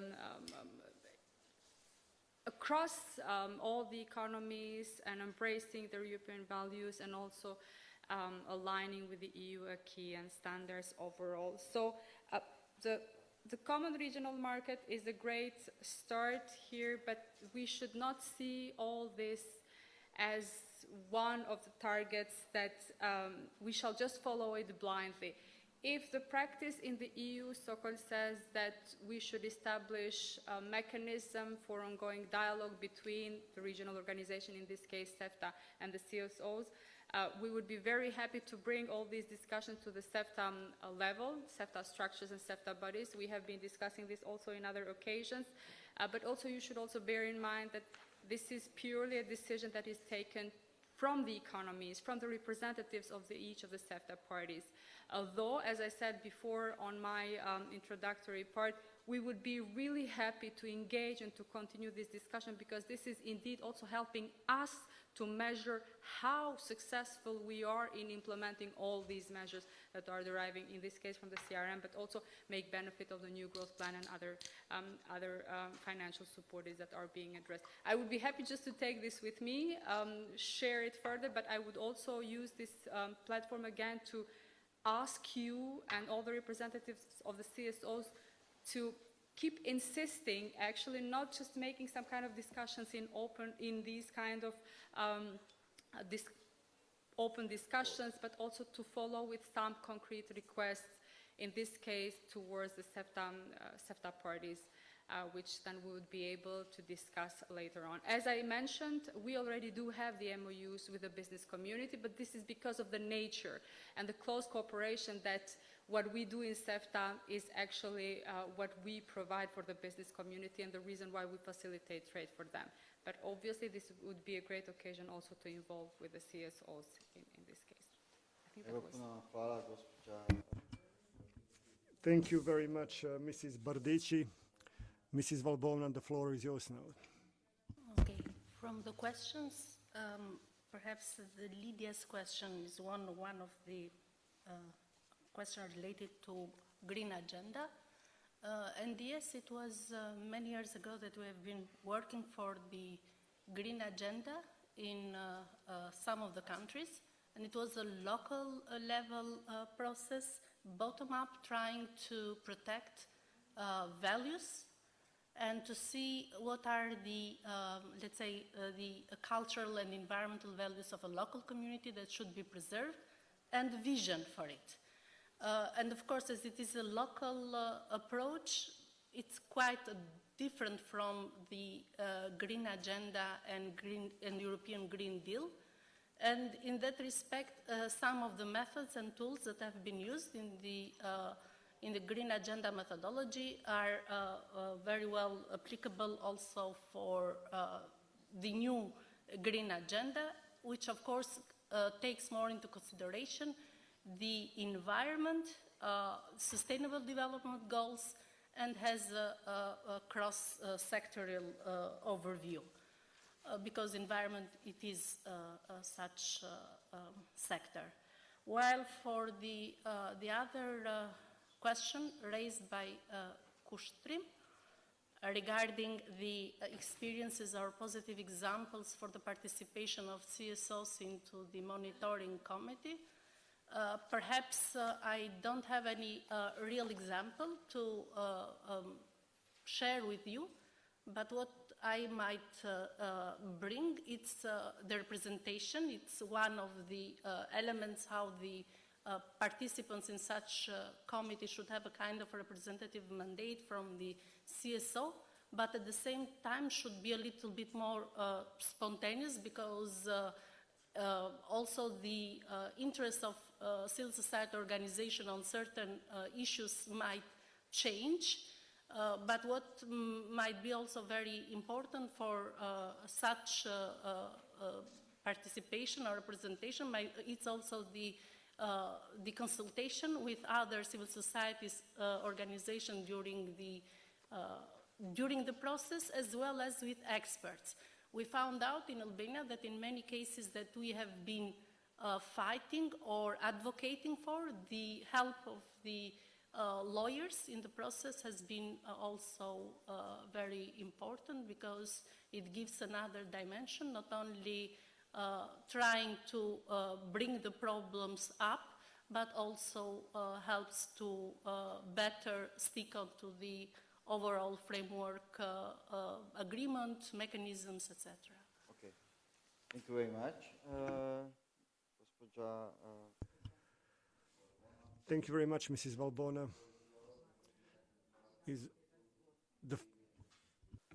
I'll do my best. Thank you very much. Indeed, very interesting questions, and allow me, I'll try to answer them in as comprehensive as possible in this time. So, first of all, I think that the starting point when it comes to transport community, and this will be a slightly legalistic answer, but I think this is a good starting point, is a transport community treaty. All 6 regional partners, so entire Western Balkans and EU27, represented by the European Commission, have signed the Transport Community Treaty. Transport Community Treaty says that basically the aim is the complete integration of the Western Balkan transport markets into the European Union based on the EU legislation. Not approximation, not tomorrow, not at the time of the membership, not at the time of the 5 days after, but today. The entire EU acquis is one of the largest EU acquis when it comes to transport, almost 23–25% of the entire EU acquis, due to the cross-border nature of transport. And that's why, if you see the Transport Community Treaty, and you see the so-called Annex 1, the entire EU legislation needs to be applied by all the regional partners at the time when they have signed the treaty. Now, we are doing the reports every year, and we have a ministerial council this Friday, where we assess the implementation of Transport Community Treaty. We assess where the regional partners are. We assess where they are both when it comes to the legislative reforms, so how the transport functions, as well as reforms that kind of makes the same standards in Slovenia or in Serbia or in Sweden, and at the same time also assesses the quality of the infrastructure. Infrastructure on the TEN-T, Trans-European Network for Transport, main corridors, according, again, to the legislation, which is the EU legislation, but at the same time, the regional partners have, with signing and being part of the Transport Community Treaty, dedicated themselves to transpose and implement it the time when they have signed the treaty. And that's your starting point. So that's my message. On Friday, we will have a ministerial council. We will publish all the reports. We have all of them for the last years on the website, but the freshest one, let's say, will be published on Friday. I really invite all of you who are interested, the more the merrier, to go into the reports, to see what the progress was made, and then to ask where the progress was made, where it was not, and what are the plans. Because at the same time, we also have something called the action plans for every year, for every quarter of the year, on the reforms that the regional partners, with the help of European Commission, have dedicated themselves to do on a quarterly basis. That is our starting point. And this is where basically we come in. And that means that this is basically the way that we make sure that the way the transport is organized, the quality of infrastructure and everything else is the same as it should be in the European Union. So that is answer 1. The second one is on the question regarding the drivers, and it's not only the issue, this is something that we are discussing actively with the colleagues from Bosnia and Herzegovina, with associations from North Macedonia, from Serbia, and this is something that was brought to our attention, and exactly because of this, we are talking about the Schengen rules, which are basically giving the 90-day stay in 180-day stay, and first of all, the Schengen rules have not changed.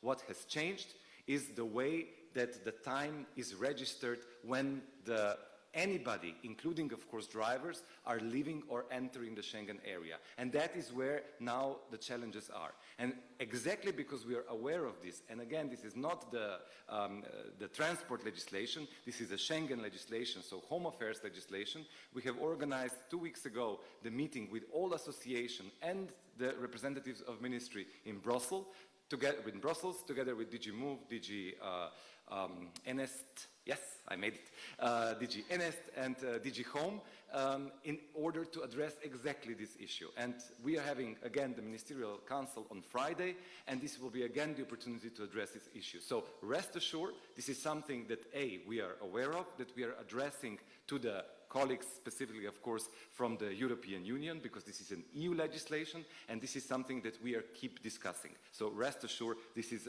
very high on our agenda.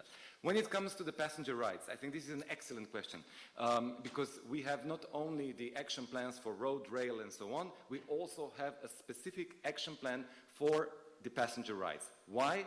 Because the passenger rights are part of the EU legislation, which is part of the Transport Community Treaty, which means that the entire region needs to implement it. And I would really invite you for two things. A, to see this action plan and to see where the different regional partners are and what is their dedication. And about 3 weeks ago, we had exactly the social summit exactly on that topic in Tirana, where we also basically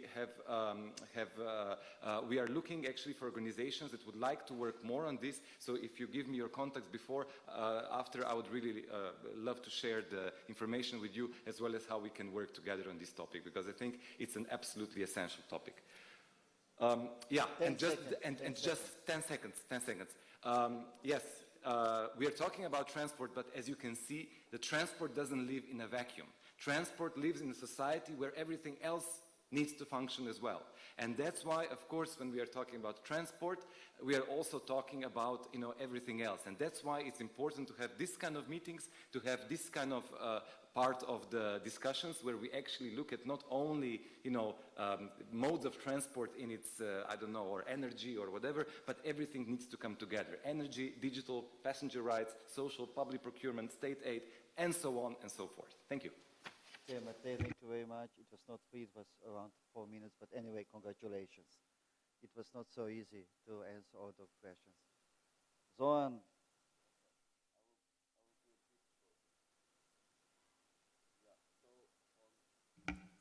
Yeah, on the first question about the data, we are still, the project just started officially, so the data is being collected. Sometime in October, we will have the data, and then we can show it.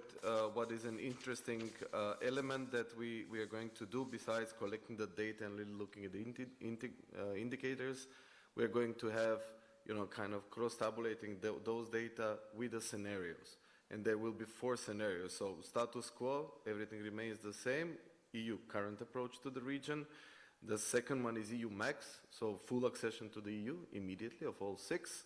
The third one is EU single market, access to the single market, and the fourth one will be access to the European budget. And then we will see how that will, and in addition to that, we are going to compare most probably with Bulgaria and Romania, as, you know, well, hopefully, well, not hopefully, but the laggards of the 5th enlargement. On the whichever regional organization, we don't have problem with the secretariats or whatever they are, but we have problems with the their parties, economies, whatever you want to call them. Because those political elites don't really want more transparency because, you know, they're afraid of accountability. That, you know, if civil society comes, they will, you know, show the data and then they have to be accountable in front of their audience. So that's why, in most cases, RCC, CEFTA, whoever it is, they have problems. Well, the governments are the actual problems, not the organization itself. But I will just give you one example, and we'll finish with this, that the civil society, so the whole processes cannot go without the civil society, and it concerns CEFTA. We know, as a civil society, what we have done in order to unblock the CEFTA agreements, because the problems were not of technical nature, but because of Serbia and Kosovo.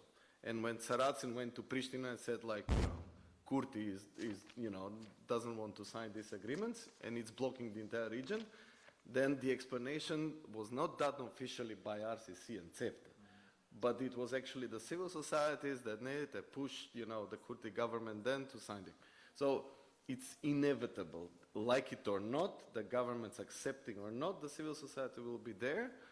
There is knowledge, there is expertise, they cannot avoid it. They can try, but they will not succeed in the end. So I will stop there. So just one example how it might work even without the governments being actually willing to integrate the civil society in the process. Thank you very much. Thank you very much, Zoran, for that. I fully agree with you. And like Matej says, everything is in society and everything is mixed. Everything connected.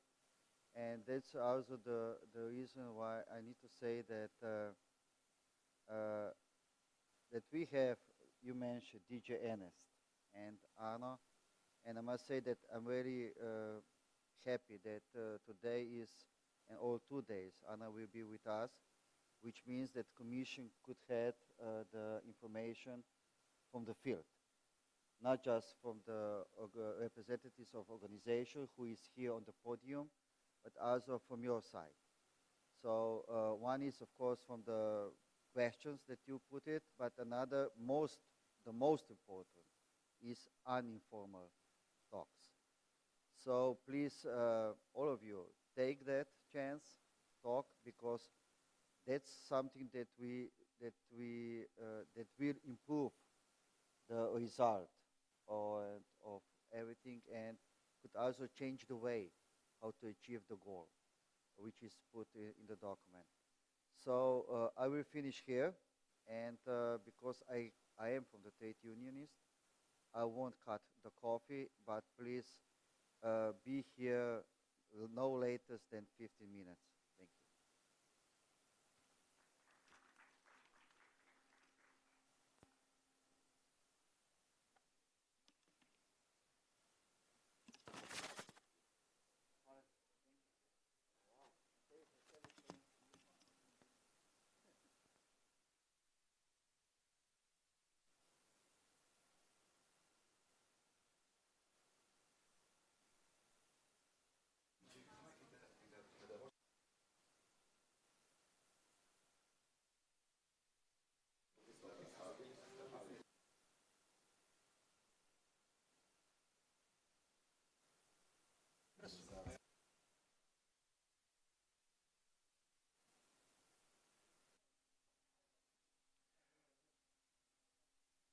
Good afternoon and welcome of this important session.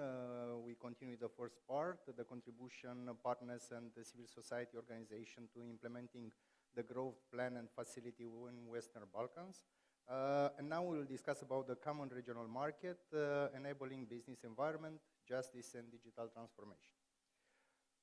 My name is Decebal Ștefăniță Pădure. I'm a member of the ECC and also I'm co-chairing the European Union Montenegro Joint Consultative Committee. It's my honor to moderate this conversation, which brings key voices from the region and international organization. Before we hear from our distinguished speakers, I would like to invite you, the audience, to engage first our quick Slido poll that will help us to better understand your views. We will see the results after the panel. Please, for the technical part, to put it on the screen. I can announce you have enough time. We can stay till 6, 7 o'clock, but don't forget about the cocktail. Okay, and now we jump in the panel. Ms. Panvera Castrati will be the first speaker, acting head of Program Department, Regional Cooperation Council. And my question, first question, is what is the current state of play regarding the implementation of common regional market in Western Balkans? The floor is yours. Thank you. Thank you very much. I know it's not easy to keep the audience attention in the very last panel, but I hope that some interesting ideas will come up from the discussion. And thanks a lot for the question. Indeed, it's quite interesting.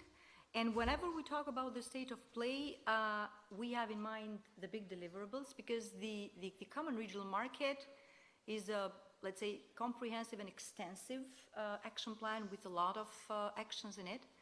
And for us, what makes the difference is how this is measured and how is this benefiting the citizens. Up to date, we are seeing a lot of good results in many areas, and of course these good results are building on the results of the first iteration of the common regional market, 21-24. And of course, we always start, and we like to start the implementation with the star of it, which is the roaming. You heard this morning also the RC Secretary General mentioning it. We in the region, and when I say we in the region, I wouldn't like to get the credit as a regional organization, because whenever we say we mean us together with the economies of the Western Balkans, with the governments, with all the partners that contribute to that. So we managed to have very tangible results in roaming. Just for instance, to mention that the roaming users jumped 48% annually just because of the roaming agreement. Then we went further and we reduced the data roaming charges between EU and Western Balkans. And the increase of the users from the Western Balkans to EU is 72% during the period 2019-23. And this is something for which we're proud of. And then we managed to have the mobility agreements, some of them prominently providing results, of course, not all of them, and that also because of political sensitivities. But just to say, for instance, that the use of the results of the agreement with ID card is proving to be successful, and the use of ID while moving to the region is increasing. So the numbers go up to 30 million entry and exit for the period April-December 24. What I like to say is that what we're trying to do in the region is to move from very bureaucratic measuring of the results into policy and evidence-based ones. And while knowing that the common regional market aims to bring the region closer to the EU and aims to close the convergence gap, 2080 said this morning our Secretary General. So if we keep the same pace of growth of the last 2 decades in the Western Balkans, even though we are progressing, it means that it will take at least 50 years for us to progress. But we are currently bringing new perspectives into the results and into the implementation of the Common Regional Market Action Plan on 3 dimensions. First, trying to have the participatory approach into the implementation. And with this participatory approach, we engage with private sector, we engage with the civil society, we engage with partners to make sure that the results across all pillars of the CRM are proving to be beneficial. Second, all the processes we are facilitating are people-centric. And this is an approach that we see it through the concrete deliverables we are achieving. Like I mentioned, roaming, mobility agreements, SEPA, another result that will see the benefits for the consumers with cutting the cost of the transactions that until now were very high, but also enabling the innovation ecosystem, enabling the youngsters to compete in a market which will not be the market of 18 million, but will be, let's say, in the near future, a market of all EU, and increasing their capacities and making them able to compete in the market is another approach that we are engaging. Thus, we are trying to mobilize all the efforts and bring the bold minds of the youngsters into the digitalization challenges, into the green challenges and transformation in the Western Balkans. And we believe that we are right in that, because what our Balkan Barometer says, 2024 survey we did, is that 82% of the citizens of the Western Balkans believe that regional cooperation is, let's say, a very right approach. And also we see the enthusiasm of the businesses in joining EU as an instrument for them to grow. The sustainability is the other approach, and with the Common Regional Market, the new iteration, including the sustainable development into the Common Regional Market has been for us a challenge, but at the same time a priority. Thus, we have included, and we are developing currently, a regional framework for green bond standards, for the sustainable finance taxonomy, for financial literacy, for qualities for sustainable development. And all these are bringing results, because it will make sure that the region will have standards that will be applied across all 6 and will make them closer to the EU market, because all the standards we are working at the regional level are the ones that align with EU. and trying to strengthen the innovation ecosystem. Just to provide a figure, for instance, the capacities that the Western Balkan innovators have in absorbing EU funds, for the period 21-23, they reached 160 million from the Horizon Europe, which was almost equaling the whole number of the whole Horizon 2020, which already tells that the absorbing capacities are improving. Of course, are not still where we need those capacities to be, but these are improving. And in the digitalization front, what we have tried to instrumentalize and to operationalize in the work we do in the RCC for the digitalization is to bring infrastructure, people capacities, and tools and platforms all together, speak one to the other. And while the economies of the Western Balkans are investing a lot in the digital connectivity and the infrastructure, they still lack capacities to make sure that the new technologies and the emerging technologies are being used. So the digital skills are still lacking behind to the EU average. The ICT professionals, there is a shortage in the region, which is not just an issue of the region, but it's also an issue for the EU. But still, this tells that there is a lot to be done in increasing the capacities of our youngsters and the people in the region to reap the benefits of digitalization, but at the same time to respond to the challenges of digitalization. And last but not least, as I said, shifting from a bureaucratic implementation and monitoring into an evidence-based and progress that is measured by specific indicators, we are developing the monitoring governance that, in addition to the framework and the structure that will do the monitoring, would also develop KPIs, very specific KPIs for all components of the common regional market, at the same time for the key deliverables and results that are expected.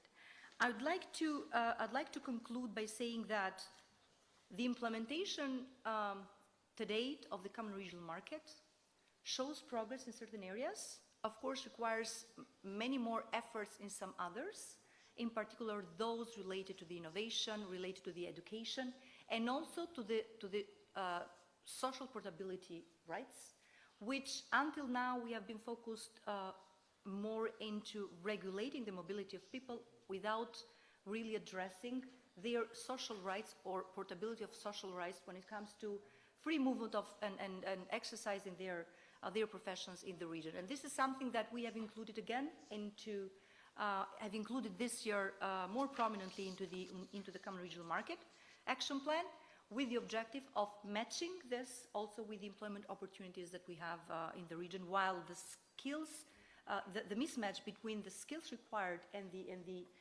employment opportunities in the region are evident.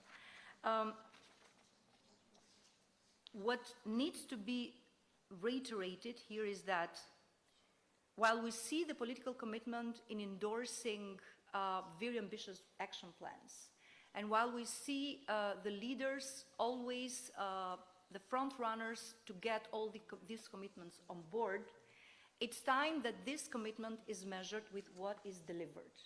And I think that through a very structured process of monitoring, but also reporting the results, I think that we make them accountable to what they have committed, and we make them responsible towards their citizens and towards the partners. Thank you very much. I come from Romania, and I feel it like I was in the history, you know, that was the same. Maybe the way was a little bit harder for us. We catch our objective with the Schengen only this year and you talk about the digitalization, you talk about the roaming, you talk about the SEPA, that it means time for people, and this is the most important resource. If may I ask a follow-up question? What is the role of the social partners and the civil society play in this process? Well, we don't see the CSOs only as the watchdog or the ones who would either communicate on the progress or the failure, but we see them as part of the solution.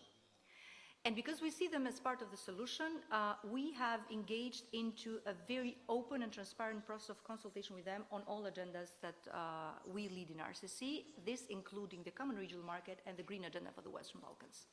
When we developed, together with the other regional partners, the Common Regional Market Action Plan, we had an open and transparent consultation with the CSOs, trying to bring their perspective into the strategic objectives, into the specific actions that could be embedded into the Common Regional Market Action Plan. And I've seen many faces around the table today that were part of the consultation process when preparing the Common Regional Market Action Plan, so the second iteration.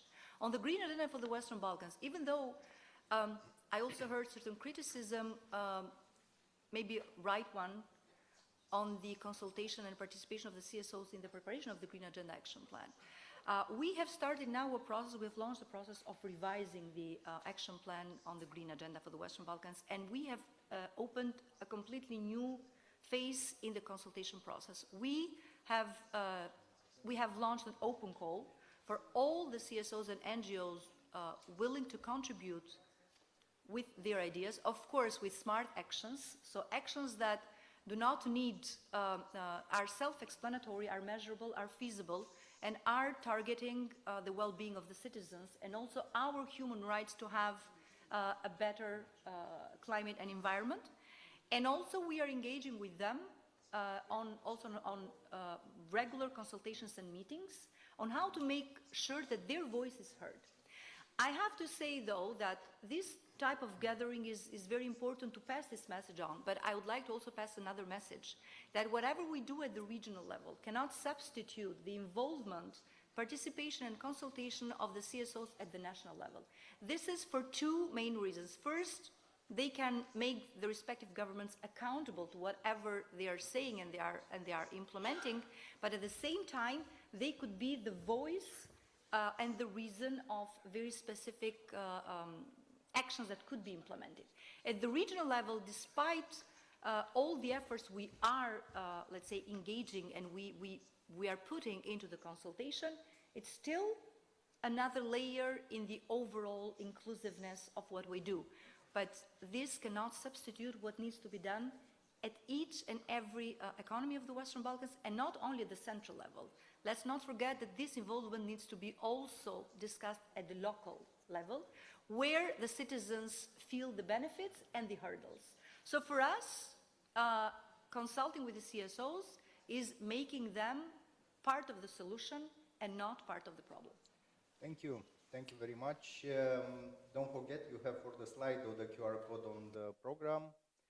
And now, Mr. Hendrik Bosheimer, Economist and Project Manager, South East Europe Division from OECD. And if we discuss this organization, we discuss about a lot of numbers, figures, and we have a presentation. What are your findings regarding competitiveness, the state of the economy and business environment, and digital transformation in the Western Balkans? The floor is yours. Thank you very much, and also thank you for inviting me to present on behalf of the OECD our collaboration with the Western Balkan region in support of economic competitiveness. At the OECD Southeast Europe Regional Program, we have a broad portfolio of work streams on SME development, for instance, on greening, on digitalization, I'll come back to that, on anti-corruption, and so on.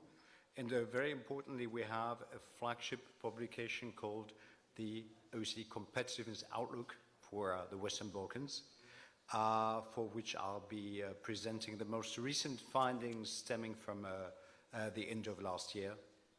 You see here on this slide what is new in the last assessment. We have chosen this time a cluster approach, leveraging 15 different policy dimensions and with more than 600 indicators into 5 key areas that you see outlined here behind me, from infrastructure and connectivity over skills to business environment, digitalization and greening. And very importantly, this analysis is a whole of society undertaking. That means in the different steps in the collection of data, in analysis, in designing policy recommendations, and then also in tracking the implementation and providing feedback, we're involving a whole set of actors. Civil society, obviously very important, and then government is part of the exercise. Businesses, business chambers, academia, they all contribute to this analysis. Overall, we have more than 1,200 people across the Western Balkans contributing to this exercise. Let me just highlight a few elements, starting with infrastructure and connectivity, which you see on this slide. So we have seen that if we compare the status quo in the last analysis to the last cycle analysis performed in 2021, we have seen that there's an improved reliability and efficiency of infrastructure, and that across the region.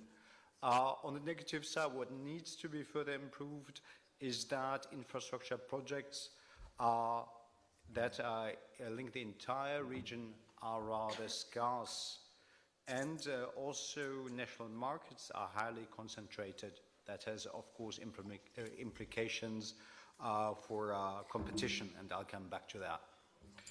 When we look at the next slide, we see that looking at skills and capabilities, that governments have done very important efforts recently in the last years to upskill the youth and labor force, that's in primary, secondary, tertiary education.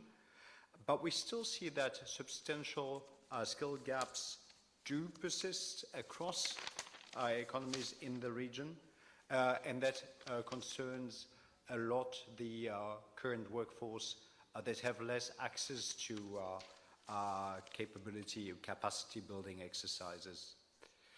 Regarding the ease of doing business, and we see that on the next slide, we have seen that the Western Balkan economies are generally open and very investment friendly. By the way, when we compare the metrics to that of the EU or OECD countries, we actually see that the Western Balkan economies usually are more open than the countries in Western Europe. And I think that is a very positive, but also surprising finding, I think.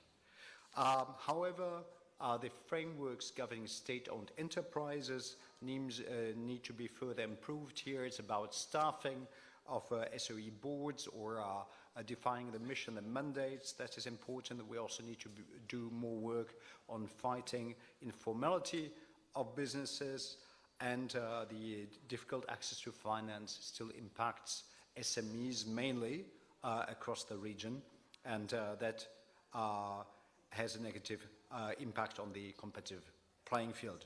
These issues need to be addressed. Very importantly, we put a lot of emphasis in the analysis on digitalization. Here we see that the Western Balkan economies have invested a lot in infrastructure for digitalization and also in digital skills among the youth.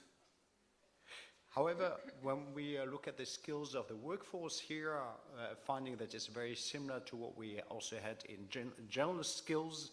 The workforce, they have less access to trainings, they have less digital knowledge and skills, and that is an impediment for doing business in the region.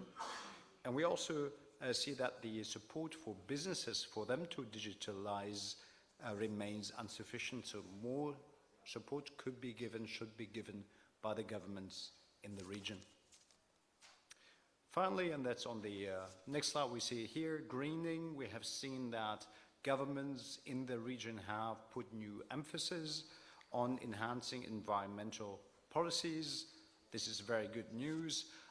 The governments have also recognized the importance for key sectors like agriculture or tourism, that this has an immediate positive effect on a number of sectors, and in long term, obviously, it has an effect of all sectors, and that is increasingly recognized. However, we still see that resource productivity remains much lower than in the EU, for instance. So if we are looking at at emissions of carbon emissions, for example, or also the use of resources in production, here the Western Balkan economies are not performing as positively as EU countries, for instance. Now, this was just a glimpse of the key findings for the competitiveness outlook. It's an analysis with more than 1,000 pages that you're invited to consult online if you're interested, and obviously also be happy to respond to any questions you might have. Thank you. Thank you. Now I think it's time to see the results of the first Slido. And we'll discuss about the future and your perspective about the convergence. Let's see.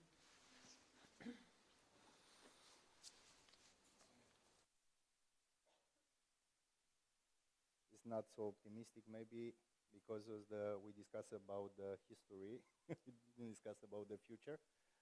Okay, and I will try to put another follow-up question, Mr. Boshammer. What is your recommendation to speed up the convergence between the European Union and the Western Balkans countries?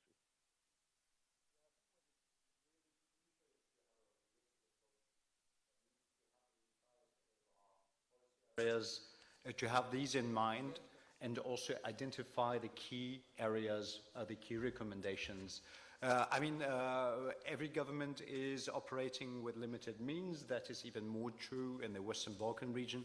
So you need to prioritize, obviously, policy measures. You have limited financial resources, limited personnel resources.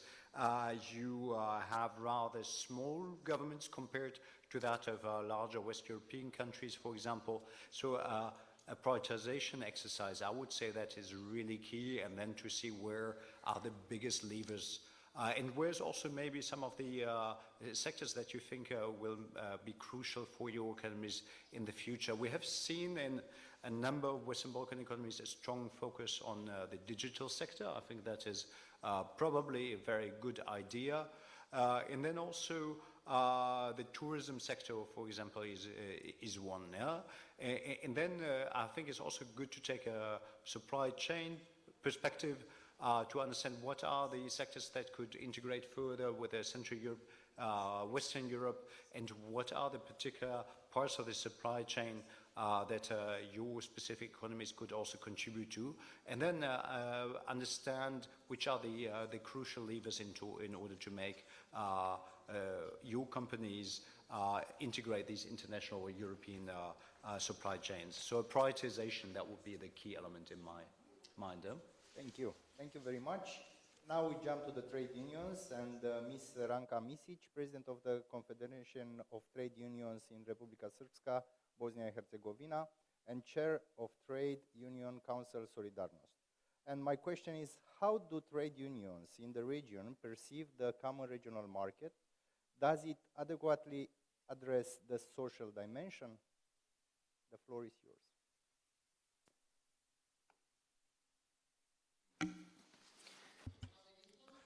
Thank you very much. Thank you for this opportunity to say some things that we trade unions in the Balkans consider to be relevant and important. But it's the end of the day one. Everyone is tired, and it's very difficult to be interesting for the audience to hear or understand messages we are trying to send, especially when it comes to trade unions. Trade unionists are not people you love. You're not welcome. They are not welcome at many tables, and they are as a punishment and somebody who comes at the very end. So I will now speak completely different, in a different manner than what I am expected, because I don't want to be liked by those who listen to me, but I have a very important task to send a message to those who need to hear me. That's my role. Not an easy role. and after all the optimistic messages we heard from politicians, so then we heard the different experts, I feel as if I were not here. I cannot place that optimism in real life. So I'll try to place what is important for us in a broad and then in a narrow framework. So the world is changing before our eyes. How much we as humans and workers are part of this planet. Without workers, employees, you would have nothing to discuss about or talk about. You wouldn't. Without them, you cannot talk about the market, production, growth, policies, and NGOs are very important here. And trade unions seem like an error here, and you might take it against me, but I don't mind. When I said work hours, I want to talk about work hours. In this planet, there is a severe fight for being number one. On this planet, we have real wars, wars in which people get killed. At this point, the profit of military industries is growing. At this point, we have economic wars under quotas for energy potentials, for ores. And when you say all of this, then we wonder, what is happening to all the workers? What happens is willing or unwilling leaving of this region. People leave to looking for a better place, but where is this better place if we have this unexpected sudden changes in the world, changes in the global policies where we are just small individuals, just a statistical error on the planet. So there is this dominance of power. Can we talk about democracy, discuss democracy and discuss dominance of power at the same time? So we have a group of people that is extremely rich, multi-billionaires, and they decide things, they create governments and create laws. And then at the bottom, it's us workers who have to accept this or not accept this. We have to accept we need to work and somehow contribute, thinking about our own families and our societies. So when you put this into a global context, because I'm here the voice of ordinary people, those who live the policies made by politicians, those who live decisions made by different centers of power, and depending on those decisions and living those decisions, they form their families and are trying to survive and to make their life as quality as possible. We say, where is the Western Balkans in all of this? So Western Balkans has always been an interesting region in which others knew better what to do in the Western Balkans than those who really live in the Western Balkans. I come from a country, I come from Republika Srpska, Bosnia and Herzegovina, where reality, justice, fairness, international law, they all left our country. There is no such thing. We are under protection. You have one person who adopts laws and you can complain as much as you want, but nothing can help you. And then I'm confused. What does democracy mean? How we can say it?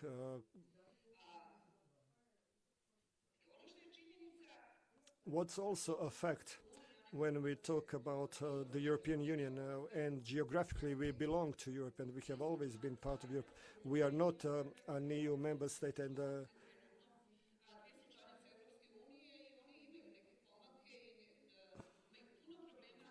some countries have made progress, and the EU member states have far fewer problems than candidate countries.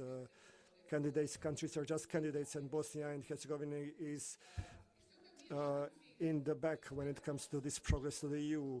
When we work to see what's happening in the EU, we can see that the EU is quite confused at the moment.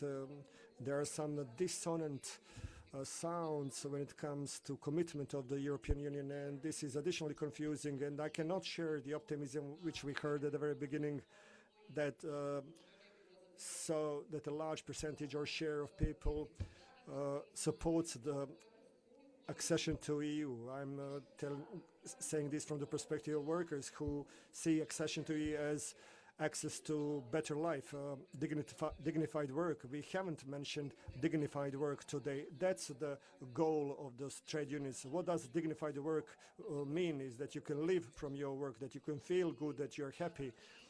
People, workers in this region are not happy. Most of them are not happy. They spent their hope, they spent the time they can wait, and now they're confused. What's going on? So it seems to me is that there are many issues, not challenges. Since we started replacing the world issue or problem with a challenge, then we less addressed the real problems. We tried to camouflage them, but they are real problems. The freedom of trade union association is under threat in this region. And the matter of social dialogue and ILO conventions is becoming an archaic topic. We have some new directives that make the rights and messages more flexible, that make the content of the ILO conventions more flexible. This was a critical remark. And then there is a question, what it is that you offer? I don't want to criticize or only criticize. I want to say what we think should be done in the Western Balkans.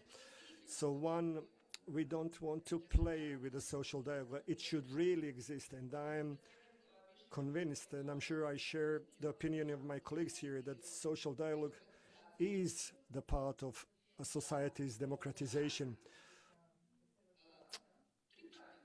To discuss in this tripartite manner, the government, trade unions, employees, they can offer the possible solution to the problem. We need strong support from the EU institutions to strengthen economic and social councils. Why? Because strengthening economic social council means showing respect for social partners, so that the government is not the one who leaves the negotiations about the minimum wage and just announces the minimum wage, and then you start negotiating the minimum wage, but the government has already set the amount of the minimum wage. Somebody was clever enough to say the best trade union pluralism is to dissolve trade unions or to have as many trade unions as possible, small trade unions, and then you will always find your own trade union. The government will find their own trade union, and employers will find their own trade union. It's very hard to reach agreement. So the matter of trust, the matter of sheer need to sit at the table, to respect the collocutor who doesn't have any capital, doesn't have money, doesn't have political power, but has a proper head and works and contributes to increase the profit and votes for those politicians. You need to show respect for this collocutor, and you need to return some of the profit to these workers. Happy worker, well-paid worker is an investment. It's not an expense. It's something that will affect the growth. It's something that will strengthen the economy. And when you make the economy strong and you have justice and well-organized society, then workers won't suffer from apathy, won't be sad, and will not want to leave. The workforce in the Balkans is not lazy. They are educated. You who come from the well-developed Western countries, you know this is truth, what I'm saying. How do you know this? You know this because our most expensive productive that we sold and gave for free, we export it to your countries, and these people are building your countries. Of course, we have always had migrations, but not to this extent. So they are hardworking, well-educated, useful. They are underpaid, they are humiliated.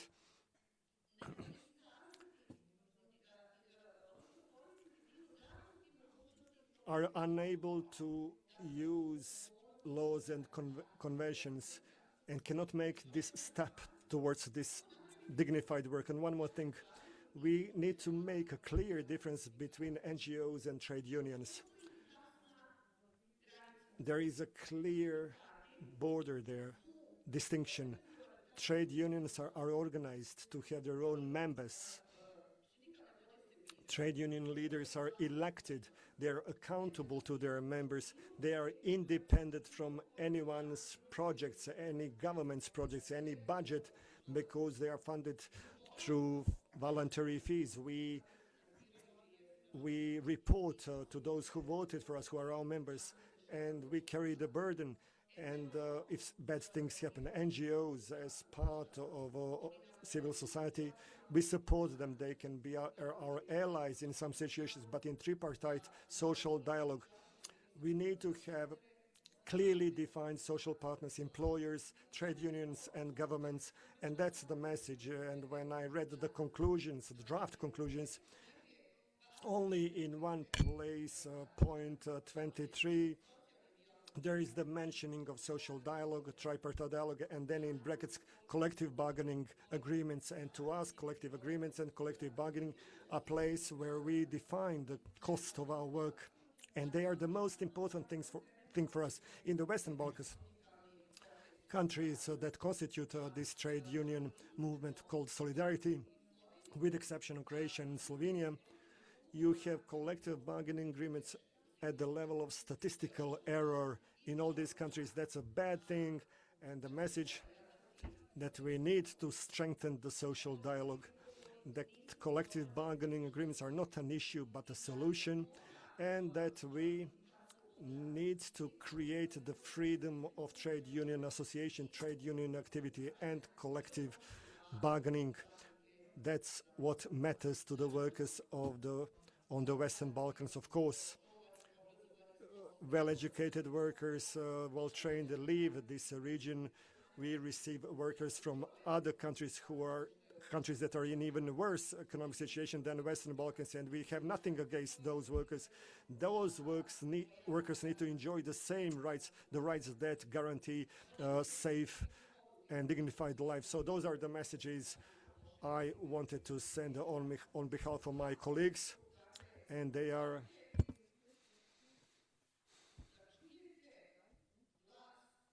please hear the voice of real people that your statistics talks about, your studies talk, and it's not like you told us. The life is very different. There are many challenges in real life, and we are asking you to help us, but we need help that will give results and impact the economic growth, which also means better life of all citizens for the Western Balkans. If I have said something that somebody did not like, I don't have any issues with it. Thank you. First of all, I think, yeah, we are all together human beings, and we are European citizens, and we are all together around this peace project, which is European Union. And for sure, our role on the trade, the employers, and the NGOs find a place to help this project to become more powerful in the future. And I think it's time to see the perspective of the audience for in the second question. We discussed about the labor rights, and scan your QR code from the program, and we'll see to the end the answer. Now it's time for the Mr. Joel Dudas, Labor Inspection Occupational Health and Safety Specialist, International Labor Organization, Office for Central and Eastern Europe. And my question is, what is the ILO's agenda for social justice in the Western Balkans? The floor is yours. Thank you very much. And I think probably to a certain extent repeating my fellow panelists at the end of a long day, being the very last speaker is perhaps a tall order, but I will try to have a short, brief, but to the point intervention regarding that. In fact, social justice is the very raison d'etre, the very real essence for the creation of ILO, which has been since 1919 already at the forefront of labor rights.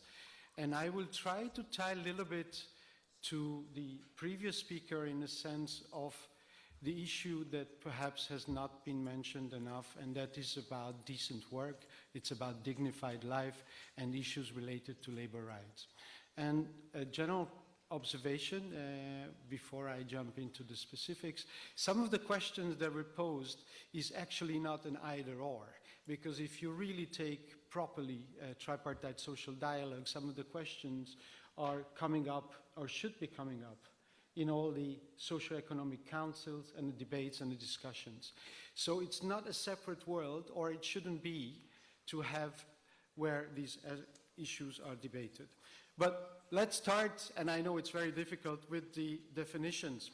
So what is really social justice? What is that we talk about? It often became a buzzword or not being properly known. But the ILO defines social justice as the pursuit of fair outcomes in a society that ensures all people have equal access to opportunities, rights, resources for a dignified life. And I think this is essentially captures it all. So according to the ILO, social justice encompasses equitable access to work, social protection, social dialogue, and fundamental labor rights. So in the previous panels, when there was a discussion about the fundamentals sometimes being unchecked, sometimes not being properly addressed, it is the very essence of all these things we talk about. In response to perhaps seeing those inequalities that was mentioned by the previous speaker in the world, because you have at one point, if you look, unprecedented technological progress, unprecedented wealth being created, yet the inequalities of the distribution of that wealth leaves some questions. So in fact, the ILO, in recognition of those realities, for a few years now, have created its passionate call for a global coalition for social justice. And it's not just a mere buzzword, it's about creating a new impetus to address it together. We do have our tripartite structures, we do have our social partners there with us, we are creating those standards together. That's why they're lasting so long, because they're not just being created with governments, but with the voice of the business and employers and the voice of the trade unions and the workers. But in fact, with the Global Coalition for Social Justice, we wanted to create a collaborative space that will be creative for others to join in and enrich that conversation. But also, we wanted to create a place where you can have an elevated advocacy discussion for those issues. There is a lot of talk about the sustainable economic development. There's a lot of talk about the environment. But what about the third very important part of this equation, and that's the social dimension? And that brings me to my third area where the Coalition for Social Justice is aiming to address, and that is to have research, to connect the dots and make the linkages, which is so far, we can all probably agree, the social link in that equation is the weakest one. There is a lot of research on the environment, the linkages between competitiveness, the economy, and all this. But how is that relating to the social component of this? So we also, through this global coalition, we're calling for more research, more creative approaches to have this actually relayed, analyzed, and explained. And for that, we can all make an effort, which was also mentioned by the previous speakers, and in fact by the previous speakers now. We're living in time of decreased confidence in the institutions, in the established structures, and there is a need to reinforce some of that through new creative ways and means. When it comes to the global coalition for Social Justice, I just want to name few areas where it sees areas of immediate action. And some of that already have commenced, and others, the work is coming up, and it's not equally divided by all the regions. And I just want to say that being grateful for the opportunity for the organizers to be here, the EESC is also part of the global coalition for social justice. And I think many of the social partners here that are either through direct representation or through the ITUC, the International Trade Union Confederation, the ETUC, the European Trade Union Confederation, or through the business side, the employers' organizations, through the IOE, the International Organization of Employers, they are members of this coalition. Many governments are members of this coalition and academic institutions. So we are not alone. It's a growing number, and I will urge all of you, consider joining this, because this is a call for something that we all recognize there's a need for. So just going through some of the issues that is important, that has been identified by a coalition in terms of thematic development. Addressing inequality, discrimination, and exclusion. We're living in a world that these are issues that are still calling for attention. The next one, which is of paramount importance. Let's say it, and let's buy into that notion that labor rights are human rights. For too long, it has been a separation that's been made, artificially or otherwise, saying that there are two divergent sets of things. In many ways, they're interlinked, and the very essence of addressing them is to improve people's lives and human dignity and create decent work. There are also others, but I won't have the time with the allocated thing to go through all of them. But I mentioned one that is of paramount importance as well, and that is to support institutions and forces of social dialogue. And again, social dialogue has been mentioned over and over here again. For us as an ILO, this is the essence of our tripartism, of our belief of addressing social justice. And that's why our conventions, our standards, because the ILO is a standard-setting organization, have lived on for so many years. They have been set through hard-thought compromise between the workers, businesses, and governments. Our governing body includes the equal number of representatives from the trade unions, the businesses and employers' organizations, and the governments. So this is what we believe in, and this is at the core of properly addressing labor rights that are so important if you want to address. And we believe we all need to address the issues related to the social dimension of issues related to the Western Balkans as well. Coming to it, one of the good examples how the ILO is addressing the issues that I just spoke about in the Western Balkans is the Employment and Social Affairs Platform ESAP3 project. And we want to thank the European Union for the generous funding for that, because it actually does address some of the things I mentioned. It does work with social councils, socio-economic councils, works with tripartite structures, creates the support for them to become even more operational and effective. And I think this is the call for our end, that this social dialogue needs to be rejuvenated. This needs to be given a fresh impetus, because there's a growing number of evidence that in difficult situations and historic times, the tripartite social dialogue creates an opportunity and social cohesion, and it is part and parcel of participatory democracy.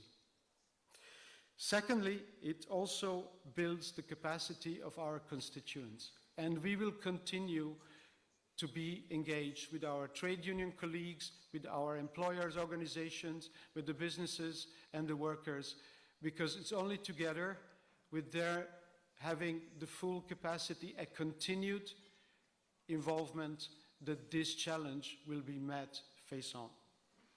And last but not the least, I think this is also, of course, the call for the governments to provide the necessary funding for social partners, for the social dialogue, and for it to be effective, there needs to be a recognition. There needs to be a recognition that this is a tool which is at the moment maybe underutilized, but has a great potential. And it's not just a matter of funding, but it's also about creating a space for its existence and giving it the proper respect and role for it to actually grow. And last but not least, really, it's the regional peer-to-peer element of the ESAP3 project that is important to mention here. There are similarities and processes, and lots can be learned from replicating these.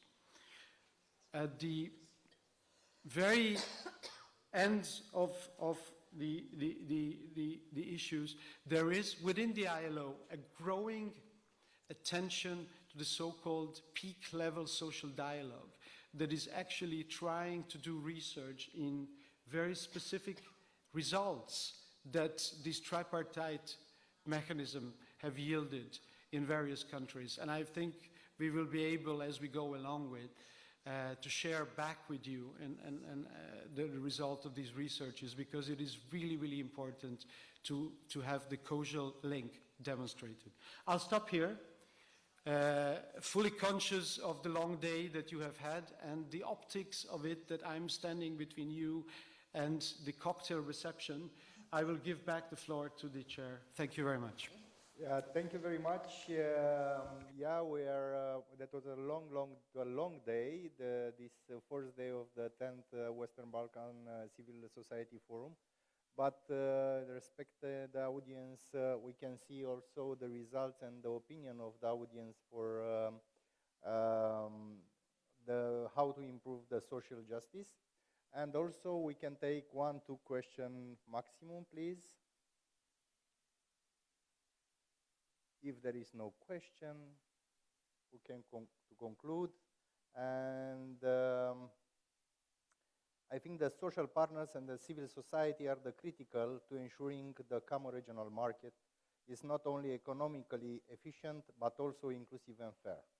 Without structured dialogue and genuine participation, digital transformation and convergence with the European Union risk being unequal and incomplete. Thank you for the panelists. Thank you for the interpreters. Thank you for you stay, and I invite you now, because I'm in the last panel, to the cocktail reception offered by the Open Society Foundation, Western Balkans. Thank you, and applause for the panelists, please. There is on the first floor, but here in Montenegro, I find the way the first floor is up, or something when going up, it's down, or something like this in the hotel. Thank you.